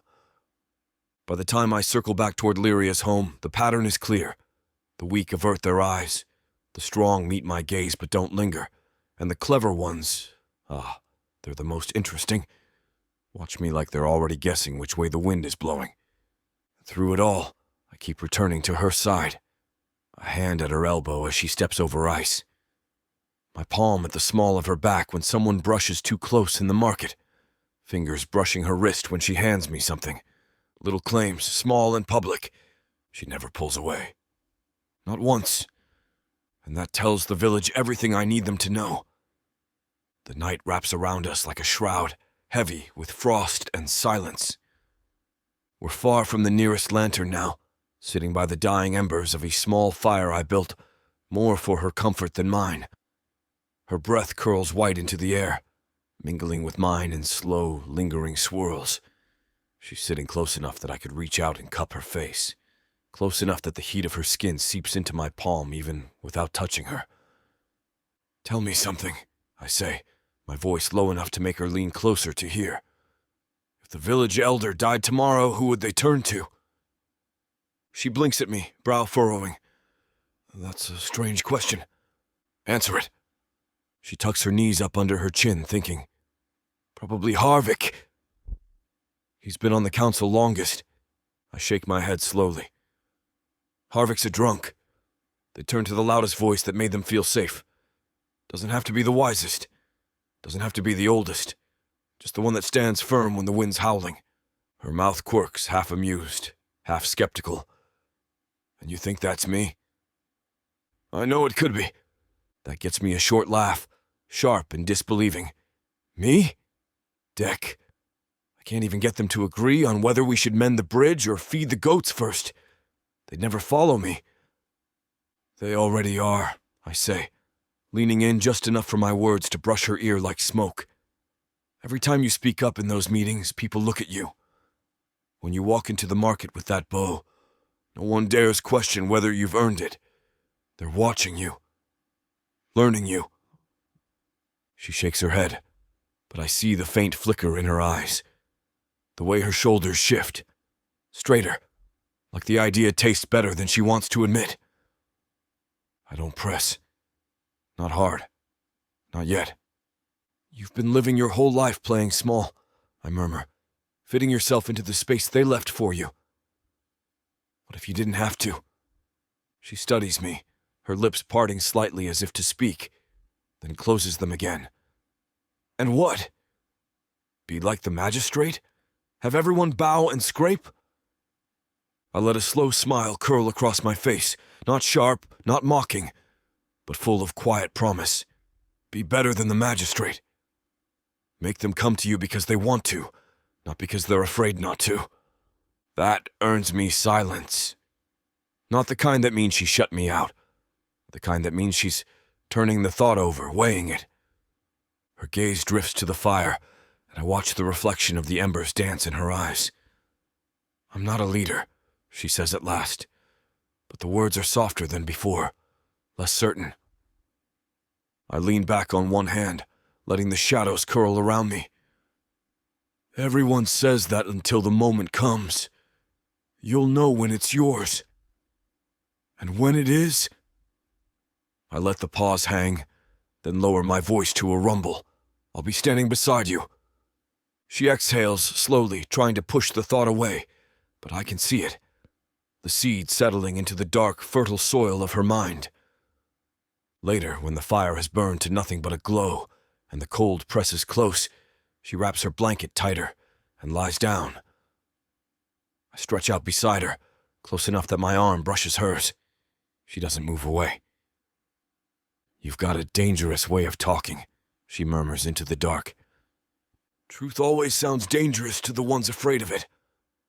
Her breath hitches in something that might be a laugh, might be something else entirely. She turns her back to me, but I can tell she's still awake by the rhythm of her breathing. That's fine.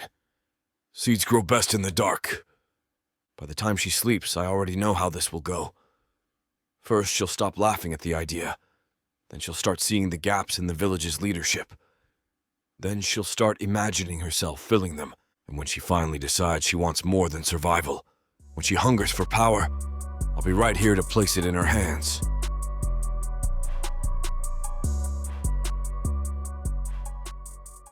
Escape this world and step into one where romance and magic intertwine across realms, with stories that are not just standalone tales, but part of a vast, interconnected universe.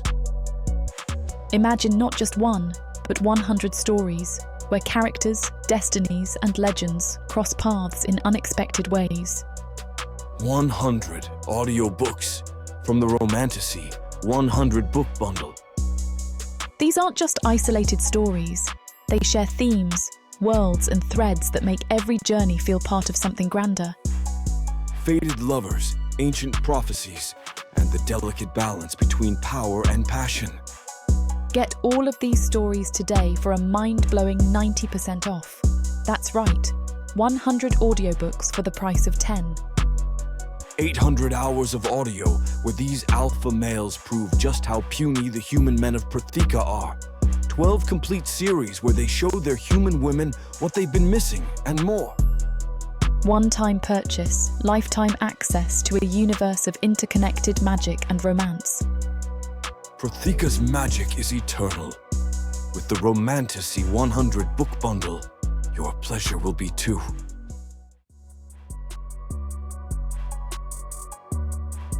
Chapter 15. Lirya. Before dawn can yawn, the gang arrives like a bad thought you can't shake. I'm in the shed, breath fogging over 2 sacks of grain hidden under a busted plough. The burlap smells sour, mouse nibbled. I'm counting under my breath, 1 for us, 1 for the elders, when the morning breaks wrong. Iron rattling, a bone flute skirling, hooves clattering like laughter on ice. I shove the tarp down and run. Our square looks like a rotten tooth. Boardwalk cracked, posts bowed under frost, the river fog hanging low like it's hiding its eyes. They come through the gap by the mill in a ragged procession of 7, and each one drags the temperature down another notch just by breathing. Gallows leads, tall and starved, a noose looped across his shoulder like a jaunty scarf. His coat is stitched from other men's coats, colours that never met on purpose. He smiles the way a knife smiles. Piper rides beside him, cheeks hollow, breath whistling past chapped lips into a bone flute, worked with little cutouts shaped like teeth. The tune is cheerful and wrong, like a lullaby for wolves. Ox is third, a mountain jammed into a man shape, draft horse under him groaning with each step. A 2-handed cleaver lies across his lap like an old sin he's proud of. Chain walks because he likes walking, because the iron links dragging behind him need road. He hums, swinging them in easy loops that stitch a whisper into the snow. Shh, shh, shh. Crow slips on foot along the edges, cloak feather stitched with real black quills that shiver when she breathes. Her eyes are a crow's, sharp, hungry, counting windows and cellars and lies. Stitch rides quiet, pale scars crisscrossing her throat like a neat seamstress got drunk on a bad night.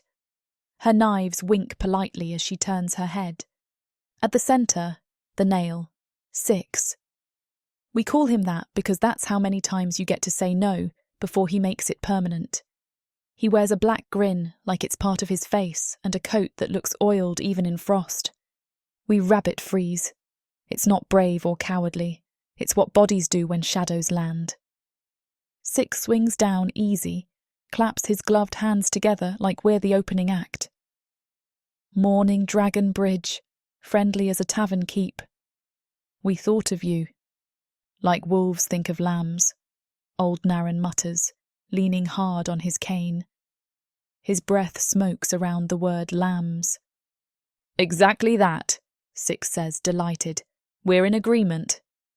How civilized. Crow is already at work. She drops to a knee by the woodpile, lifts the tarp with 2 fingers, sniffs once. 2 sacks under the alder planks, she calls, bored. Her gaze cuts left. 3 more behind the smithy, stacked stupid, salting meat under the school steps, lazy. Ox grunts, slides off his horse, and rolls a barrel with one hand like he's nudging a child's hoop.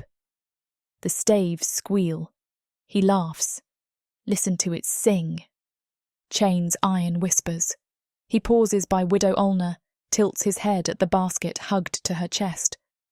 What's that then? His voice is oddly high, almost gentle. Food for the little ones, she says, chin up, knuckles white on straw. Kindly leave it. Kindly, Chain echoes, tasting the word. The chain flicks. It snatches the basket like a striking eel and sends it skittering across the crusted snow. Apples and grain scatter, bouncing, seed for crows that won't come because even birds know better. Stop! I bark before sense can catch my tongue. Heads swing. Heat slams into my face. Six pivots like he hears a fresh verse to a song he likes. His eyes find mine. They're bright in the wrong way. And yet, he says, hands wide, things keep landing with us. Curious world. Take the magistrate's share, Harvick blurts from behind me, voice thick with last night's liquor or this morning's fear. Leave ours. Tribute first, Stitch murmurs, calm as a lullaby. Makes the day go smooth. Piper trills 3 notes that sound like mockery with sugar poured on top. Ox answers with a little shimmy of his cleaver. It's all fun and games. Please, old Narran tries again, and his voice cracks on the word. You'll starve us. We can't. Six's smile widens an inch. Winter starves you. We're just the waitstaff. Something in me snarls. Then John moves. He's the black-bearded one with the axe, the one who told me yesterday the only thing a wolf respects is a bigger set of teeth. He steps forward, shoulders square. The axe lifts. There's a tremor in the metal. There isn't in his jaw. Not today, he says. Not this time. Sarah grabs his sleeve. John, don't. Please. He shakes her off. The axe comes higher. He takes 3 steps, boots grinding icy grit. You could use a whole life to cross that space, and it would still be too quick. Ox brightens like someone brought cake to a funeral. Look at that. A spine. Chain moves first. The links hiss. The arc is lazy until it isn't. It catches John's wrist before the axe hits play. Bone pops loud as a knuckle. The axe drops, kisses the slush, skitters away, stupid and harmless now. John startles, blinking like he can't see. The chain is already coming back, higher. Wait! Sarah's scream rips out of her. Gallows glides between her and John with one palm, gentle, priestly. The noose swings a happy little pendulum inches from her cheek. The second loop bites John's throat. It's too fast. It's forever. He claws at iron. Chain plants his boots, leans back, and pulls once like he's ringing a bell. The sound John makes is wrong. The slack after is worse. Silence doesn't fall. It drops. Something thuds inside my ears. I taste iron with nothing in my mouth. The world narrows to Sarah's animal sound and the fogging dark around the edges of my sight. Anger comes up hot and bitter and clean. Chain lets the chain slip. John crumples into the churned snow with a soft sound human bodies should not make. Chain tilts his head, as if he's finally understood a lesson. Enough, he announces, pleased with the new word. Six looks over us like an indulgent teacher. You see how poor choices make mornings messy. Let's tidy, He claps once, crisp. Crow starts plucking our lies from their holes. There's a false back in the mill bin. Clever, not clever enough. She yanks a plank with fingers that know every trick. 7 loaves behind the church stove. Blasphemy. I approve. Ox hums as he stacks sacks on a sled. Cleaver riding his shoulder like a parrot that bites. Piper's flute hops to a jig no one wants to dance to. Stitch is everywhere and nowhere. Neat hands cutting knots, knotting new ones, tucking things so tidy you want to thank her for robbing you with such care. Gallows strolls the line like he's officiating a wedding, letting the noose brush coats, buttons, cheekbones, like it's flirting. I get to Sarah, grab both her shoulders, squeeze until she gasps. Not now, I whisper in her ear, not with them watching. She nods once, hard enough to hurt. She doesn't look at the body. I look for both of us. His beard is already collecting frost. His mouth is a question he never got to ask. Something soft in me cracks and hardens without my permission. It will not go back. Six swings into his saddle as if we've just finished a polite purchase. Delightful doing business, he says sincerely. His gaze tags mine. Hide it better next time. Or worse. I'm entertained either way. I imagine an arrow growing hot in my fingers, the bowstring singing, his chest caving around an absence. My hands shake on emptiness. They leave like a parade from a meaner world, Piper blowing that skipping tune as their sled runners hiss snake soft over ice. Crow doesn't look back. Chain twirls the links and sets them down in the snow in a perfect coil as he passes the square's edge. A child putting a toy away. Ox whistles. 6 hums harmony. The air bites harder when they're gone. No one breathes. Harvick's kneeling in the red slush, hands working the air above John like there's a stitch he can tug to fix it. Old Narration says a prayer that sounds like he's cursing the god under his breath. Widow Olna is making a small, steady keening that sits under your ribs and vibrates everything you thought was nailed down. Harness bells cut the quiet like a careless laugh. The horse that carries them is too sleek for this place. Our magistrate arrives. The road parts for him. We can't help it.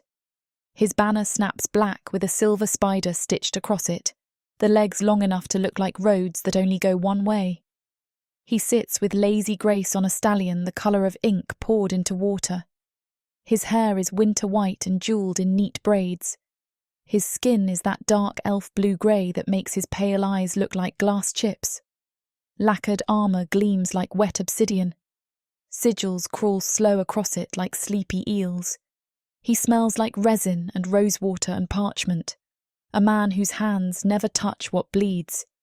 He looks at John, the way a delicate eater looks at a dish they didn't order. Unpleasant, he says, bored. Where is my tribute?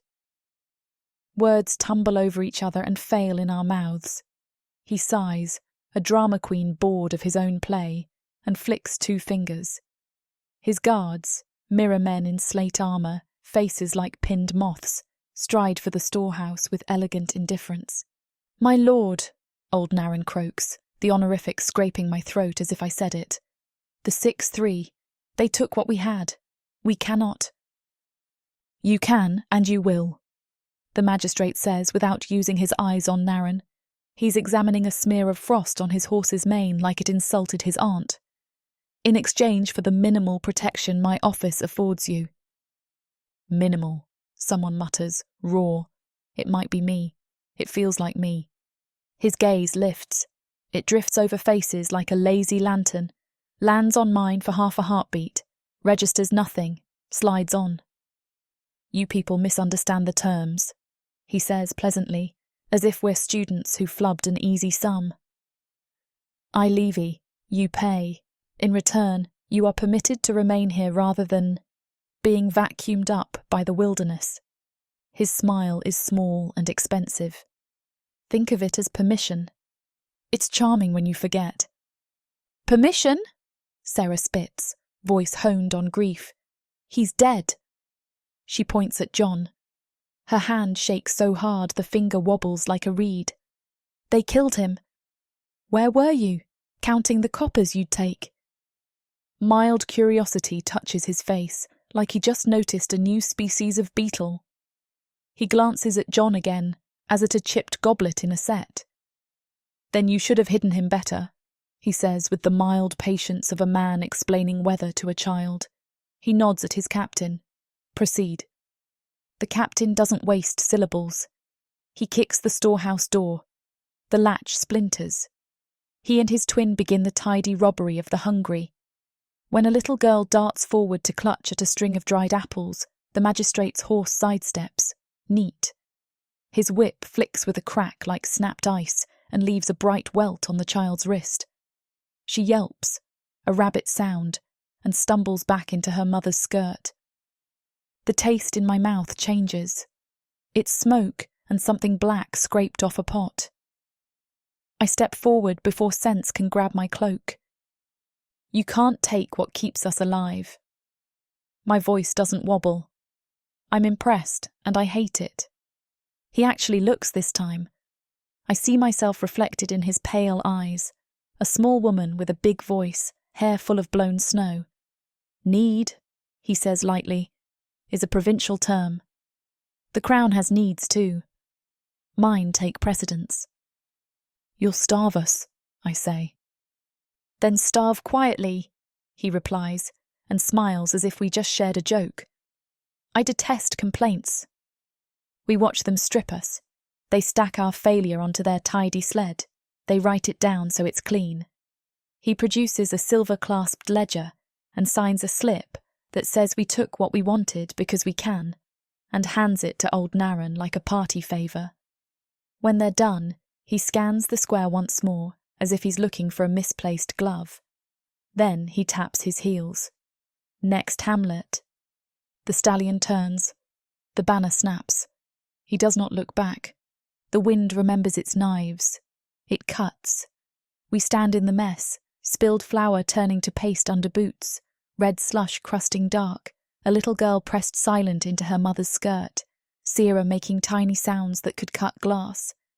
Harvick's breath goes up and down like a saw. Old Narration folds the slip like it's a letter from a son who forgot to write. My fury burns steadier than it did an hour ago. No shake, no blur. A white, clean heat, a seam of metal set in a human ribcage. I turn before anyone thinks to stop me. If they call my name, the wind eats it. The path to the hills is a grey vein through white flesh. Sleep needles my cheeks. It feels honest. The cold saws at my lungs. I keep moving. Each breath says enough. The sinkhole gapes like a mouth. I descend like a swallowed thing. The tomb breathes that incense and iron warmth. The rune's red glow pulsing like a heartbeat in a stone chest. He's there already. Of course he is. Shadows fold themselves into deck the way night pours into a cup. You storm in like a thunderhead, he says, voice velvet torn just enough to show the claws underneath. Golden eyes catch the rune light and throw it back. What's got my huntress snarling? They took it, I say, too loud. My anger can't whisper. The gang first, then the magistrate. They laughed while they did it. We will starve. He tilts his head like he's listening to a song I can't hear. And you came to me. I came to the only one who intends to do something, I say. The echo shivers off stone and comes back smaller. I step closer. His heat is a tide, a living wall. I don't back away. I want to fight back. His smile blooms slow as a bruise. It isn't kind, it isn't cruel. It's pleased. Good, he murmurs, and the word falls into the tomb like a coin into a deep well. Now we're getting somewhere. I see John's slack mouth in the corner of my eye that isn't looking. I hear a whip's crack layered under Piper's bone song.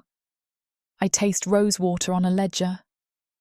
I press my palm flat over the charm he gave me until it stings, until it heats. Tell me how, I say. Not a plea, a demand I finally let myself make. Dec's claws hover near my cheek, not touching, drawing a line in air that feels like a promise and a threat sharing a throat.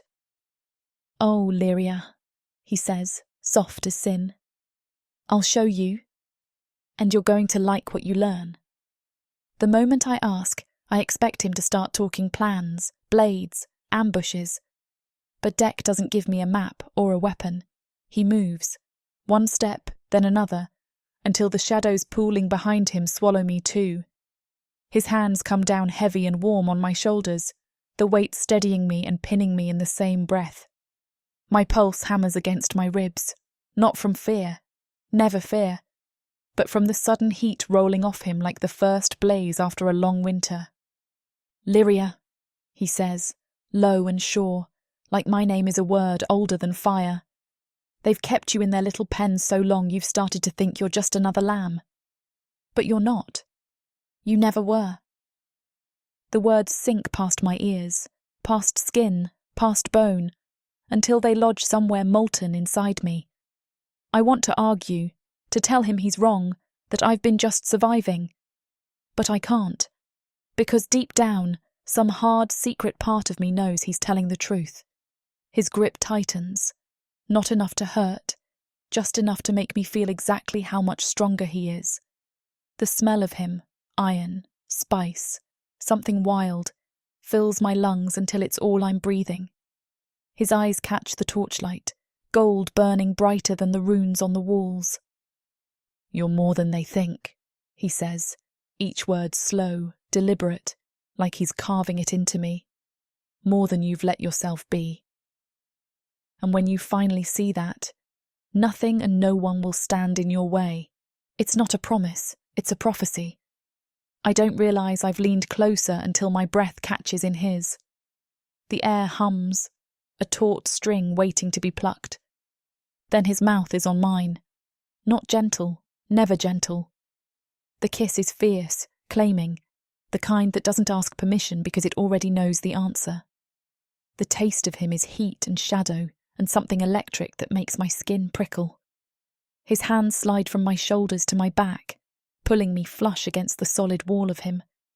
Every point where we touch sparks, and the sparks race through me like they've been waiting for this moment to ignite.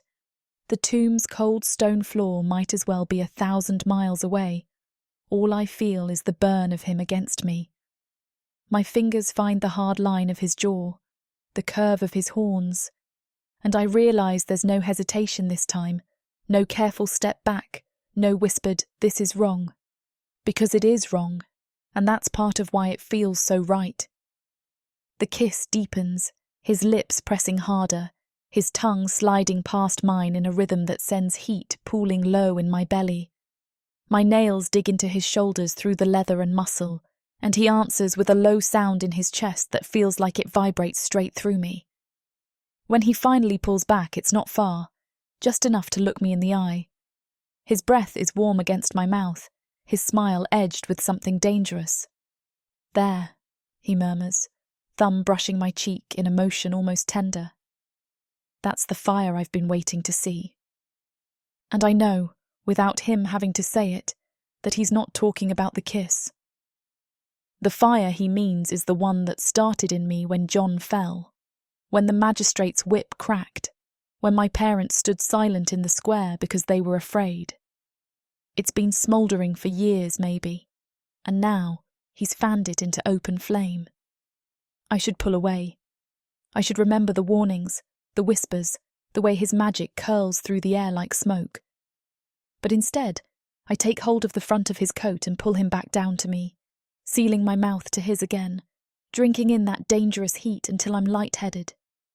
When we part the second time, we're both breathing hard, and the tomb feels smaller, closer, like it's holding its breath too. His wings shift behind him, the faint brush of one against my arm making me shiver. "You don't need a plan tonight," he says, voice all velvet and steel. "You just need to remember this feeling, this certainty.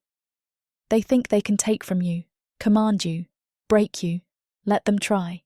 You'll be ready." I nod, not trusting my voice. My chest is tight, my heart pounding so hard I can feel it in my fingertips. I've never felt so strong or so vulnerable. It happens fast. One moment, his mouth is still on mine, his words still burning in my head. The next, my back is against the cold stone, his hands braced on either side of me, and the air between us is charged, angry, hungry, alive. This scene is about to get too steamy for this platform's comfort. And as much as we'd love to keep going, their guidelines say we need to stop here. To continue releasing these free audiobooks on this platform, we've got to play by the rules. The passion doesn't end here.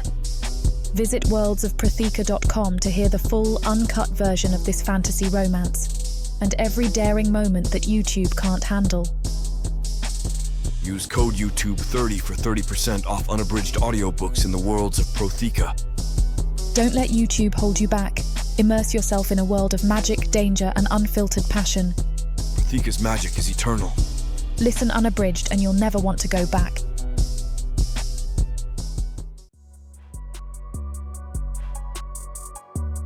Chapter 16. Clatu. It's in her voice when she storms in, low, sharp, coiled like a viper that's just been stepped on. She's cold, soaked to the knees, fists clenched in that threadbare shawl like she might tear it apart. I feel her before I see her, a shudder in the magic that prickles across my skin. Anger, pure and clean, like sunlight filtered through broken glass. Finally. She doesn't bother with a greeting, just slams the satchel down on the stone like it insulted her. "They took our seed stock," she spits. The words hit like stones.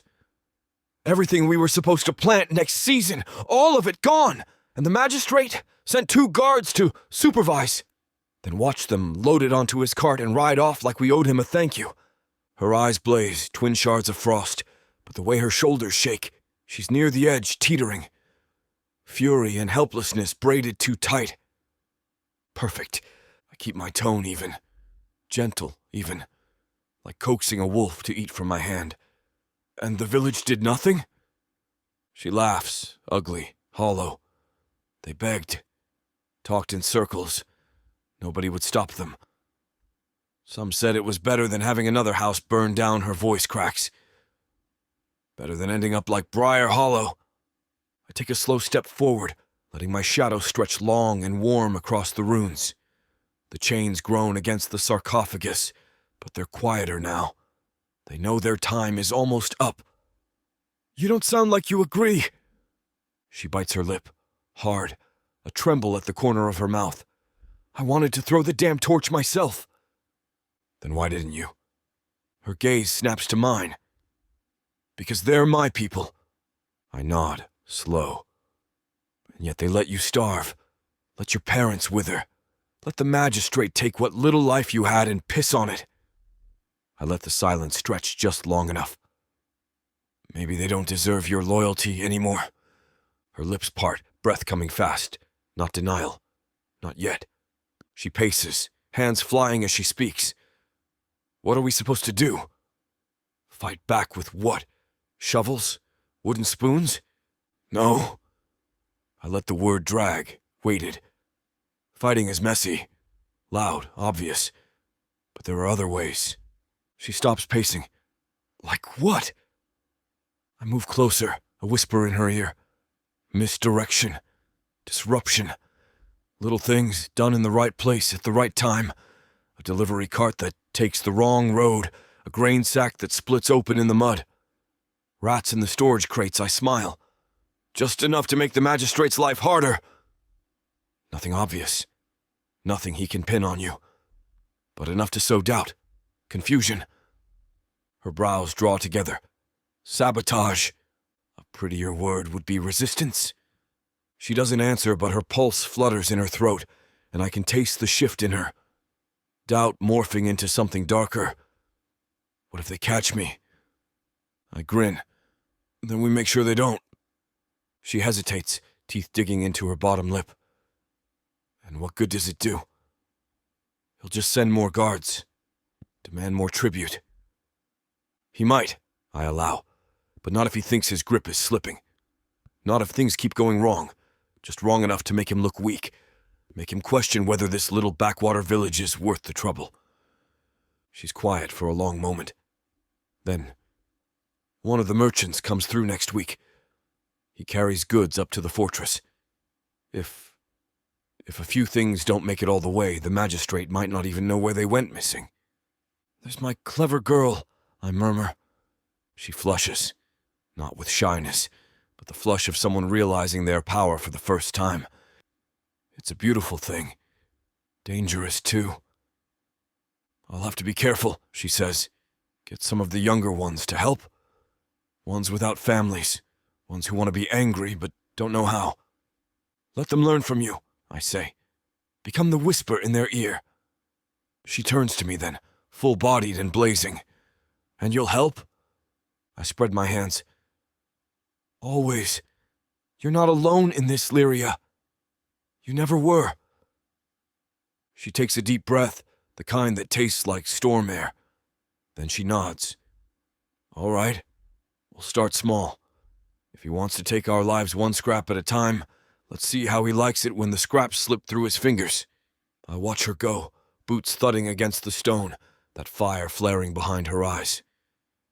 It's beginning. There's something different in her gait tonight. She doesn't walk. She strides. Shoulders set, spine straight, eyes cutting through the gloom like lanterns lit from within. There's a fire in her now. Not the nervous flicker of a girl in over her head. No, this is a flame with teeth. Controlled, steady, and burning hotter by the day. I drink it in like wine. That first taste of rebellion on her lips has ripened into something bolder, richer. She's been busy, too. I can smell the dust of the roads clinging to her boots, the faint whiff of grain and smoke clinging to her cloak, residue of sabotage dressed up as routine.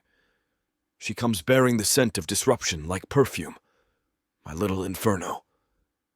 "They missed a crate of salt yesterday," she says, tossing herself onto the slab of stone near the sarcophagus like it's a throne she's earned. "2 more sacks went missing the week before that. Jorvin said the guards are blaming the merchants for incompetence now. She doesn't wait for my praise, that's new. She knows she's done well. She's begun to expect results." I chuckle deep in my chest, the sound rolling off the cavern walls like distant thunder. "And the magistrate?" Her grin flashes, sharp and quick. "Pissed. Spitting nails at council meetings. Sent a courier down with a list of fines so long the poor bastard had to read it in shifts. But the numbers don't add up, and the villagers are starting to question him now. Loudly. I lean forward, resting my elbows on my knees. "You look different." She raises a brow.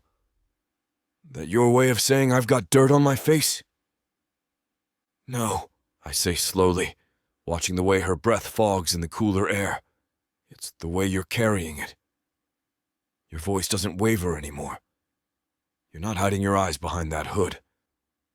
The people are watching you now, not just the gangly teens who follow orders when you whisper them. Everyone." She shrugs, but it's a poor attempt to play it off. There's pride gleaming under her skin, like gold just beneath the surface. Maybe they're just tired of being scared. "No," I say, and my voice drops, slow and deliberate, like molten iron being poured. "They're following you because you're no longer asking to be heard. You speak, and they listen. You walk, and they step aside. You lead, Lirya." She doesn't flinch, doesn't argue, just meets my gaze with something fierce. That alone makes heat coil low in my gut. I can see my influence in her, the shift in her stance, the edge in her words. It's like watching iron take shape in the forge. I whispered, and she rose. I laid out the path, and she didn't just walk it. She started carving her own. "Not everyone's happy," she says after a beat. "Old Marn barked at me in the square, said if I kept stirring the pot, we'd all end up worse off. I asked him if worse than starving was even possible. Did he push back?" She smirks. "Not after I reminded him who found the missing shipment of potatoes last week. That was clever." She shrugs again, but her fingers twitch like they want to do more. "I'm not doing it for glory. She draws a sharp breath, letting it sit a moment in her chest before letting it out. It feels right. Finally, like I've been sleepwalking for years and now I'm awake. I stand, letting the chains of the tomb stretch and creak as I rise to full height. The shadows lick the walls behind me, stirred by the low thrum of power crackling in the air. Her eyes flick upward, meeting mine without blinking. You're becoming dangerous, I say softly. To them. To anyone who thought you were just a girl with a pretty smile and calloused hands. Her expression doesn't change, but her scent shifts. Sharp, electric. She likes hearing that. She likes being seen not as a victim or pawn, but as something with teeth. It's intoxicating, watching her peel back the layers of fear and expectation like old bark from a tree. What about you? She asks, almost too casually. Am I dangerous to you? I laugh, long and low. Not yet. Her head tilts, eyes narrowing. You say that like you want me to be. Why wouldn't I? I step close enough that she can feel the warmth rolling off me like summer air. The world is already full of simpering cowards and clucking mouths, too afraid to do anything but survive. I've spent centuries locked in stone, listening to the echoes of mediocrity. But you... I reach out, just far enough for her to feel my presence along her skin like a shadow's breath. You have the makings of something terrible, beautiful, and I find that very hard to ignore. She doesn't back away. Not anymore. If anything, she leans forward.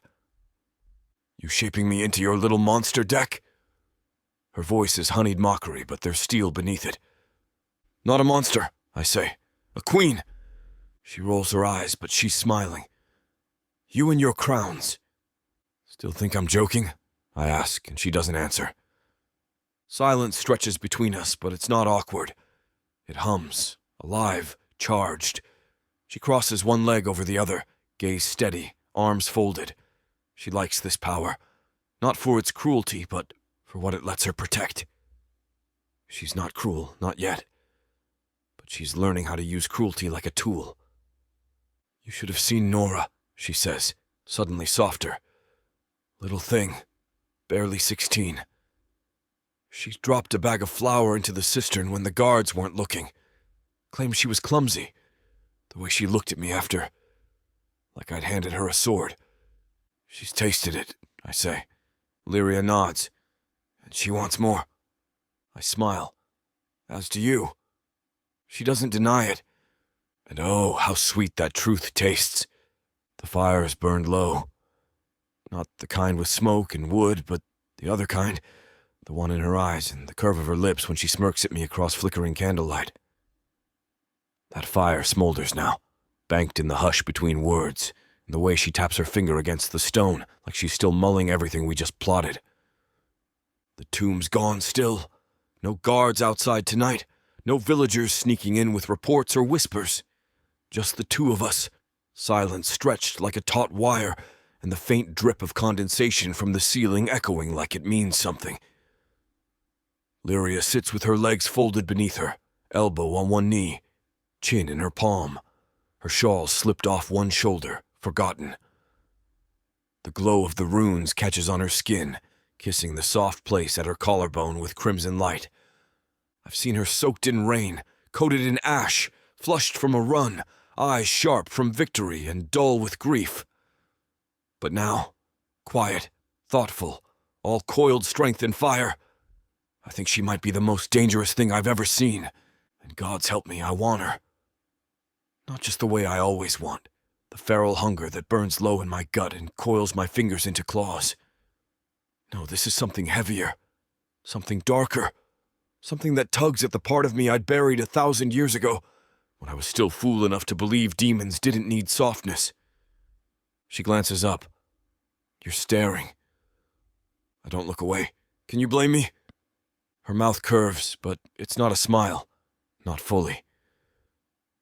You've seen me covered in goat dung and bruises. Don't start getting poetic now. Poetry's in the bones, I murmur. It doesn't care if the skin's dirty. That earns me a snort. She shifts, stretching her legs out in front of her. You're in a mood tonight.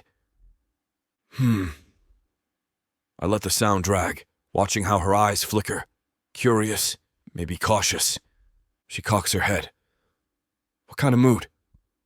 The kind where I say things I probably shouldn't. I lean forward, elbows on my knees, fingers laced together. The runes hum beneath me, soft as a lullaby now. The chains are quieter each time she comes. You ever think, I say, slow and soft, about what comes next? After all this, she shrugs. There's always a next. Another fight, another threat. No, I say. I mean after that, after the magistrate, after the raids, when you've taken what you want. What then? She blinks. It's a good question, one she hasn't let herself ask yet. I can tell by the way her lips part and don't speak. She studies the ground between us. I don't know. I haven't thought that far. I nod, the way a priest might at a confessional. I have. She looks up, brow furrowing. I've thought about a place with no banners. No quotas. No chains on me or you. Just a fire and a sky without eyes watching. And someone at my side who knows what it's like to bleed for something real. Her throat moves when she swallows. Her fingers curl slightly into the hem of her tunic. Sounds peaceful. It wouldn't be, I admit. Not always. I'm not made for peace, but maybe with the right person I'd try. She lifts her gaze, eyes narrowing. Not in suspicion, but in the way a woman looks when she's bracing for something dangerous. Not sure if she should run or lean in. And what kind of person would that be? She asks, voice soft, almost hesitant. I don't blink. Someone like you. The words land heavy in the stillness, not a hammer blow. No, this is subtler. A slow press to the chest, stealing the breath in small, measured sips. She doesn't speak at first, just stares. The rune light turns her irises pale blue, near silver. Then finally she laughs, but it's low, uncertain. You'd try to love someone like me? I could, I say. It's not a lie, but it's also bait. She looks at me, trying to see the trap, and gods, maybe she is. But she's also trying to see the truth, and that's the more dangerous part. Her face doesn't soften exactly. It shifts, chin tilting, lashes lowering, trying not to give something away. Careful, she murmurs. You start talking like that, and I might start believing you. I wouldn't mind that, I say, voice thick as syrup. She stands abruptly. The hem of her dress brushes her boots with a dry whisper. She walks toward me slowly until I can smell her again. Her skin, her sweat, the faint scent of clay from whatever she's been working with during the day. She stops just close enough that I could reach out and touch her, if the runes weren't there keeping my hands ghost-light. Her eyes lock on mine. If I let myself believe you, Dec, she says, quiet but fierce, you better not run. I'm chained to a rock, sweetheart, I whisper. I'm not the one who runs. She reaches up, brushing fingers near my cheek, not quite touching, just letting the heat of her hover against mine. I lean into it, just a breath, just enough. You've got a wicked tongue, she says, but your eyes, they don't lie half as well. What do they say? They say you're not sure if you want to love me, or devour me whole. I smile slow. What makes you think I can't do both? She laughs then, full-throated and real. It cuts through the air like light in a storm, and when it fades, she looks at me with something different. Not fear, not lust. Something closer to belonging. She's already halfway mine in heart, not just in body. She doesn't know it yet, but she will. She will. Chapter 17. Lirya. They don't say anything, not out loud, but they watch me. Eyes like needles at my back when I cross the square. I can feel 'em. Tom and the miller. arms folded too tight, face pinched like he swallowed something bitter.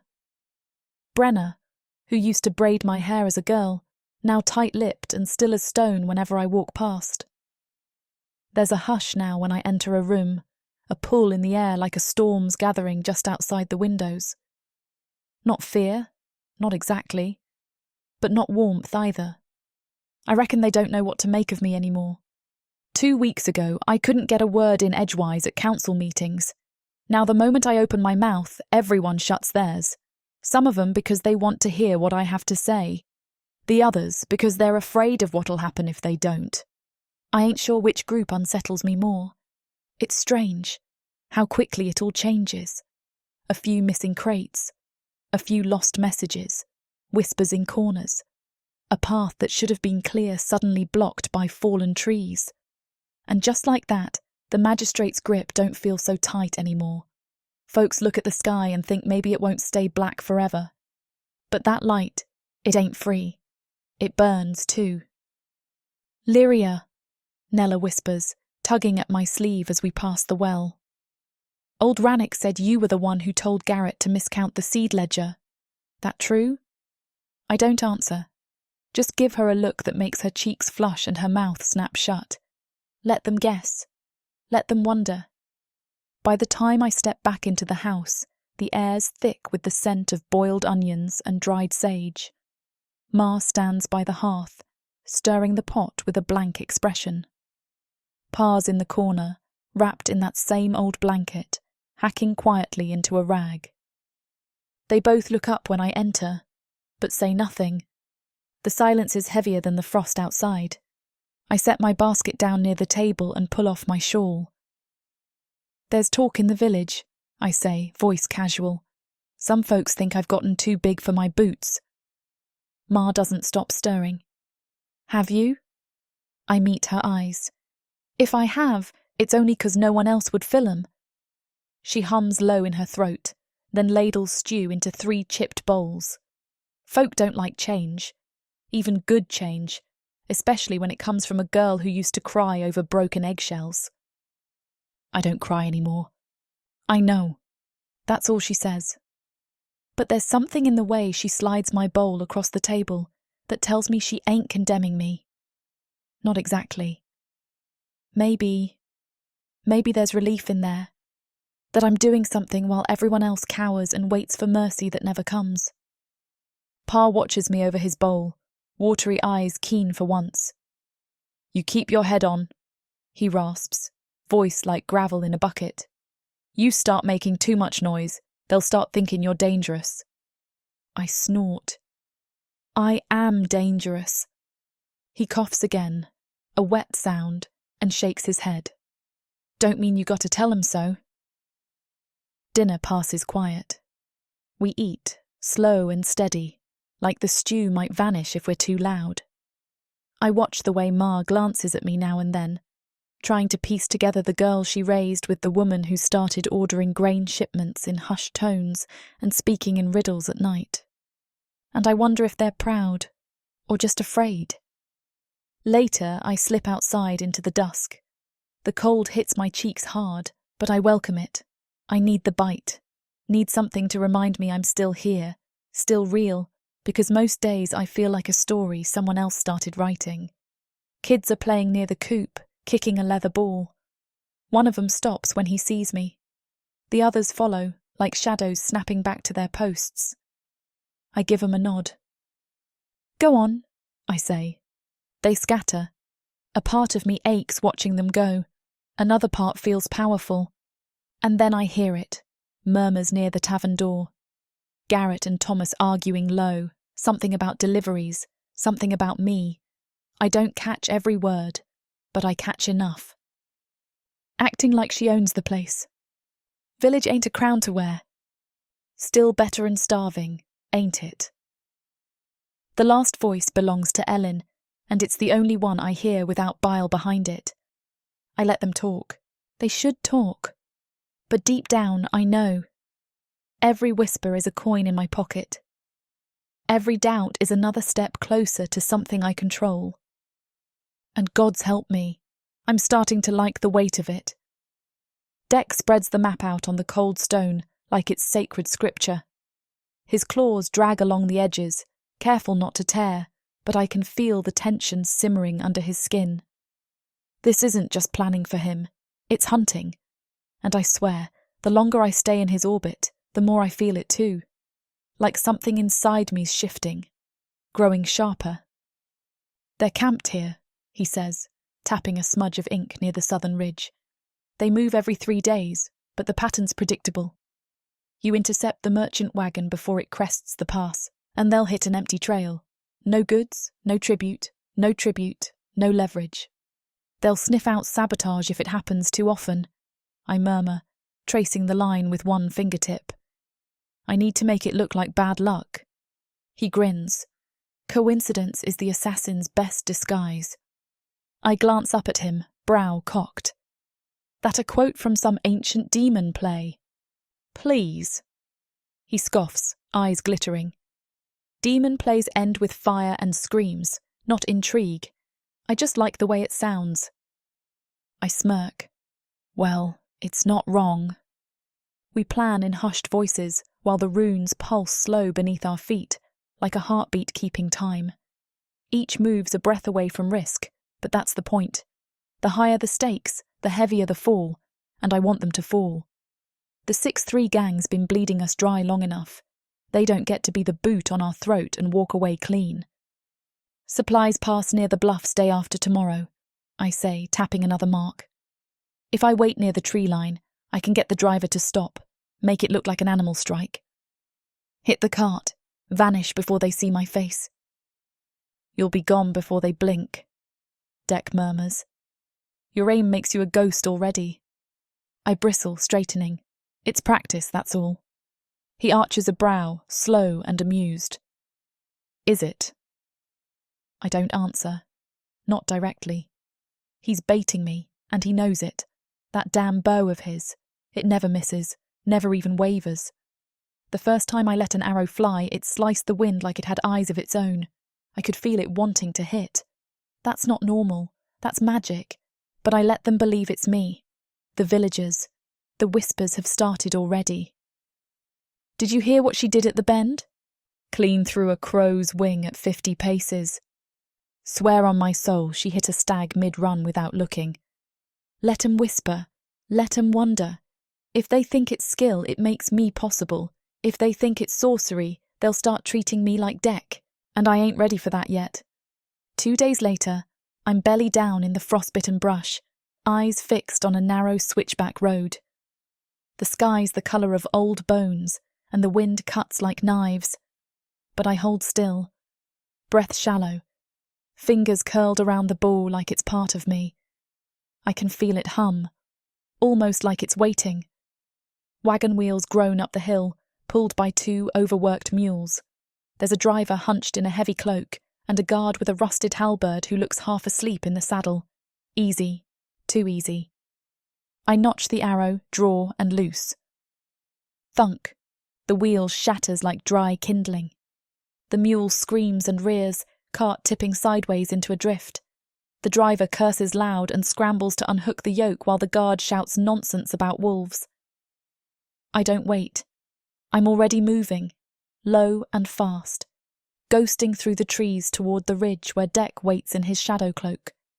By the time they recover, there'll be nothing left but the missing food and a broken axle. We spend the rest of the day moving the goods to a hidden cache deep in the pines. I barely notice the weight of it anymore. Grain, dried meats, spices we never see in Dragonbridge. It's all fuel now. For our people. For the fire. Dec watches me stack the last crate with a look that's not quite pride. It's darker than that. Hungrier. You're starting to enjoy this, he says, voice like a velvet noose.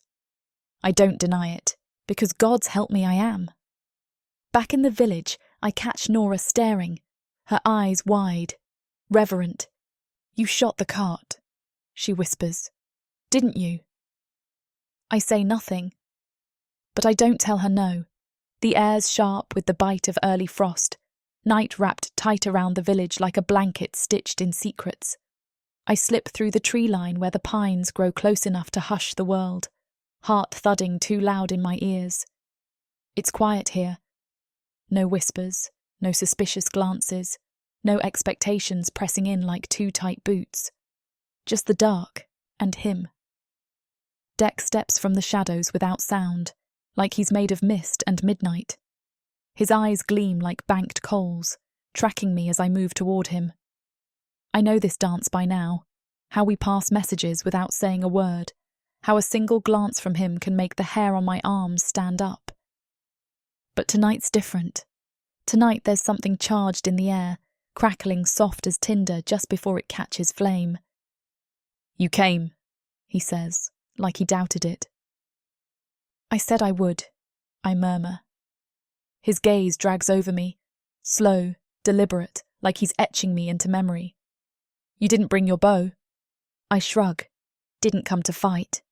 He hums low in his throat, and my stomach clenches. The space between us stretches tight. I can smell him, cinders and old magic, and something sharp like pine sap. It gets into my lungs, makes my blood beat faster. "You're burning," he says. "What?" His head tilts. "Inside, you've got that look." "What look?" He steps closer, just a breath away. "The kind that says you want something and don't know if it'll ruin you." I don't breathe. Can't. His hand rises, knuckles brushing my jaw. I swear my knees almost buckle from that one tiny touch. His fingers are rough, calloused, but careful, like I'm something precious, not just a weapon forged in fire and fear. "I've been waiting," he murmurs, voice low as sin. "To see if you'd come to me on your own. No games, no plans, just you." I should pull back. I should. But my hands are already lifting, fingers fisting into the fabric of his cloak, dragging him closer like the air between us is not enough. His mouth ghosts against mine, barely there. "Tell me no." I don't. Because God's help me, I don't want to. So I rise up on my toes and press into him, and that's all the answer he needs. His mouth crushes into mine like a vow, hands cupping my face like he's trying to memorize every line. It's not soft, it's claiming, like he's carving his name into me with every breath. My spine hits bark, but I don't feel pain, just the heat of him, all molten need and danger wrapped in muscle and shadow. "Lirya," he groans against my skin, and it sounds like a prayer and a curse all at once. I dig my nails into his chest. "Don't stop." "I couldn't," he growls, "even if the world burned around us." Maybe it already is. I don't care. His hands thread into my hair, tilting my head to taste more of me. The cold doesn't touch us here, not when his mouth is fire and I'm the forest ready to catch. I gasp when he pulls back, just an inch, his breath ragged. "Everyone's gonna know," I whisper, voice hoarse. "Good," he says, voice dark with possession. "Let them." He kisses me again, under those watching trees, and it ain't soft this time. It's war. A kiss meant to mark me, to burn into my bones. And I let him. I want him to. Because here, in this secret place, I am not the girl they whisper about or the leader they fear. I'm his. Chapter 18. Clatu. She doesn't know it yet, but I've been planning this for days. I wait until the moon hangs fat and low, pale as bone, the sky bleeding stars. The air is brittle with a kind of cold that bites through leather and into bone, but I know a place where winter can't reach. It's old, forgotten, sacred, in the way things born before language are sacred. And I want to see her in that light, see her free, from the village, from duty, from the weight she carries like a blade between her shoulders. "Come with me," I tell her. She doesn't hesitate, just nods once, then follows. No questions, gods, she's learning. We travel north, cutting through the pines like shadows slipping between breaths. I don't speak much, Don't need to. Her presence buzzes against me, warm and quiet. The way she moves now, like the forest bends to her pace, not the other way around. It stirs something deep, something territorial. It takes us the better part of an hour, winding up a forgotten trail over rock and frost. Her breath hitches once when the path narrows along a cliff face, but she doesn't falter. Not my Lirya. When we reach the glade, I watch her face instead of the water. She stares, wide-eyed, lips parting like a prayer. The pool is wide, ringed by mossy stone, steam rising in thick curls that catch moonlight like smoke. The air's warmer here, damp and heavy with the scent of minerals and wild herbs. Hot springs bubble up from beneath the earth, hidden from everything but the sky. She steps to the edge, boots crunching softly in the gravel. This place... I used to come here long ago, I say, before men built roads and named mountains. Her gaze flicks to me. Why bring me? I move behind her, slow, deliberate, letting the heat from the pool kiss our skin, even through layers of cloth. Because you've earned it. She looks up at me with something unreadable in her eyes. Is that what this is? A reward? Yes, I say, and then lower. And a temptation. Her lips twitch, but she doesn't smile. Not quite. I shrug off my cloak, letting it fall in a soft heap. Then my tunic, my boots, the rest, until I stand bare under moonlight and mist. I don't hide. I want her to see. Not just the body, but the marks, the runes, the scars carved into me like a language she's still learning. I want her to see what I am and know she still chooses me. Her gaze lingers, slow and quiet. She doesn't look away. Good. Are you coming in? I ask. She swallows. I hear it over the bubbling water. Then she pulls off her gloves, her cloak, unlaces her bodice with hands steadier than I expect. Her breath clouds in front of her, but her eyes never leave mine. Layer by layer, she bares herself. Not just skin, but tension, fear.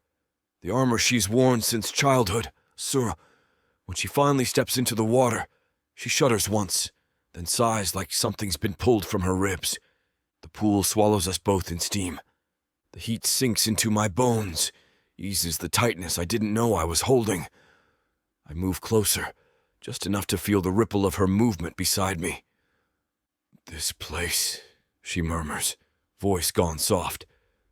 It's like a dream. I nod. It is. And dreams are sacred, especially to those who never thought they deserved them. She closes her eyes, letting her head fall back against a moss-covered rock. The steam slicks her hair to her skin, beads of water catching on her lashes. Moonlight paints her silver and holy, and I wonder, just briefly, if I might have done something noble in a past life to deserve this moment. You're staring, she says without opening her eyes. I am. Why? Because you're dangerous when you're soft.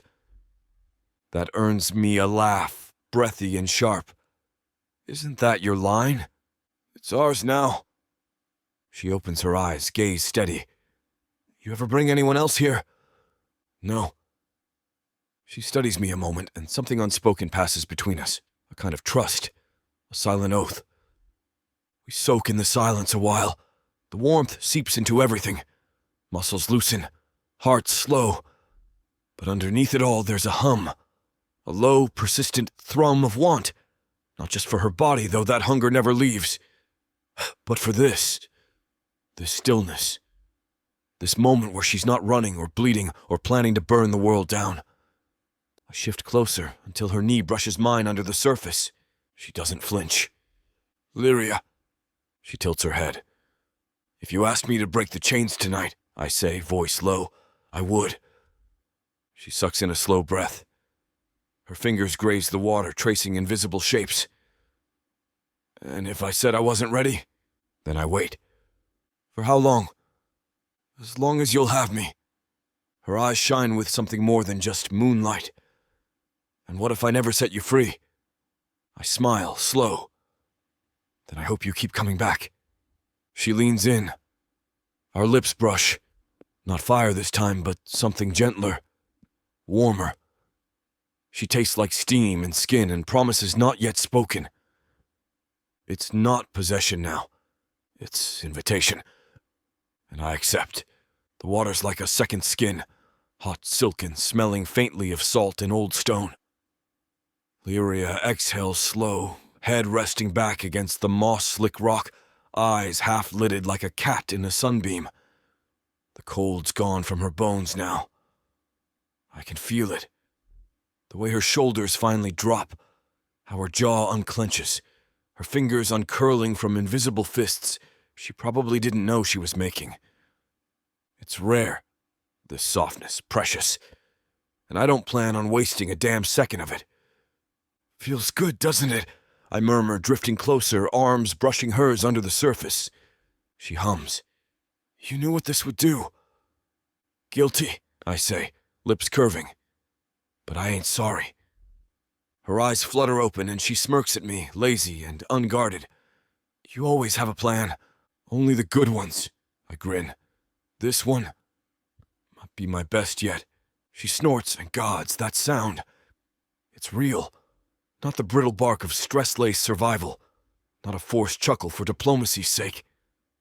Just honest-to-hell laughter, rising up like bubbles in this magic-soaked pool. It hits me in the chest, full force. I reach out, brushing her damp hair behind one ear. My fingers trail along her cheek, down her throat where her pulse kicks up fast against my thumb. She leans into the touch like it costs her nothing, and that's how I know I've got her. Not just her body. Her trust. Her want. Her yes. Deck, she whispers, voice gone thick and low. You look like you're about to devour me. I am, I mutter, dipping my head. Sorry for the interruption. I know you were gearing up for a steamy scene, but it's way too hot for this platform. If we want to keep sharing our stories for free, we have to abide by this platform's guidelines. To get the full, unabridged audiobook, go to worldsofprotheka.com. Browse through unabridged audiobooks, countless ebooks and bundles offered at a discount. If the thought of me whispering all the dirty details into your ear isn't enticing enough, use discount code YouTube30 to get 30% off of all digital products. Story after story, audiobook after audiobook, the Worlds of Protheka are waiting for you. Protheka's magic is eternal. But unabridged, it's unforgettable. She walks ahead of me on the way back. Barely, just a few paces. But it's enough for me to watch the sway in her hips, the way her hair clings damp to the back of her neck, the way her shoulders have lost that iron-tight coil they always carry in town. She's glowing. Not from the heat or the spring still clinging to her skin like a second veil. This is something deeper. A spark lit behind her eyes, under her ribs. One I know I helped strike. And gods, help me, I like it. Don't look so smug, she tosses over her shoulder, catching me mid-stare. Her voice is light, teasing, still breathy around the edges. Who says I'm smug? I say, not bothering to hide the grin in my voice. She shoots me a look, sharp but not cruel. You always look like that after you get what you want. I close the distance between us in 2 easy strides. What I want, I murmur, brushing a wet strand of hair from her cheek, has barely begun. She sucks in a slow breath. Her eyes flicker, not in fear, not even uncertainty. More like recognition of something dangerous, something hers.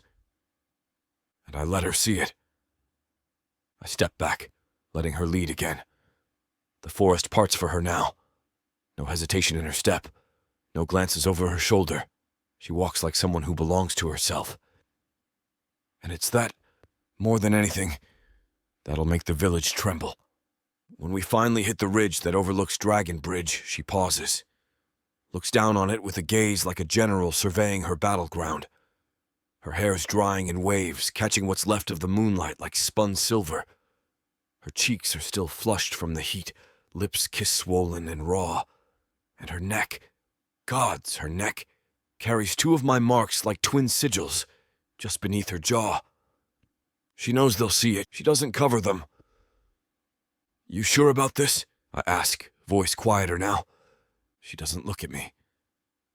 If I hide now, it tells them I'm ashamed. And are you? She turns, meets my eyes without flinching. Not even a little. I nod, slow, pride crawling up through my chest like smoke. Then walk like it. And she does. We hit the village edge just as the sky starts to silver with morning. A few early risers already stir. Someone lighting a lantern by the well, a muttered curse from behind the smithy. We pass the tavern, its windows still dark, and the baker's porch where a pile of wood waits uncut. She walks through it all like a blade, straight-backed and sure, chin lifted, my heat still clinging to her skin. And gods, the way they look at her! Old Brenna pauses with her bucket mid-dip, her eyes narrow as she takes in Lirya's flush, her tangled hair, the damp at her collar. Tommen, sharpening something by the fence, damn near drops the blade when she passes. Nora, sweet, wide-eyed Nora, just stares, then lowers her gaze with a little nod, like she understands even if she doesn't have the words for it yet. It's perfect. By the time we split at the crossroad, heading separate ways, the whispers have already begun. I hear them crackle behind us, soft as sparks. Did you see? Her hair was down. Marks on her. Good, let them talk. Let them know. I pause just before slipping back toward the woods, catching her gaze one last time. You did well, I say. She doesn't smile. She doesn't have to. Next time, she says, I picked the place. I raise an eyebrow. Planning on there being a next time, are we? She turns, walking away without answering. But I catch the smirk before she hides it. That's answer enough. Chapter 19. Lirya. The food cache is half empty when we get there. I freeze at the tree line, heart sinking straight into my gut like a stone tossed in still water. The crates we buried, neatly covered, carefully mapped out, they're torn through, lid splinters scattered in the dirt. One's overturned completely, sacks ripped open, grain scattered like someone took a blade to it out of spite. Deck doesn't say a word, but I hear the low growl building in his chest. Like thunder, like warning. They knew, I whisper, scanning the clearing. They didn't just stumble across this. He nods once, crouching low to brush his fingers across a discarded cloth bag. It's muddy, but not old. Whoever did this was here recently. Footprints lead northeast, he mutters, back toward the ridge.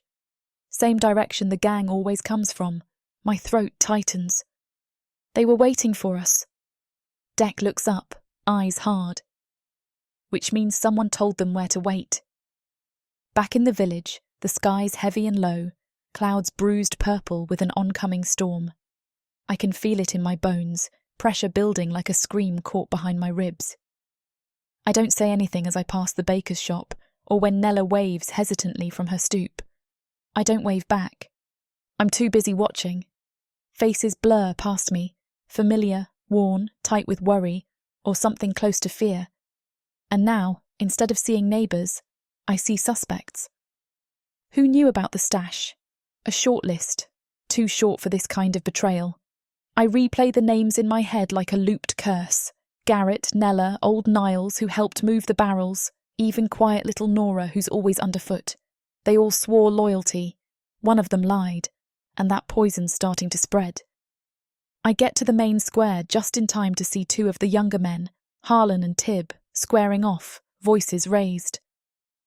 You were late again, Harlan's saying, jabbing a finger toward Tib's chest. Convenient, ain't it? I was sick, Tib snaps. Ask my mother. Your mother's the one who vouched for Garrett last week, and he said he saw you sneaking off toward the ridge. I step between them before fists fly, grabbing Harlan by the collar and yanking him back. Enough, I snap. You want to tear this village apart? Go ahead and save the gang the trouble. Tib looks like he wants to cry. Harlan just glares, but he steps back, hands clenched at his sides. They knew where we stored our food, I say, voice loud enough for the small crowd to hear. That doesn't happen by luck. Someone told them, someone here. Gasps, murmurs, some of them startled, others bitter. One woman covers her mouth. A man near the well spits on the ground. Who? Someone shouts. I don't know yet. I sweep my gaze across them, daring anyone to flinch. But I will. There's no relief in the silence that follows. Only tension. The kind that makes people do stupid things. The kind that makes people dangerous. Later, after I've slipped away to the storage hut we use for meetings, I find Dec leaning against the far wall, arms crossed, face unreadable. I sink to the floor, head in my hands. They're turning on each other, I whisper. He moves to crouch beside me. That's what happens when trust breaks. I look up, eyes burning. We were winning. People were hopeful. And now? He brushes hair from my face, thumb dragging soft across my cheekbone. You'll hold them together. They think it's me who failed. Me who let someone in. His eyes darken. Then prove them wrong. I want to believe it's that simple. But tonight, every look feels like a blade aimed at my spine. Dec's words chase me through the night. Act now, or lose them all. He said it with that gravel-deep calm that always makes it worse. Like the house is burning and he's already seen how the ashes will fall. He's not scared. He's ready. Always is. But I'm the one they look to with wide eyes and clenched jaws. I'm the one who has to make the call. And right now, I don't know how. I sit on the edge of my cot with my boots still on, staring at my hands. They're cracked from cold and dirt, stained with old blood and oil. Hands that have pulled arrows and snapped necks and wrapped tight around Dec's collar to drag him close when I couldn't think straight. Strong hands. But they shake, just a little. Ma doesn't sleep anymore. She lies on the cot across the room, breath shallow, eyes open and glassy in the firelight. She doesn't ask questions. She doesn't need to. She knows. Pa's cough sounds like it's chewing through his chest, and every time it hits, I clench my fists and think of the cache, of the traitor, of how close we are to falling apart at the seams. I hear the door before the knock comes. Dec doesn't wait for an invitation. He never does. He steps in like he owns the shadows, cloak still dusted with frost, eyes burning low like coals under skin. He doesn't speak, just crosses the room, crouches in front of me, and takes my chin in his hand. Still waffling? He asks, voice low. I'm thinking. I snap. He smiles, and it's sharp. That's the same thing sometimes. I pull away, stand up fast enough to knock the stool over. These are my people, Dec. They were. What the hell does that mean? He stands too. Doesn't raise his voice. Doesn't need to. It means the moment one of them sold you out, the rest became suspects. You want to protect the ones you love. Start by burning out the rot. I shake my head. You think I should what? Start tossing accusations? String up half the village on a maybe? I think, he says slowly, that if you don't act, someone else will. And they'll do it wrong. I open my mouth to argue, but that's when Pa coughs again, wet, raw, ripping through the silence like a blade. And something breaks in me. Dec's watching. He sees it. You want to wait until that bastard gang shows up again? He asks. You want them to come knocking, and this time it's your parents they drag away instead of a bag of grain. I turn away from him, fists clenched so tight my nails dig into flesh. I don't know who it is. He comes up behind me, voice softer now. Then find out. Quickly. I feel the heat of him at my back, steadying, grounding. His hand brushes my arm, and for a second, I let my weight lean into him. They trust me, I whisper. Some of them love me. And that love's already being tested, he says. Test it harder. The next morning, I stand in the square with a blade strapped across my back and words heavy on my tongue. They gather one by one, some drawn by curiosity, others by fear. They can feel it, this change in the air. The calm before something shatters. Dec stands off to the side, arms folded, watching like a wolf at the edge of the herd.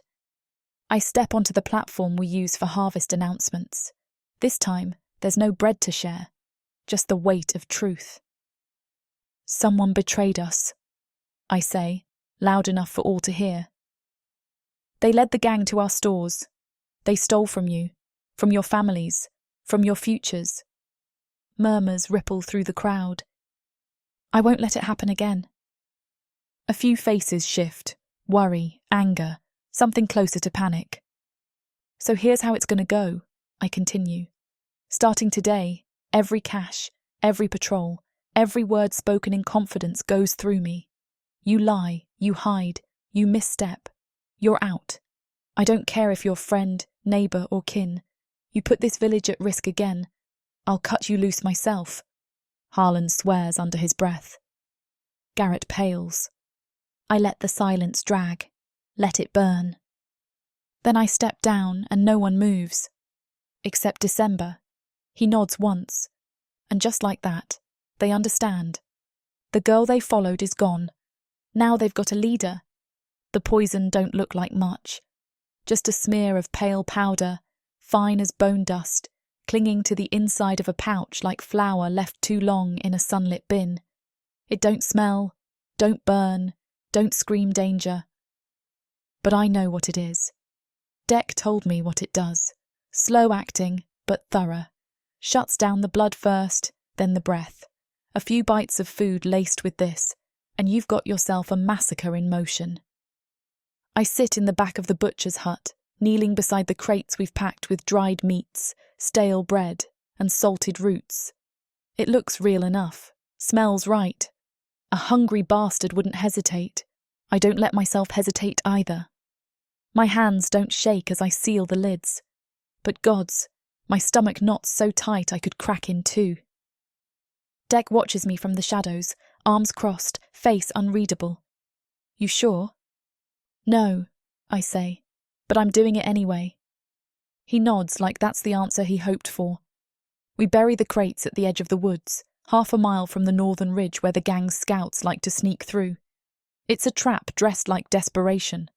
A hidden cache, just obvious enough to look like a slip-up, like something left behind by careless villagers in a rush.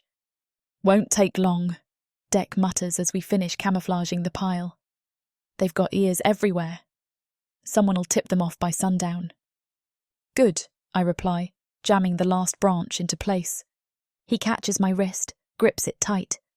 You don't have to watch it happen. I do. His jaw ticks. Why? Because I planned it.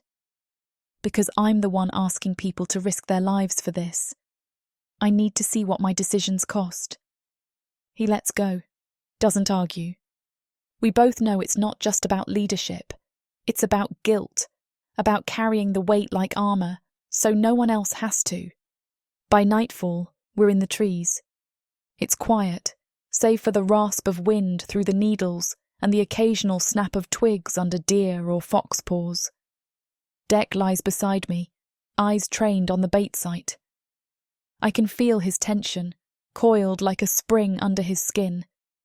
My bow's across my lap, but I don't reach for it. Not yet. We wait. Minutes stretch like hours. And then we hear them. Voices, low, rough, too casual for people creeping through the dark. Gang. I know it in my bones. That half-drunken swagger, that lazy confidence. They think we're soft. They always have. Figures emerge into the clearing. 4, maybe 5.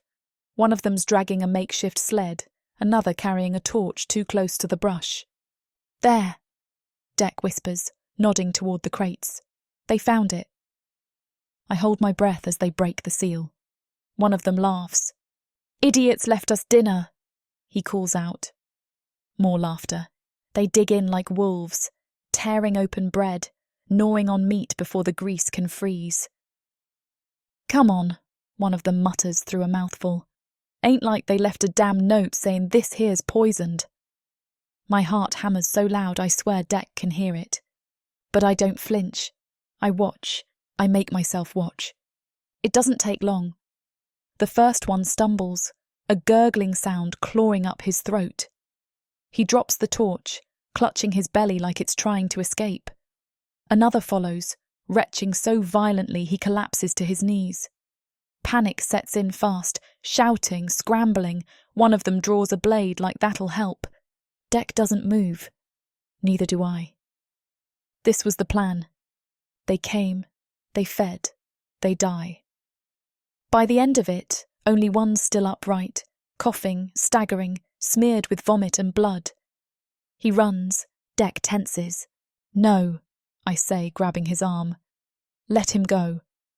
He turns, brow furrowed. He'll carry the warning back, I explain. Let them know we bite now. His lips twitch, not quite a smile. You're colder than me, he says. I'm angrier.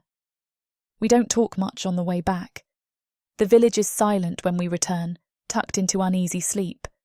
I pass the bakers, the forge, the chapel with its cracked stone steps. Every place I pass looks different now, smaller, like the people inside aren't quite real anymore. I wonder how many of them would still follow me if they knew what I did, what I'm willing to keep doing. Dec grabs my hand just before we reach my door. His touch is rough, calloused, grounding. You did it, he says. You turned the tide. I poisoned 5 men. They'd have done worse to you, to your people. I know. I pause. It still feels like crossing something. He leans close, his voice a hush against my ear. And once crossed, there ain't no turning back. I wasn't planning to. He pulls me in then, kisses me hard, like he's sealing something between us with lips and teeth and heat. I let him, because he's the only one who sees what I've become and doesn't flinch, the only one who helped make me this. And maybe that should terrify me, but right now it just feels like power.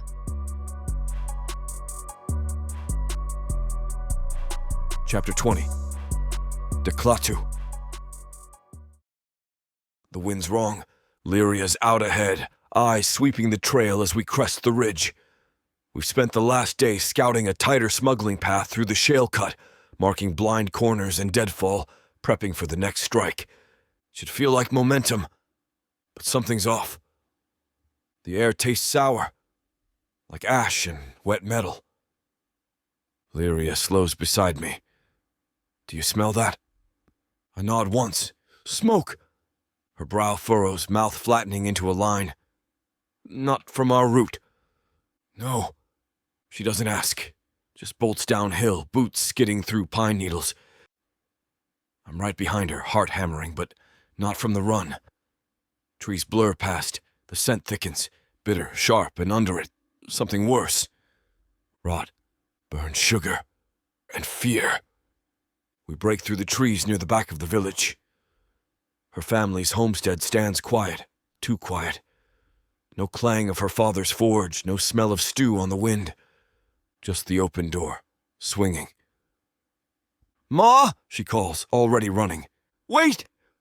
I try, but it's too late. She vanishes inside. I follow, slower, weapon already drawn. The moment I step into that dark, low-ceilinged room, I know it's death. Thick and cloying. Her mother lies curled beside the hearth, one hand stretched toward the cold cookpot. Her face is contorted, eyes wide, skin blotched, lips stained black. Liria's kneeling beside her, murmuring broken things I can't make out. On the other side, her father sprawled near the table, his legs kicked wide like he tried to stand up and failed. There's a bowl knocked over nearby, still full of food. Familiar food. From our cache! My gut sinks. No, Liria whispers. No, no, no! She scrambles to her father, hands flying, checking his pulse, shaking his shoulders. Pa, wake up! But his body's limp, his mouth ajar, foam dried along his lips. Dec, she says, voice shaking. It's the food. From the stores. From our trap. I step closer, fingers brushing the edge of the bowl. Dried meat, honeyed oat mash, just like we packed it. It was meant for the gang, I say slowly. Not them. They were never supposed to. She clutches her mother's hand tight enough to whiten her knuckles. Who did this? My jaw clenches. Someone talked. She turns to me, eyes wide, wild, skin pale under the firelight. We were gone for one day, just one, and someone sold us out. Looks like it. She stands too fast, almost stumbling. No. This isn't just betrayal, this is a message. They wanted to punish me, punish us. I nod, and they chose the one way to make sure it stuck. Lirya moves like a woman possessed, pacing back and forth, hands trembling at her sides. They made them eat it. Made them suffer. Made it personal. I don't answer. She doesn't need agreement. She needs space for the rage growing behind her eyes. She whirls on me. We trusted someone. We let them close. And they gave them our trap. I cross my arms. Then we find them. She exhales hard, then sinks down beside her mother again, just for a moment. Her fingers brush a strand of hair from the still warm cheek. I see something shatter in her then. Quietly. Deep down. I should have been here, she whispers. They died alone. I crouch beside her. They died because we tried to protect this village. Don't let that guilt rot you. Turn it into something sharp. She nods once, jerky, hard, then her eyes go cold. I want names, she says, and I want blood. That's the moment I know it's done. The line we danced for weeks. She just stepped over it. I drop beside her father, check his pulse. But there's nothing.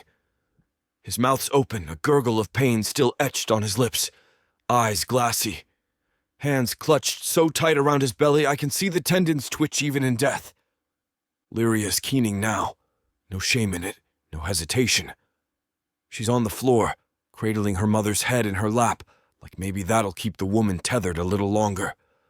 Mama, she whispers over and over again, like a prayer that's already failed. I don't say a damn thing. What the hell can I say? Her mother's lips are blistered, her face ghost pale, streaked with sweat. There's blood, thick and black, leaking from the corners of her mouth. I smell the bile, the iron, that same stench from the poisoned gang meat cache. Only this time, it ain't bandits choking on it. It's her kin. I swallow hard, rage already burning a hole through my chest. They used our trap, twisted it right back on her like a blade in the ribs. The gang didn't just retaliate. They made it personal. They waited till we were gone, slipped in, hauled her parents out, and forced them to eat the food meant for them, to send a message. And it landed. Gods, did it land? Liria's mother gasps, just once, then goes still. The silence in the room snaps taut like a rope pulled too hard. Lirya doesn't scream again. She just sits there, mouth pressed shut, her hands trembling against her mother's cooling skin. Then she shifts. Slowly. Sets her mother's head down like porcelain. And rises. Her face is blank. She meets my eyes. I don't see that spark I've coaxed to life over weeks of fire and fury. I see something older. Something dark and bottomless. They made her eat it, she says, voice hollow. They watched. Yeah, I rasp. They did! I expect her to break, to wail, to fall into me. But she doesn't. Instead, she walks to the door, silent, blood drying on her hands. Where are you going? I ask. She doesn't look back. To find out who told. The square is a furnace by the time we reach it. Not in heat, but pressure. Folks sense it coming. Trouble rolling in thick as thunderclouds. They see her face and step aside without needing to be told. Lirya doesn't yell. She doesn't rant. She climbs onto the fountain's edge, cloak snapping behind her in the breeze, bow slung like a cross upon her back. "There's a traitor among us," she says, voice slicing clean through the air. "Someone warned the gang. Gave them details." Silence, then murmurs. "They knew about the trap. They knew where it was. They took my parents and made them eat the poison we set out to protect you." Gasps. She raises her hand. "Don't you dare pity me. Save it. Save your damn tears." A kid sobs somewhere. A mother shushes him. "I want names," she snarls. "Someone here knows who opened their mouth." I step forward, arms crossed, my gaze sweeping the crowd like a scythe. "Tell us now," I growl, "and maybe you'll get a quick death." Still silence. Lirya jumps down. Begin walking. She's not asking anymore. She's searching. "Dec," she calls softly. I follow. We tear through the village for hours. The baker's kid? No, too dumb. The old tannery man? Shaky, loyal, useless. Then we hit the butcher's back room, and I see it. Just a glimmer, a cracked crate. A piece of red twine tied in a way I didn't leave it. Bread missing, and not the kind we rationed. "Here," I murmur. Lirya kneels, fingers trace the wood, sniff the cloth. Her voice is ice. "This was tampered with. We both know who runs supplies now. Moultron, fisherman's son. Got too proud too fast when the gang left him alone one time too many. Thought he was special. He's at the silo," she says. We move. When we find him, he knows, tries to bolt. Doesn't get 5 steps before my arm's around his throat, hauling him back like a sack of grain. He kicks, curses. "Let me go, it ain't me. I didn't." Lirya steps in front of him. No expression. Just that blade. The one I gave her. It's not in her hand, not yet. But the air around her feels like steel, drawn slow and cold. "You told them," she says. "I didn't, I swear. Look, they came to me. They said they'd kill my sister. What was I supposed to do?" "Not kill my parents." Her voice is calm. "Lirya," I say. But she doesn't look at me. She steps closer. "So you traded 2 lives for 1, she whispers. No, I didn't know they'd..." I watched my mother bleed from the mouth. She draws the dagger. Its edge hums, low, like a drumbeat under the earth. "You won't get to trade this time." She doesn't flinch when the blood hits the dirt. Doesn't cry. Doesn't shake. Moultron slumps to his knees, gurgling his last, and she just stares down at him with that same frozen calm, like she's watching a fire burn out, like it never touched her. And God's help me, it thrills me. Because that's not the girl who blushed when she missed a target in the woods, not the one who looked to me for direction when her voice shook. This one stands alone, her jaw set, fingers still wrapped around the hilt of that dagger like she was born with it. "You feel that?" I ask her, voice low, stepping close behind her. She doesn't turn. "Feel what?" "The silence," I say, right by her ear. "The respect." She lets out a slow breath. "It's not respect. It's fear. Same thing, to the right people." She finally looks at me then, the dagger gleaming like wet bone in her hand. "I'm not done," she says. "Oh, I know." She tilts her head. "I want them all, Dec. Every last bastard in the 6-3. I want their blood to stain every path they ever took through our land." I nod, slow, the grin already pulling at the edge of my mouth. "Good." Her brows lift. "That it? No sermon? No warning to keep my soul intact?" I chuckle, the sound low and rough in my throat. "You crossed that threshold 3 bodies ago. Now we get serious." She watches me reach into the satchel at my hip and pull out the bundle I've been keeping since the first time she said she wanted revenge like it was sacred. "I wasn't sure if you'd ever be ready," I say, unwrapping the black velvet, "but here we are." First, the cloak, black as void, thinner than shadow. I hold it up and it ripples in my grip, drinking the light around us like it's hungry. Invisibility, she asks, stepping closer. Not just that. It doesn't just hide your body. It veils your presence. Thoughts slide off you. Sounds mute. You become a ghost. She runs her fingers down the fabric and it shivers. No joke. It shivers like it recognizes her. And this, I add, revealing the blade tucked beneath it. She draws in a breath. It's curved and cruel. Black metal glinting with faint blue pulses, as if something deep inside it's alive. The handle is wrapped in gray leather, etched with old runes, whispering things if you tilt your head just so. What is it? She murmurs. A soul thirster, I say. Crafted in a place beneath this world, fed only to those with blood debts that can't be paid in coin. She lifts it. The moment her fingers wrap around the hilt, the runes flare, the air tightens. She gasps, quiet but sharp, and I see the change. Her stance shifts. Her eyes widen, then narrow. Her breath comes faster, but not from fear. From recognition, like something in her bones remembers this weapon. She likes you, I say. It's warm, she whispers, but cold. God's deck, it's humming. She drinks what you take, I say. Not just life, memory, identity, pain. It'll feed you if you let it. And if I don't, it'll feed anyway. I smirk, but best if you ride the current. She twirls it once, testing its weight. Deadly grace in motion. I'll need a list, she says, eyes still on the blade. I want names. Camps, patrols, supply runners. No more bait. No more waiting for them to come. I nod. I've got all of it. She looks up, the wind catching the edges of the cloak where it rests on her shoulders.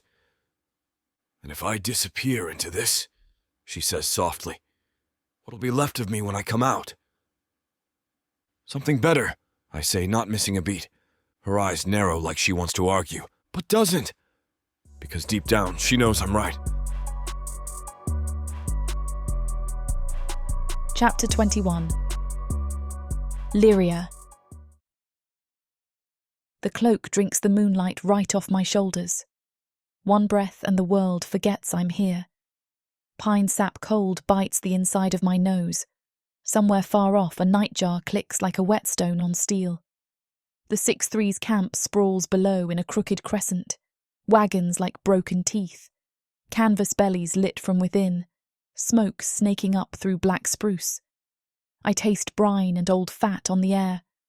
I taste rage. It's copper and ash at the back of my tongue. Deck's shadow presses close behind me on the ridge.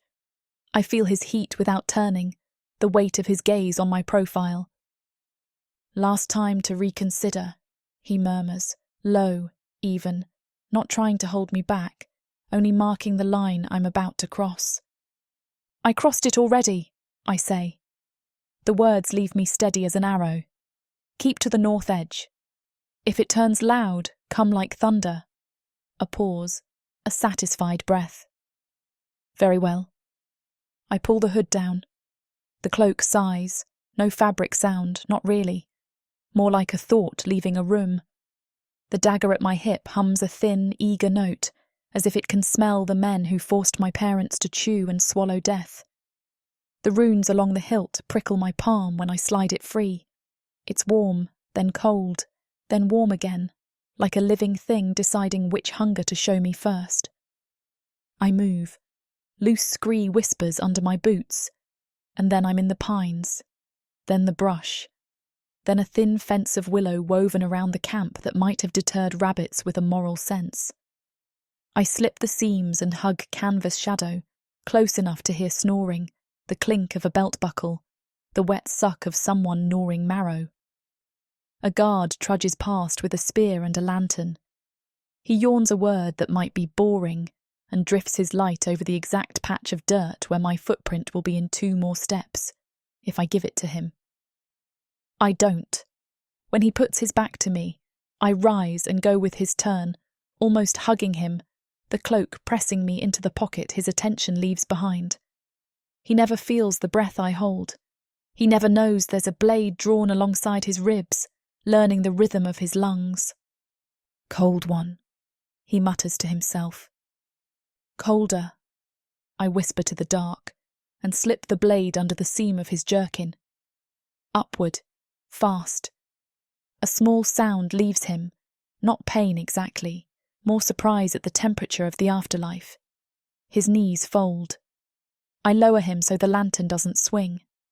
The dagger sips. No gush of blood, no mess. It drinks something keener, an essence that jitters along the blade into my wrist. My teeth ache. For a throb of a heartbeat I feel a flash, a river ford, a child's laugh, a die tumbling. Then nothing. Silence as complete as dirt on a coffin. The soul is gone. "Shh," I say to the canvas, to the night, to the woman who raised me to be kind, and never thought I'd use kindness like a scabbard to hide a knife. I ghost along the row of tents. The cloak makes corners soft. Mine slide off me like grease on a hot pan. A shape looms at the end, a hulking silhouette, horn stump head bowed over a hook hand. Kala, the one-handed minotaur. He's oiling the meat hook he wears where a wrist should be, long chain coiled at his feet. "Gonna gut him like salmon," he grunts to himself, and the chain clinks like a laugh. I'm on him before the chain uncoils. The dagger kisses the place where neck meets shoulder. The notch beasts never protect, because they don't believe anything can reach them there. He heaves up with a bull snort. I cling and ride the motion, the cloak smearing me into his blind spot while the blade sinks deeper. The hum in my bones turns sweet, then savage.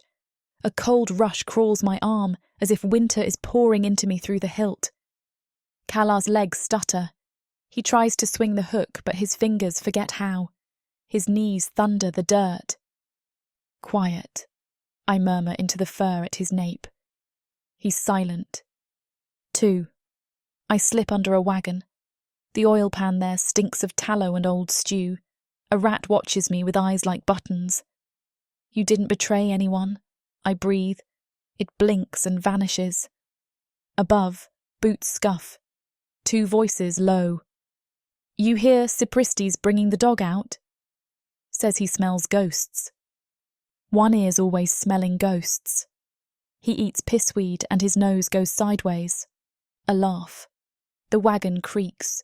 I roll out the far side, come up in the lee of a stack of crates marked with our village's stamp, my stamp, the one I burned into them with teeth gritted and a plan in my throat. My jaw tightens until my molars grind. I could scream. I don't. I keep moving.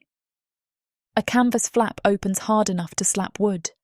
A woman steps out with fungus tattooed across her throat like lichen. Graven, the witch. A fog of damp mushrooms and vinegar rides the air around her. She carries a bowl that steams in the cold, its scent sharp as biting into rot. "Latar," she snaps. "You were supposed to be on the northeast watch, where in Plague's name—" "I'm right here," comes a voice behind me. Latar, the orc with knives that prefer spines. "Don't curdle your brew, Graven." I pivot with the cloak's guidance, become a void between their lines of sight, and slip into the tent Graven left. It's a nest of jars. Caps float in pickled moons. Threads of grey fungus climb a man-shaped frame in the corner. My skin crawls. The cloak shivers a warning or a delight. Hard to tell which. I consider waiting, but time tastes thin.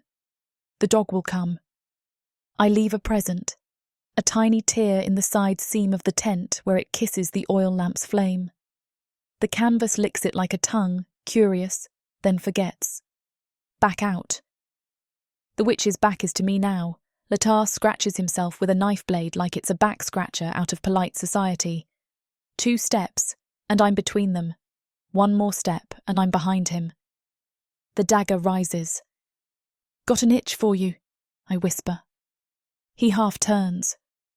The blade goes in clean at the kidney, up under the ribs, through a place that keeps a person wicked if you leave it.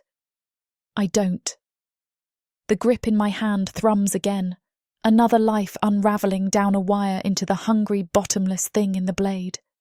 Latar's breath leaves like a candle snuffed by 2 fingers. He folds. Graven whips around. Who's there? The bowl sloshes. Damp earth and bile hit my tongue. Nothing answers her but the tiniest whisper of canvas, the seam I nicked. It kisses flame again, and this time decides, yes. A thread blackens, then smokes, then glows cherry. The witch sniffs, frowns, glances back. Her mouth opens. But I am already moving. The dagger catches the soft underside of her chin, up, fast, and I clamp my other hand over her mouth, feeling her scream surge against my palm. The blade is greedy now. It drinks her like it has been waiting for this particular cold. In the instant her body remembers falling, I feel a string of thoughts brush the edge of me. A childhood in a bog. My village's name whispered into a stranger's ear. A bowl pressed into old hands. I see my mother's lips blistering again. My vision goes white. Shh, I say, not kindly. The bowl drops. It hisses on the tent floor, splashing its rot onto the grown fungus skin frame. The canvas catches, first a kiss, then a lick, then a mouth. 3 bodies in the dirt. I keep going. A low growl threads the camp. Not human. A shape uncoils from under a wagon. Scar-lashed hide, one ear torn to a ragged notch, yellow eyes like lantern glass. One ear, Cipristi's dog thing. He sniffs, puzzling at the missing piece of the world where I am standing. His lips peel back. Easy, I whisper, because some beasts listen. He doesn't. He launches. The cloak isn't armour, teeth close where my thigh was half an instant ago. I pivot, let his weight commit, and as he lands, the dagger goes in at the base of the skull, small, precise. His body thumps, big, hot, heavy as guilt. I lay him down, palm on his chest, thinking of our old sheepdog's ribs under my child hand, the night she coughed herself still. I'm sorry, I say, and I mean it. The blade drinks. The hunger in it flares and subsides like a beast sighing after meat. Shouts lift now, confused, not coordinated. A horn blares a flat, panicked note. Fire! Someone yells, voice cracking. Camp! Graven's tent, it's... A column of smoke leans into the sky. Good. Let the chaos thicken. Let the sound carry. Let them choke on the taste of their own fear. I head for the biggest shadow, a pavilion of stitched hides and iron stakes, antlers nailed to the ridgepole like a crown. The air around it hums with the wrongness of power abused too long. Cipristi, manticore, leader, his stinger could lance a boar. I roll my shoulder, feeling the cloak settle like a blessing and a dare. A sentry stomps out, a human with a shaved scalp and a tattoo of a snake curling into his ear. He's alert, angry, blade loose in his hand. He stares straight through me and sees only smoke. 2 more steps and I am past him. Inside. The pavilion smells of singed fur and metal polish. Skulls hang on cords. Some are human, some are not. A war axe leans against a stake, its edge nicked and loved. On the central rug, Cipristi lounges, wings half open, tail coiled, scorpion barb tapping the dirt with a sound like water droplets in a cave. His eyes are amber and bored. Latar, he barks without looking up. If you are scratching yourself again while the witch cooks, I will... He stops. His head lifts. He sniffs. For one breath, his gaze slides off me, cloak doing its work. The second breath. Something catches. He turns, frowning at nothing. The barb lifts higher. I do not give him a third breath. I come in behind his right wing, low.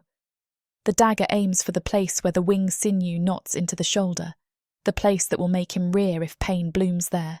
It does. He explodes upward, tail lashing, a roar bursting the air like it's cloth. The barb grazes my cheek, heat flares, poison burns like nettles ground into a wound. I slide under the arc, roll, come up inside his swipe. "Little ghost," he snarls, catching a flicker of me in the shimmer, swinging the war axe off the stake.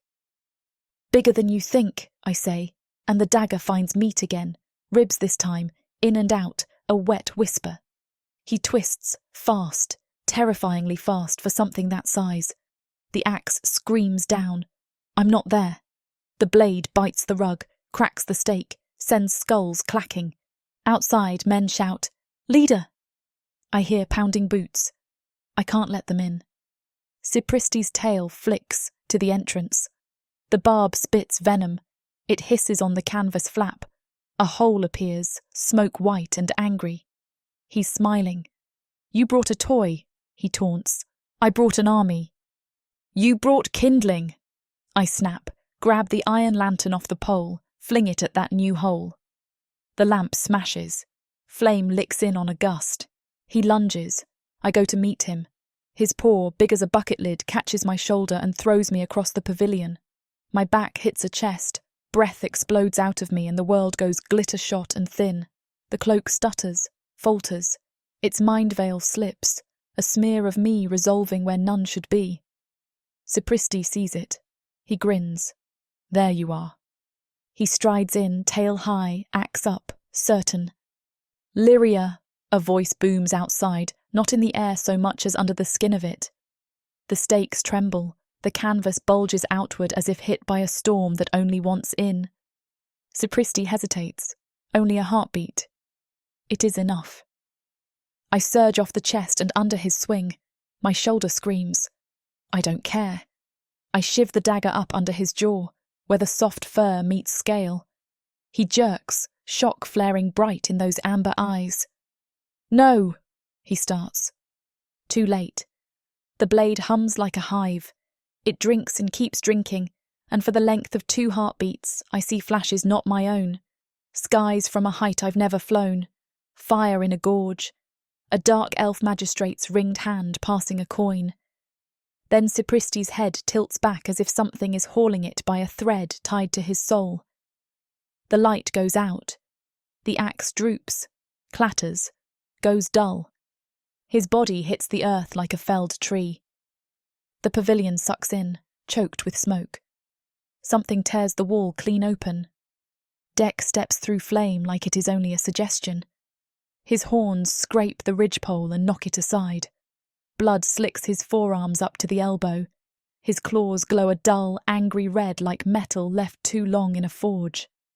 Magic runs in burning seams under his skin, gold veining crimson, and the air goes hot around him, the way it does when lightning is about to choose a man for a grave. "Out," he growls. Not to me. To the men who've just shouldered the half-melted flap and found a demon inside with their dead king. 3 of them hesitate. He flicks 2 fingers. The nearest man's sword turns to ash in his hand. He screams. The other 2 choose life over loyalty and run. "Dec," I rasp, tasting Cipristi's venom at the edge of my tongue, copper-sick, dizzy. I had him. "I know," he says, and his mouth curves like he just watched me learn to throw lightning. "I came for the ones behind you." A bellow answers him, a sound like a yoke ripping. Kalar should be dead, but this one is bigger. Cipristi's second brute barrels into the breach with a cudgel the size of a fence post. Dec meets him without ceremony. 1 step, a twist, claws through wrist, through collarbone, through the thought that he might live long enough to regret his choices. The brute splits like wood under an axe. Dec snarls something in a language older than our hills, and the pieces remember to fall down. 2 more men charge. A third tries to throw a hook chain around my throat. I feel the chain whisper the air where my neck was going to be. The cloak pulses terror into my muscles and they obey. Duck, roll, rise. The dagger answers before thought. The chainman's stomach opens like a purse in a thief's hand. He stares, confused at the slack of himself. He sits down in it and stays. Outside, the fire I planted in Graven's tent has found dry pine and oil and greed. It races with a glee I feel in my teeth. Canvas snaps with a sound like chew bone. Someone is screaming hoarse for order. No one is listening. The last figure I know steps through the smoke with a necklace of polished stones winking at his throat. Isaac, the gargoyle, dusk-coloured, eyes like polished pewter. He moves slow, deliberate, because stone does not hurry. Girl, he rumbles, and there is a poetry to his contempt. You are an interruption. Good, I say, and charge. He expects a straight angle and weight. I give him a swerve and fire. He swings an arm that would pulp me. I slide under it, the cloak blurring me at the edges, and drive the dagger home at the hinge of his knee.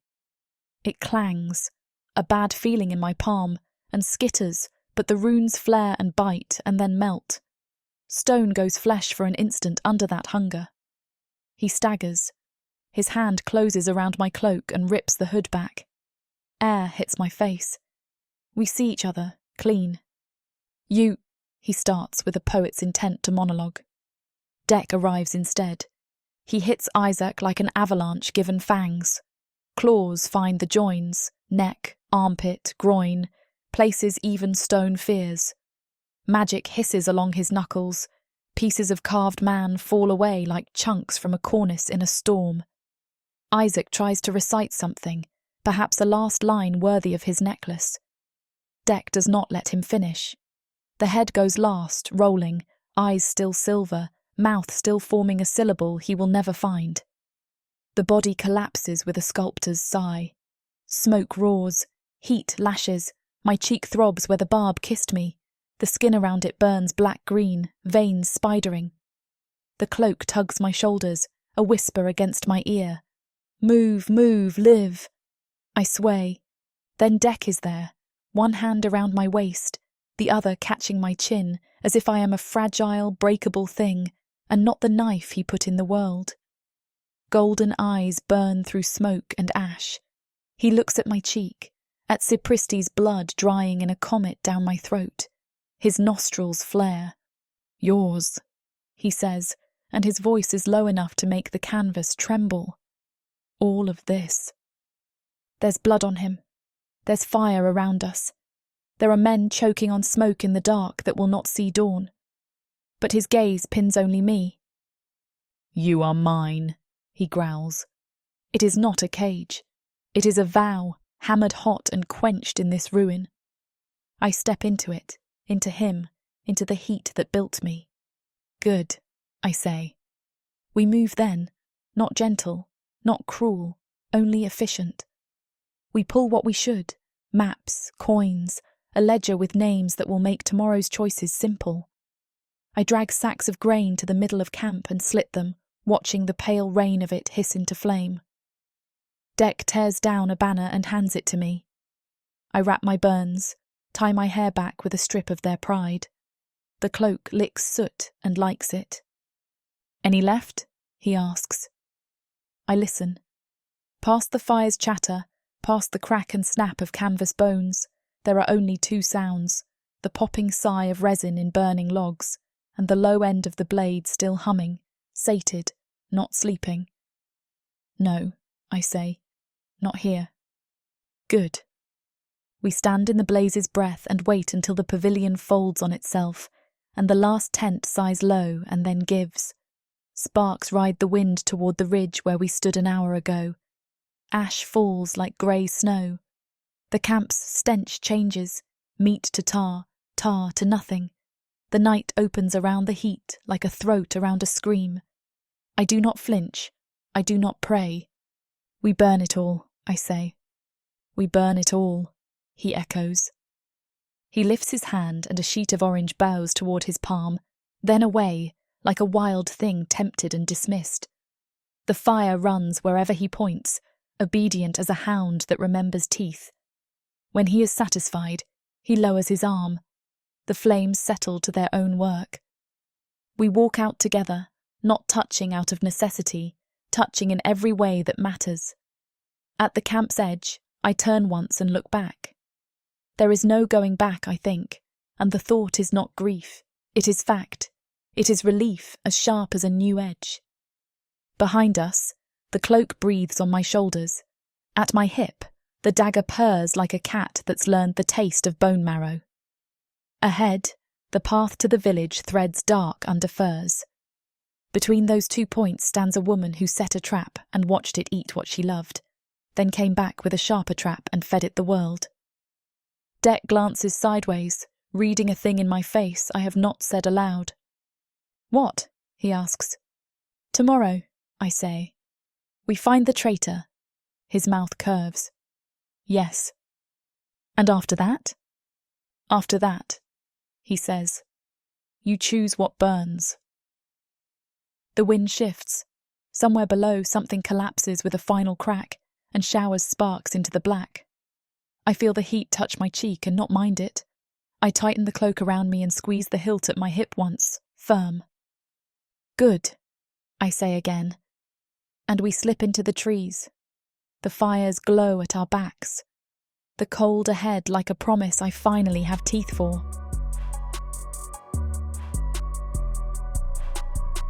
Chapter 22. Clatu. The snow has taken to glittering like it is complicit in the lie we bring home. Every step toward the village gate leaves a print the wind rushes to fill, as if the world wants to erase the path we took to get here. Lirya walks half a pace ahead, hood back, face lit with that dangerous kind of glow, the sort people mistake for virtue.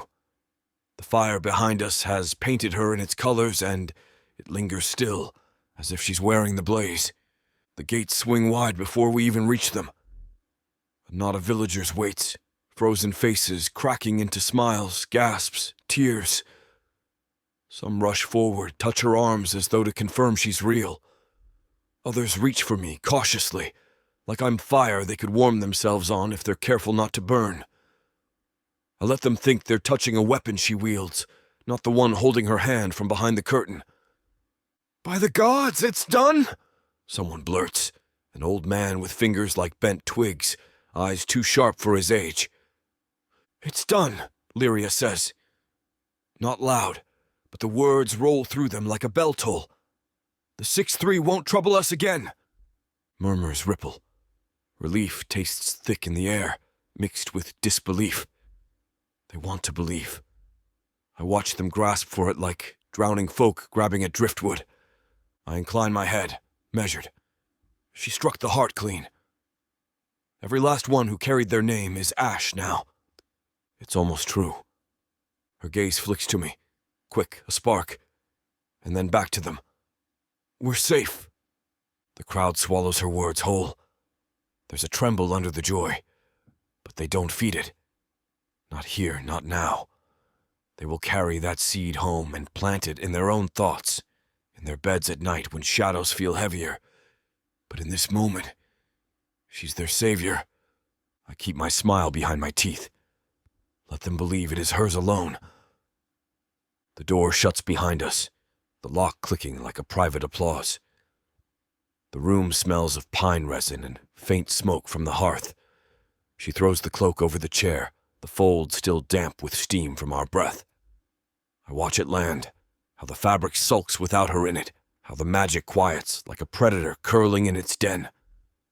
I take my time removing my gloves, peeling them finger by finger.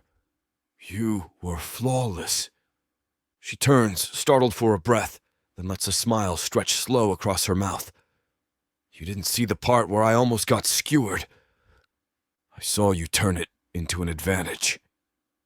I step closer, each word deliberate, meant to settle in her bones.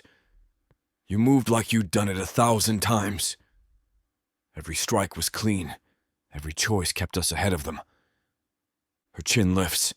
Not pride yet, but the weightless beginnings of it. "They'll talk," she says. "They already are." "Let them."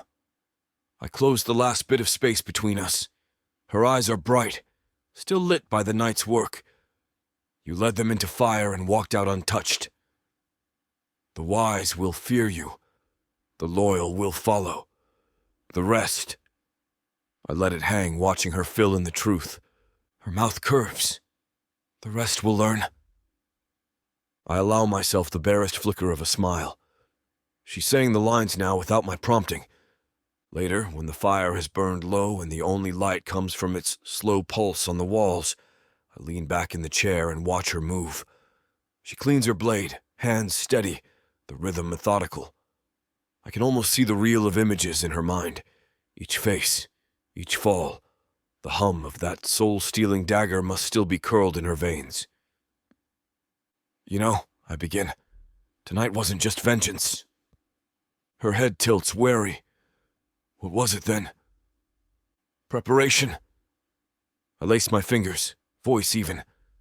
You saw what one blow can do. How quickly the tide shifts when you remove the head. The magistrate sits in the same seat the 6'3" did. Different name, same hold over this place. Her brow furrows, but she doesn't interrupt. Good. You have proven you can lead. They look to you now, not to him. He's a man who will want that power back, and when he does, he will not ask. I let the pause stretch just enough for her to feel it. The only way to keep this village safe is to ensure he cannot take it. She sets the blade down carefully. You're saying... I am saying, I cut in, soft but absolute. We remove him, and when that seat is empty, you take it. Her lips part. I see the first flicker of doubt, not about the act itself, but about stepping into its light. I lean forward, elbows on knees. Call it self-defense if you like. Call it justice, but do not call it optional. You've done what others wouldn't dare. They will follow you into the next fight. She studies me for a long beat, firelight shifting over the planes of her face. And if I don't, then he will undo you. And all you've done tonight will rot under his shadow. I let the truth in my tone cut sharper than any blade. Her gaze hardens. The hesitation is still there, but it's smaller now, boxed in by the memory of her parents on that floor, by the way the villagers bowed without knowing they'd done it. When she speaks, her voice is quiet, but unshaken. Then we plan. I nod once, the motion slow, deliberate. Inside, something coils in satisfaction. This is the moment I have been shaping her for. Not the fire, not the blood, but this still cold decision in its wake. We speak for hours after that, our voices low so they do not slip through the walls. I draw the map in words first, then in chalk on the table, her fingers tracing the lines I leave. We talk of allies, names she trusts, names I've already measured and found wanting. We speak of the magistrate's guards, of their weaknesses, of the way fear shifts their loyalties. She listens with the same focus she had in the camp, the same readiness to strike when the gap appears. By the time the fire has collapsed into embers, the plan is no longer mine alone. Her ideas sharpen mine, her angles slip through cracks I had not yet pressed. She is stepping into the space I have held open, testing its walls, finding them to her liking. When she finally leans back, eyes bright and sharp, I know the last piece has fallen into place. She doesn't need my push anymore. Not for this. You understand, I say, watching her face. Once we start, there is no turning back. Her gaze meets mine without wavering. There's nothing to turn back to. The corner of my mouth lifts, not in mockery, but in acknowledgement. Then we are ready. This huge orc brings out the animal in me. In a world where humans have been driven underground, living like rats is the only way to stay safe from the marauding orcs. All my life, my only job has been to make sure I have enough to eat. These orcs of the Burning Sun clan will vow to keep their human mates safe. There is a nobleness to these giant savages, alpha male warriors who will protect their women at all costs. Get this complete series of books following the Burning Sun clan for 70% off. Each book is a full-length monster romance that features a giant orc with eyes for his beloved, curvy human. Happily ever after guaranteed. Protheka's magic is eternal. This bundle will show you that size really does matter.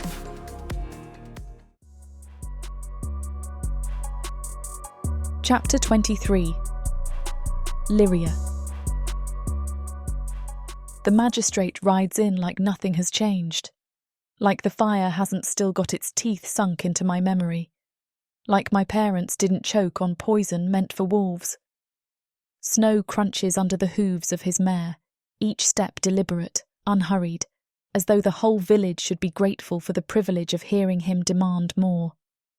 The sun's barely above the roofs, pale and cold, and the air's sharp enough to bite the inside of my lungs. He pulls up in front of the square. His guards, 3 of them, fan out, blocking the paths like they own them. Their eyes slide over the crowd, counting heads, measuring fear.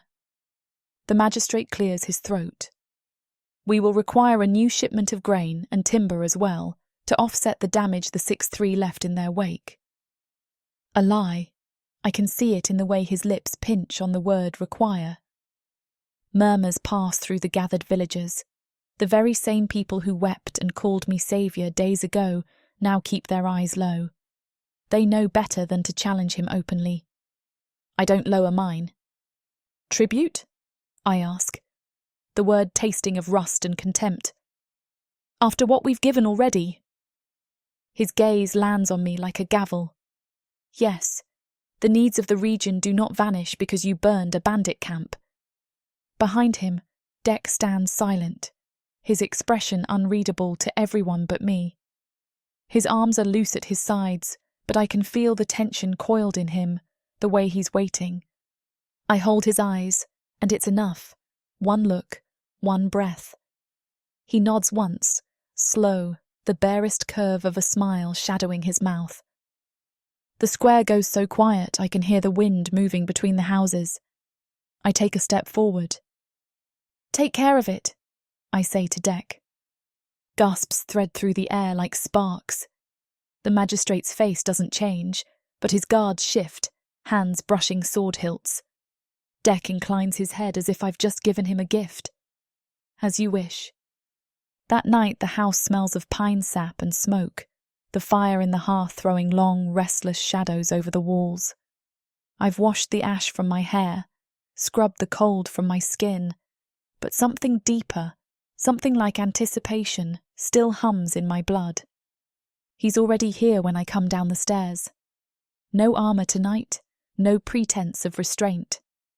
He stands by the window, hands clasped loosely behind his back, watching the dark as though it's a living thing. You're quiet, I say. His head turns toward me, and in the firelight, his eyes are molten. I am thinking about how best to end him. I walk to him, my feet soundless on the wooden floor. You've already decided. Yes. His gaze lowers, following the line of my throat to the hollow just above my heart. But there are preliminaries. My pulse spikes, not from fear, but from recognition. I know the look in his eyes now. I don't wait for him to come to me. I take the last step myself, press my hands to his chest. His breath deepens, and then his hands are on me, one at the back of my neck, the other at my waist, pulling me in. The kiss is not gentle, it's not meant to be. His mouth claims mine, teeth catching on my lip before he eases back, forcing me to look at him. Do you understand? He says, low and rough. What you did today? Yes. My voice is steady, but the heat in me is not. I gave you permission. His eyes flash. You gave me command. And I take it, gladly. Then take this too, I whisper. His answer is a growl against my mouth. We collide again, and this time there's no pause. His hands roam with the surety of someone mapping territory they intend to keep. My fingers slide into his hair, tightening when he presses me back toward the wall. The wood is cool against my spine, a sharp contrast to the heat rolling off him. His claws graze my skin through the thin fabric of my tunic, not breaking it, but promising they could. I arch into him, not yielding but matching. He pauses long enough to strip my tunic over my head. I do the same with his shirt, dragging it away to bear the strength beneath. My palms move over his chest, memorizing the planes and scars, the heat of him. "This isn't just yours," I say, voice low. "It's mine too." Something in his expression changes. Less predator, more partner, though no less intense. He tilts his head, studying me like I've just revealed a new weapon. "Then take what's yours," he says. I do. I push him toward the bed, my hands and mouth claiming him with the same certainty he's always shown me. When he pulls me down with him, there's no dominance traded back and forth. It's shared, coiled, equal in its hunger. The rest is a blur of heat and sound. Breathless laughter between kisses, the sting of his teeth at my shoulder, my nails marking his back, the creak of the bed frame, the hiss of the fire. When we come together this time, it isn't the frantic need of before. It's slower, deliberate, every movement a choice. Each touch lingers, every shift of his body against mine, like a vow pressed into skin. The chamber feels smaller for it, the rune light pulsing in time with the rhythm we set, as though even the magic itself recognizes this moment. He holds my gaze as we move, his eyes molten gold, burning through me in a way that feels as dangerous as it does necessary. "Do you feel it?" he murmurs, his voice rough, low enough that it brushes over my lips. I gasp against him, fingers clutching his shoulders. "What?" "This," he says, as though the word itself is enough. His mouth skims my cheek, his breath hot. "The bond. Stronger than chains, stronger than blood. You're tied to me now." A shiver rolls through me that has nothing to do with fear. "Then so are you." My voice is soft, unsteady, but the truth of it steadies me. He laughs low, the sound dark, reverent. "I've waited centuries for something to bind me. And you..." His hand slides along my hip, pulling me closer until I can't breathe without breathing him. "You're worth it." I can hardly speak, my chest tight with more than the ache building low in my body. "I don't know if I should belong to you." "You don't." He growls softly, every word deliberate. "We belong to each other." The declaration steals my breath, winding tight through me until I can't tell where my heartbeat ends and his begins. We move together, slower still, deliberate and consuming. My name slips from his lips like a prayer, and the sound undoes me. When the release finally takes us, it feels less like an ending than a sealing, a tether snapping taut, binding instead of breaking. I shudder against him, and he holds me through it as though he's anchoring us both. Afterward, neither of us moves for a long while. His hand rests low on my stomach, mine splayed over his chest, feeling the slow, heavy thud of his heart. The rune light pulses faintly around us, but it's the rhythm beneath my palm that steadies me, reminding me that whatever we've become, it's real. Dawn comes pale and cold, the frost outside feathering the edges of the window. I rise before the fires even had time to die completely. My body hums with the memory of the night, but my mind is already on the day. I dress without hurry, without hesitation. Black wool, my dagger at my hip, the enchanted cloak folded over my arm. When Deck straightens from the hearth, there's no question in his eyes, no need for discussion. Today, we take what's ours. Chapter 24.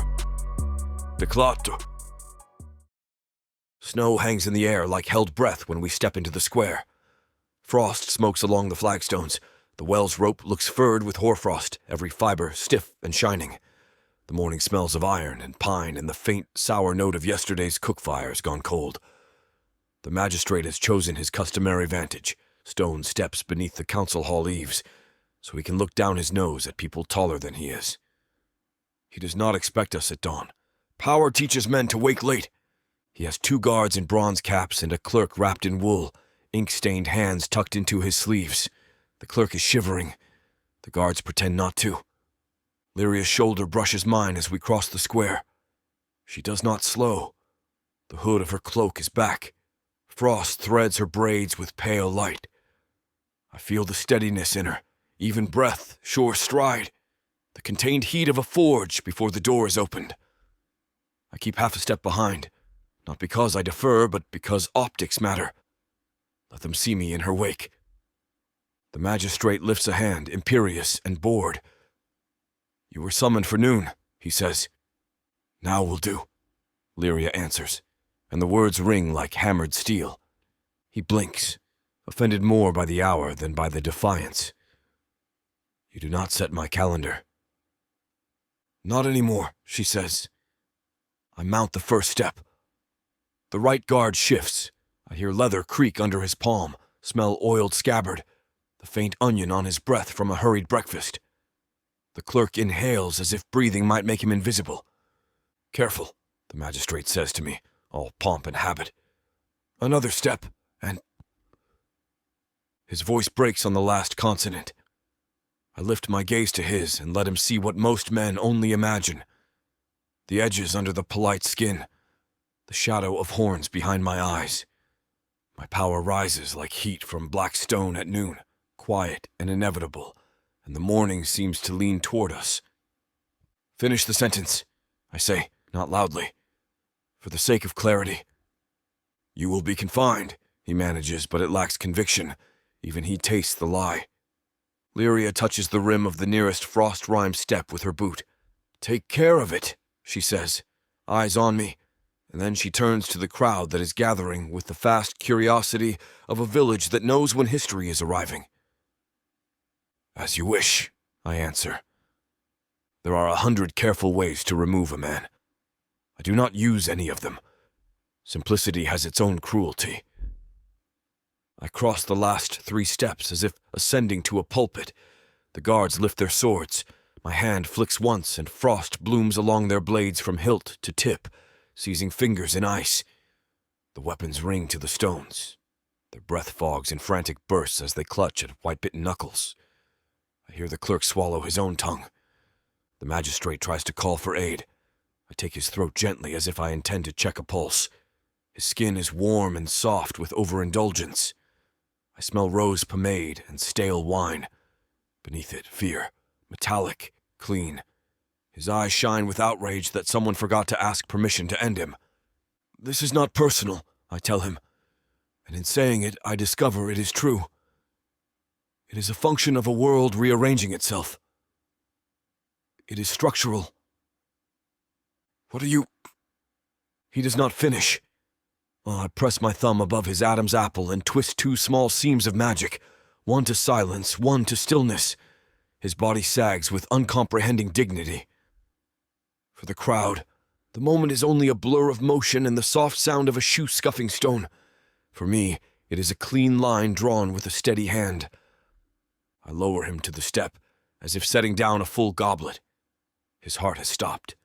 His face holds the surprise of a man who believed endings should arrive by appointment.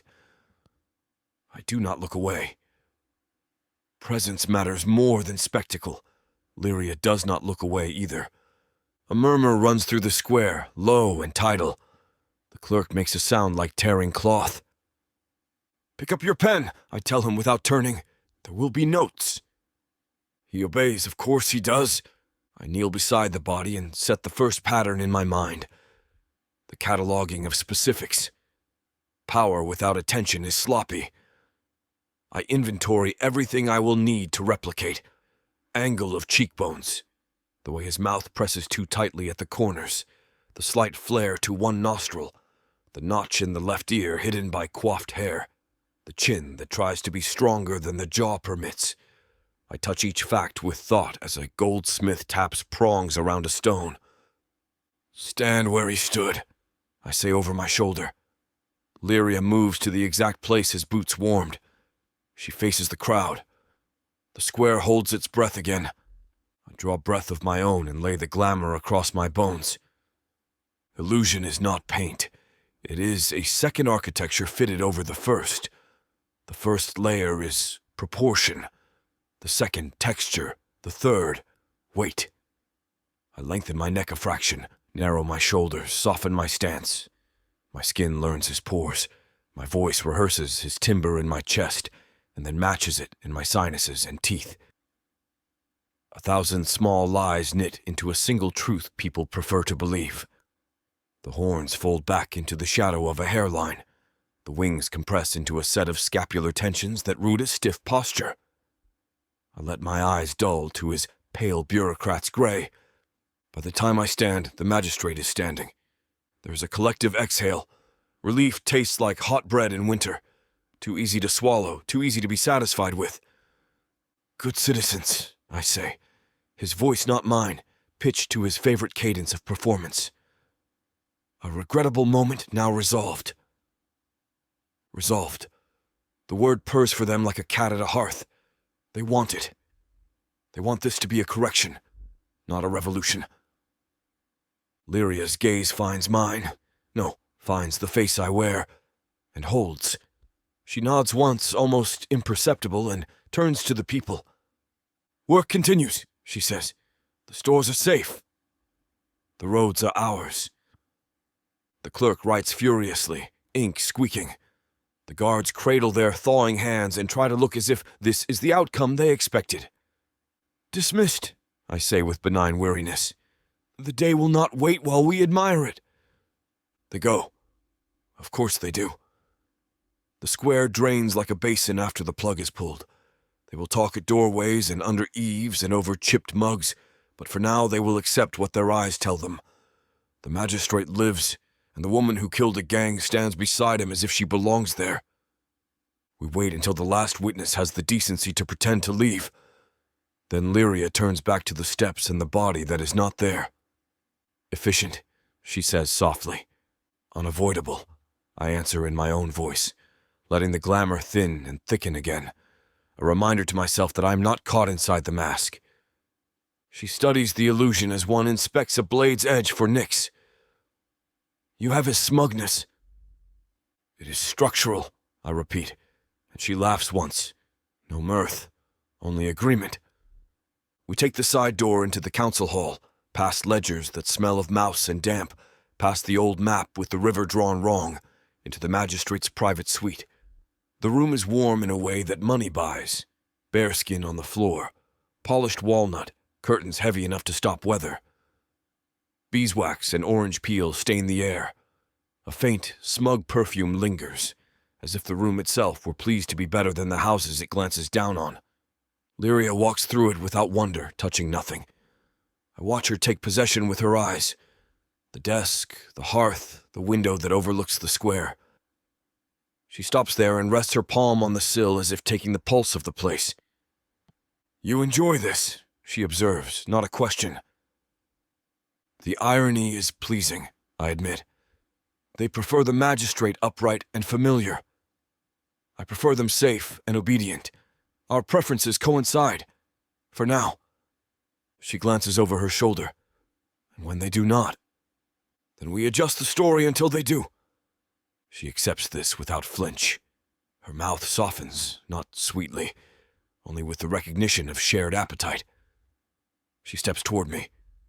The glamour stands between us like a pane of glass. I let it melt from my face and chest until I am myself from collarbone upward. Horns shadow the ceiling beam. Heat rises off my skin where power pooled. You look wrong with his mouth, she says. I take her hand and bring her knuckles to my lips, mine, not his, and her breath changes. Then I will wear his only where it serves, I say. Here you get me. Good. She squeezes once, hard, then releases. Now, work. We sit at his desk and take his house apart with words. The glamour remains below my collarbones. The rest of me stays real. It is a helpful reminder. Theater, not identity. First, I say, letters. I pull the drawer that sticks and remove the sealed correspondence bound in twine. Wax smells sweetly rancid under the citrus, the scent of old ceremony. I break the first seal with a thumbnail, a missive from a neighbor hamlet, long on flattery, short on grain. The next is from a miner captain who likes to be owed. The next is a tally of fines, broken buckets, a calf strayed, a man accused of stealing his own tools back from the storehouse. Lirya listens, then holds out her hand. Let me see the fines. I pass them.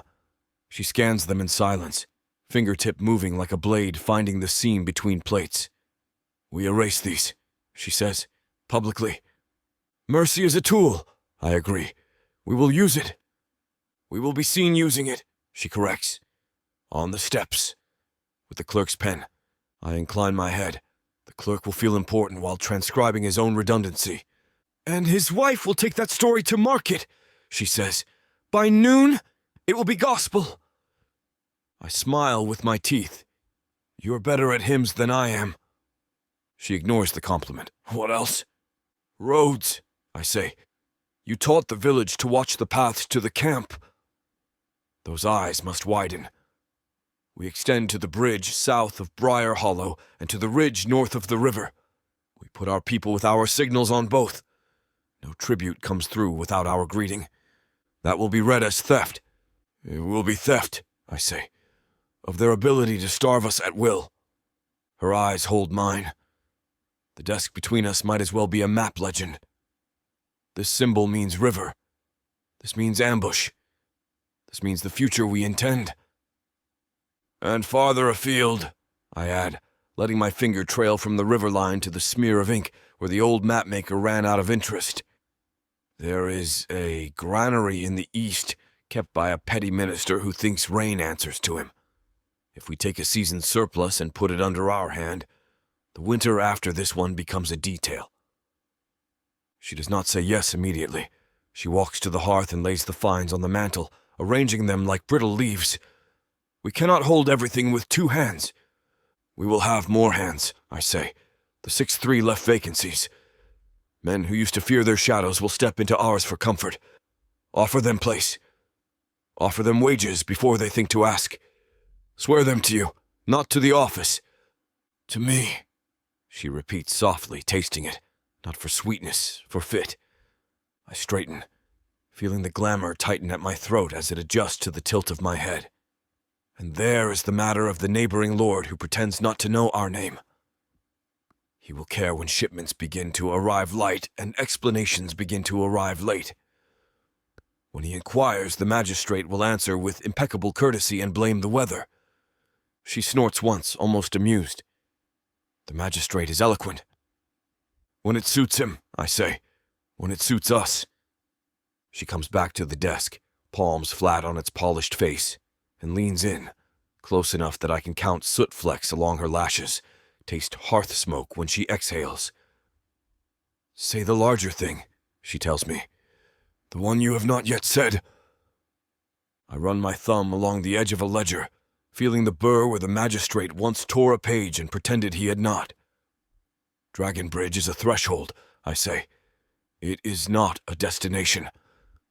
She waits. Our hunger, I say, careful and clean, has outgrown this village. We will keep it whole because it is ours, but we will not confine ourselves to its fence lines. Influence is a river. We follow its current and we change its banks. We secure the halls that feed the halls that feed this one. I lift my eyes to hers. We become the weather. Silence is bright between us. I can hear through the thick curtains a cartwheel bump a rut 2 streets away. Somewhere a child laughs a little too loudly and is hushed. The world is very near when one is about to change it. She smiles, not soft, not cruel. Sure. Good, she says. We start with roads and grain. And we schedule an audience with the petty minister you despise. I will write him a letter so civil he will bow to it, I say. And I will decide which men carry the bows that stand behind your courtesy, she answers. We set to it in earnest then. The glamour earns its keep. When the clerk brings warmed wine and a ledger and tries not to look at my horns where they are not, he sees the magistrate frowning kindly over numbers. Lirya stands at my shoulder and points at columns on the page, and the clerk nods so hard his hair threatens to leap free of his scalp. She dictates the cancellation of fines. I sign with a hand that looks like the magistrate's and is nothing like mine. A small audience gathers outside the window, faces reflected in the wavy glass, mouths round with gossip, hearts attaching themselves to this new order, because it feels like waking up in a familiar bed to find the sheets clean. When the clerk scurries out again, Lirya moves to the sideboard and pours water into a cup. She drinks as if refueling for a long march. "There will be dissent," she says between swallows.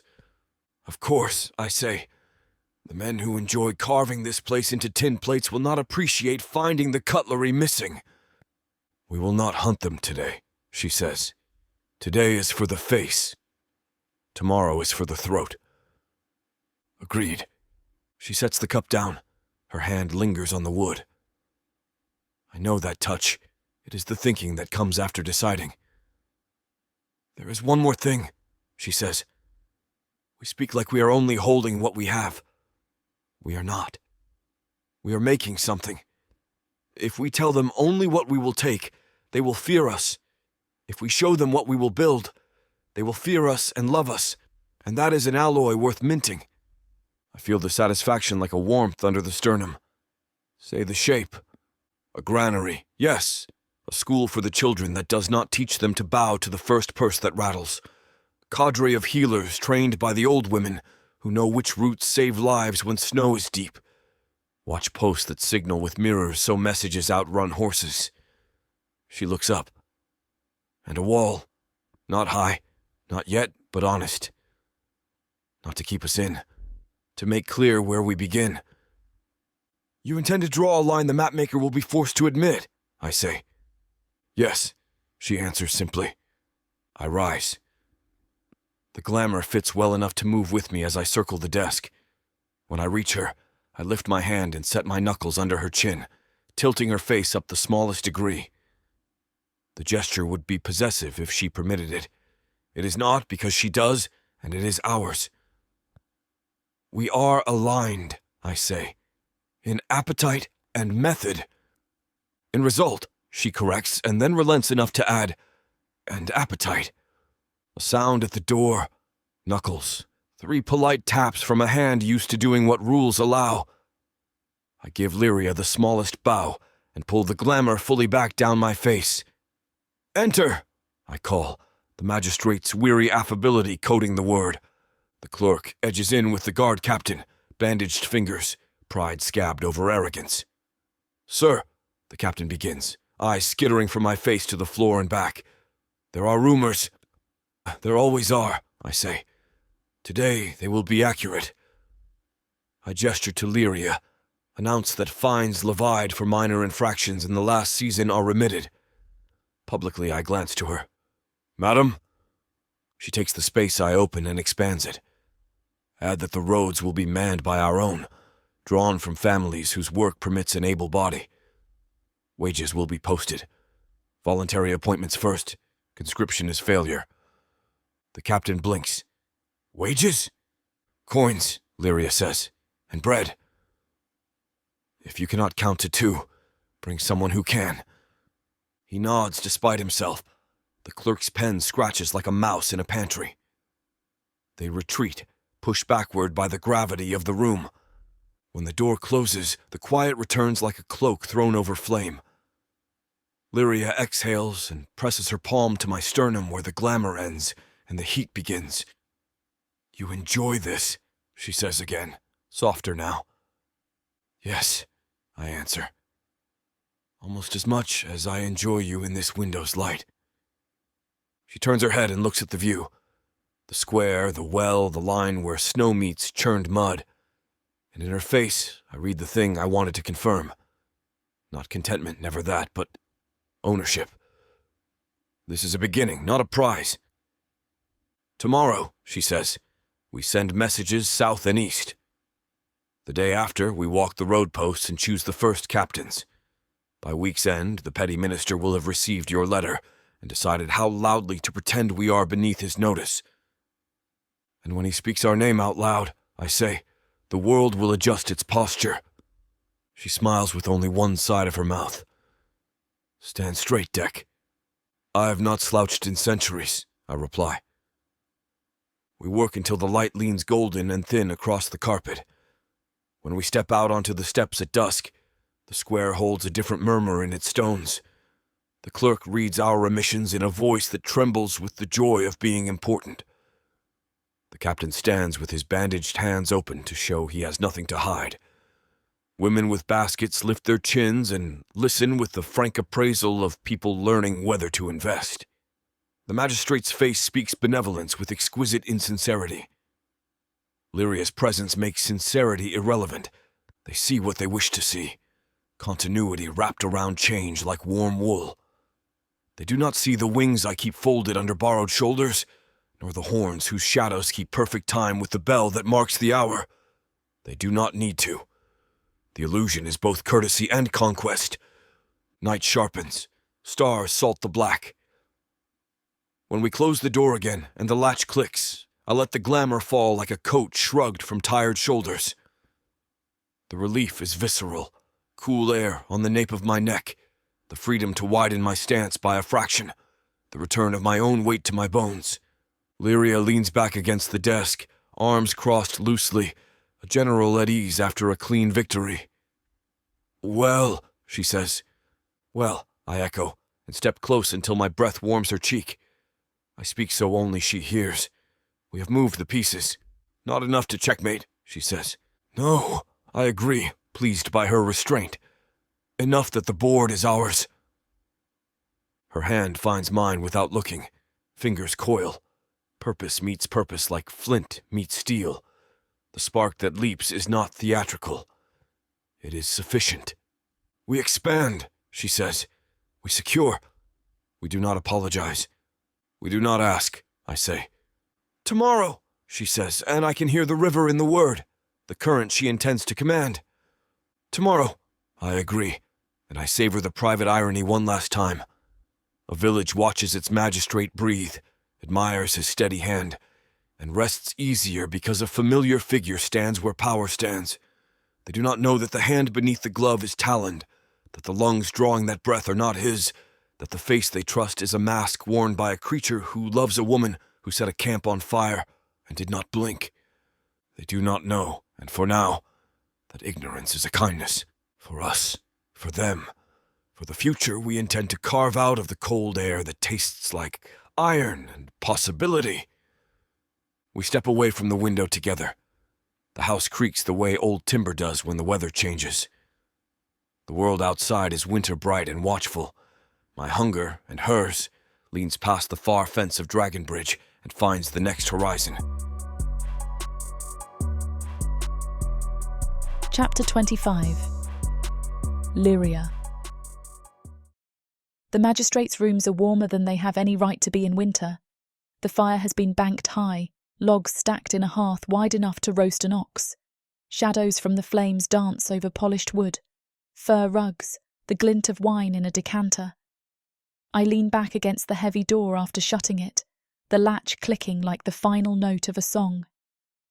Dec stands in the centre of the room, looking at me with that unreadable expression he wears when he's waiting for me to make the first move. The glamour is gone. It's only him now, horns shadowing the ceiling beams, skin catching the gold of the fire, eyes like molten amber in the dim. The quiet between us hums, thick and electric. I cross the room slowly, letting my boots sink into the rugs, my fingertips trail over the carved edge of the desk. His gaze follows, as heavy as a hand. "This is ours now," I say, my voice low. "All of it." "Ours," he repeats, and the word seems to settle into the walls. I reach him, stand close enough to feel the heat rolling off him in waves. His hand rises, brushing my cheek, slow and deliberate. There's nothing hurried tonight, nothing of the desperate heat that's driven us before. This is claiming in another way, an indulgence in time, in the certainty that no one will dare knock on this door without invitation. The first kiss is unhurried, his mouth warm, his thumb stroking along my jaw as though he's committing it to memory. I feel my knees loosen, my shoulders drop, my breath deepen. The taste of him, smoke, winter air, and something sharp like crushed juniper, fills me, makes me want to drink him down whole. We move toward the hearth without breaking the kiss. His hand slides into my hair, angling my head just so, deepening it until my pulse is pounding in my ears. My cloak slips from my shoulders, pooling at my feet, and the heat from the fire licks over the bare skin of my arms. He sinks to the rug, drawing me down with him. I kneel astride his thighs, feeling the solid strength of him beneath me, the slow, deliberate way his hands roam, palms heavy, fingers curling to hold rather than rush. My own hands find the line of his shoulders, the smooth heat of skin stretched over muscle, the faint rasp of a scar under my fingertips. "This isn't like before," I murmur against his lips. "No," he agrees, voice rough. "This is ours, without interruption." It's like unwrapping a gift in stages, each piece of clothing loosened, drawn away, revealing another inch of him, another inch of me to him. The air smells of wood smoke, of warmed skin, of the faint copper edge of his magic that always lingers when he's unguarded. Outside, snow taps faintly against the glass panes, as if the world is politely asking to be let in. We take our time. There's no need to rush toward the peak when the journey is the point. Kisses that wander, hands that learn and relearn, small smiles when touches land just right. The heat builds slowly, not a wildfire but an ember-fed blaze, steady and consuming. When I finally lie back on the fur, his body follows, covering mine, making me feel both shielded and seen. I hold his face between my hands, brushing my thumbs along the curve of his cheekbones, memorizing him as he is now, mine, utterly. As much as Samara and I want to finish what these two characters have started, it looks like this chapter is about to get too hot for this platform to handle. Unfortunately, we have to pause here because their guidelines won't allow us to reveal the spiciest details. They keep bringing you these free audiobooks. We have to follow their rules. But don't worry. You can experience the full, unabridged version over at worldsofprotheka.com, where the boundaries of passion and fantasy collide. Use code YouTube30 for 30% off any of our unabridged audiobooks set in the rich and immersive worlds of Protheka. Protheka's magic is eternal. With these scenes, it will be unforgettable. Eventually we rise. I dress without the old rush of fear, my fingers sure on the laces. There's no dread in my chest, only a deep electric calm. Today, we hold Dragon Bridge. Tomorrow, we take more. We step onto the magistrate's balcony together. The air is sharp, cold enough to sting my cheeks, but I don't draw my cloak tighter.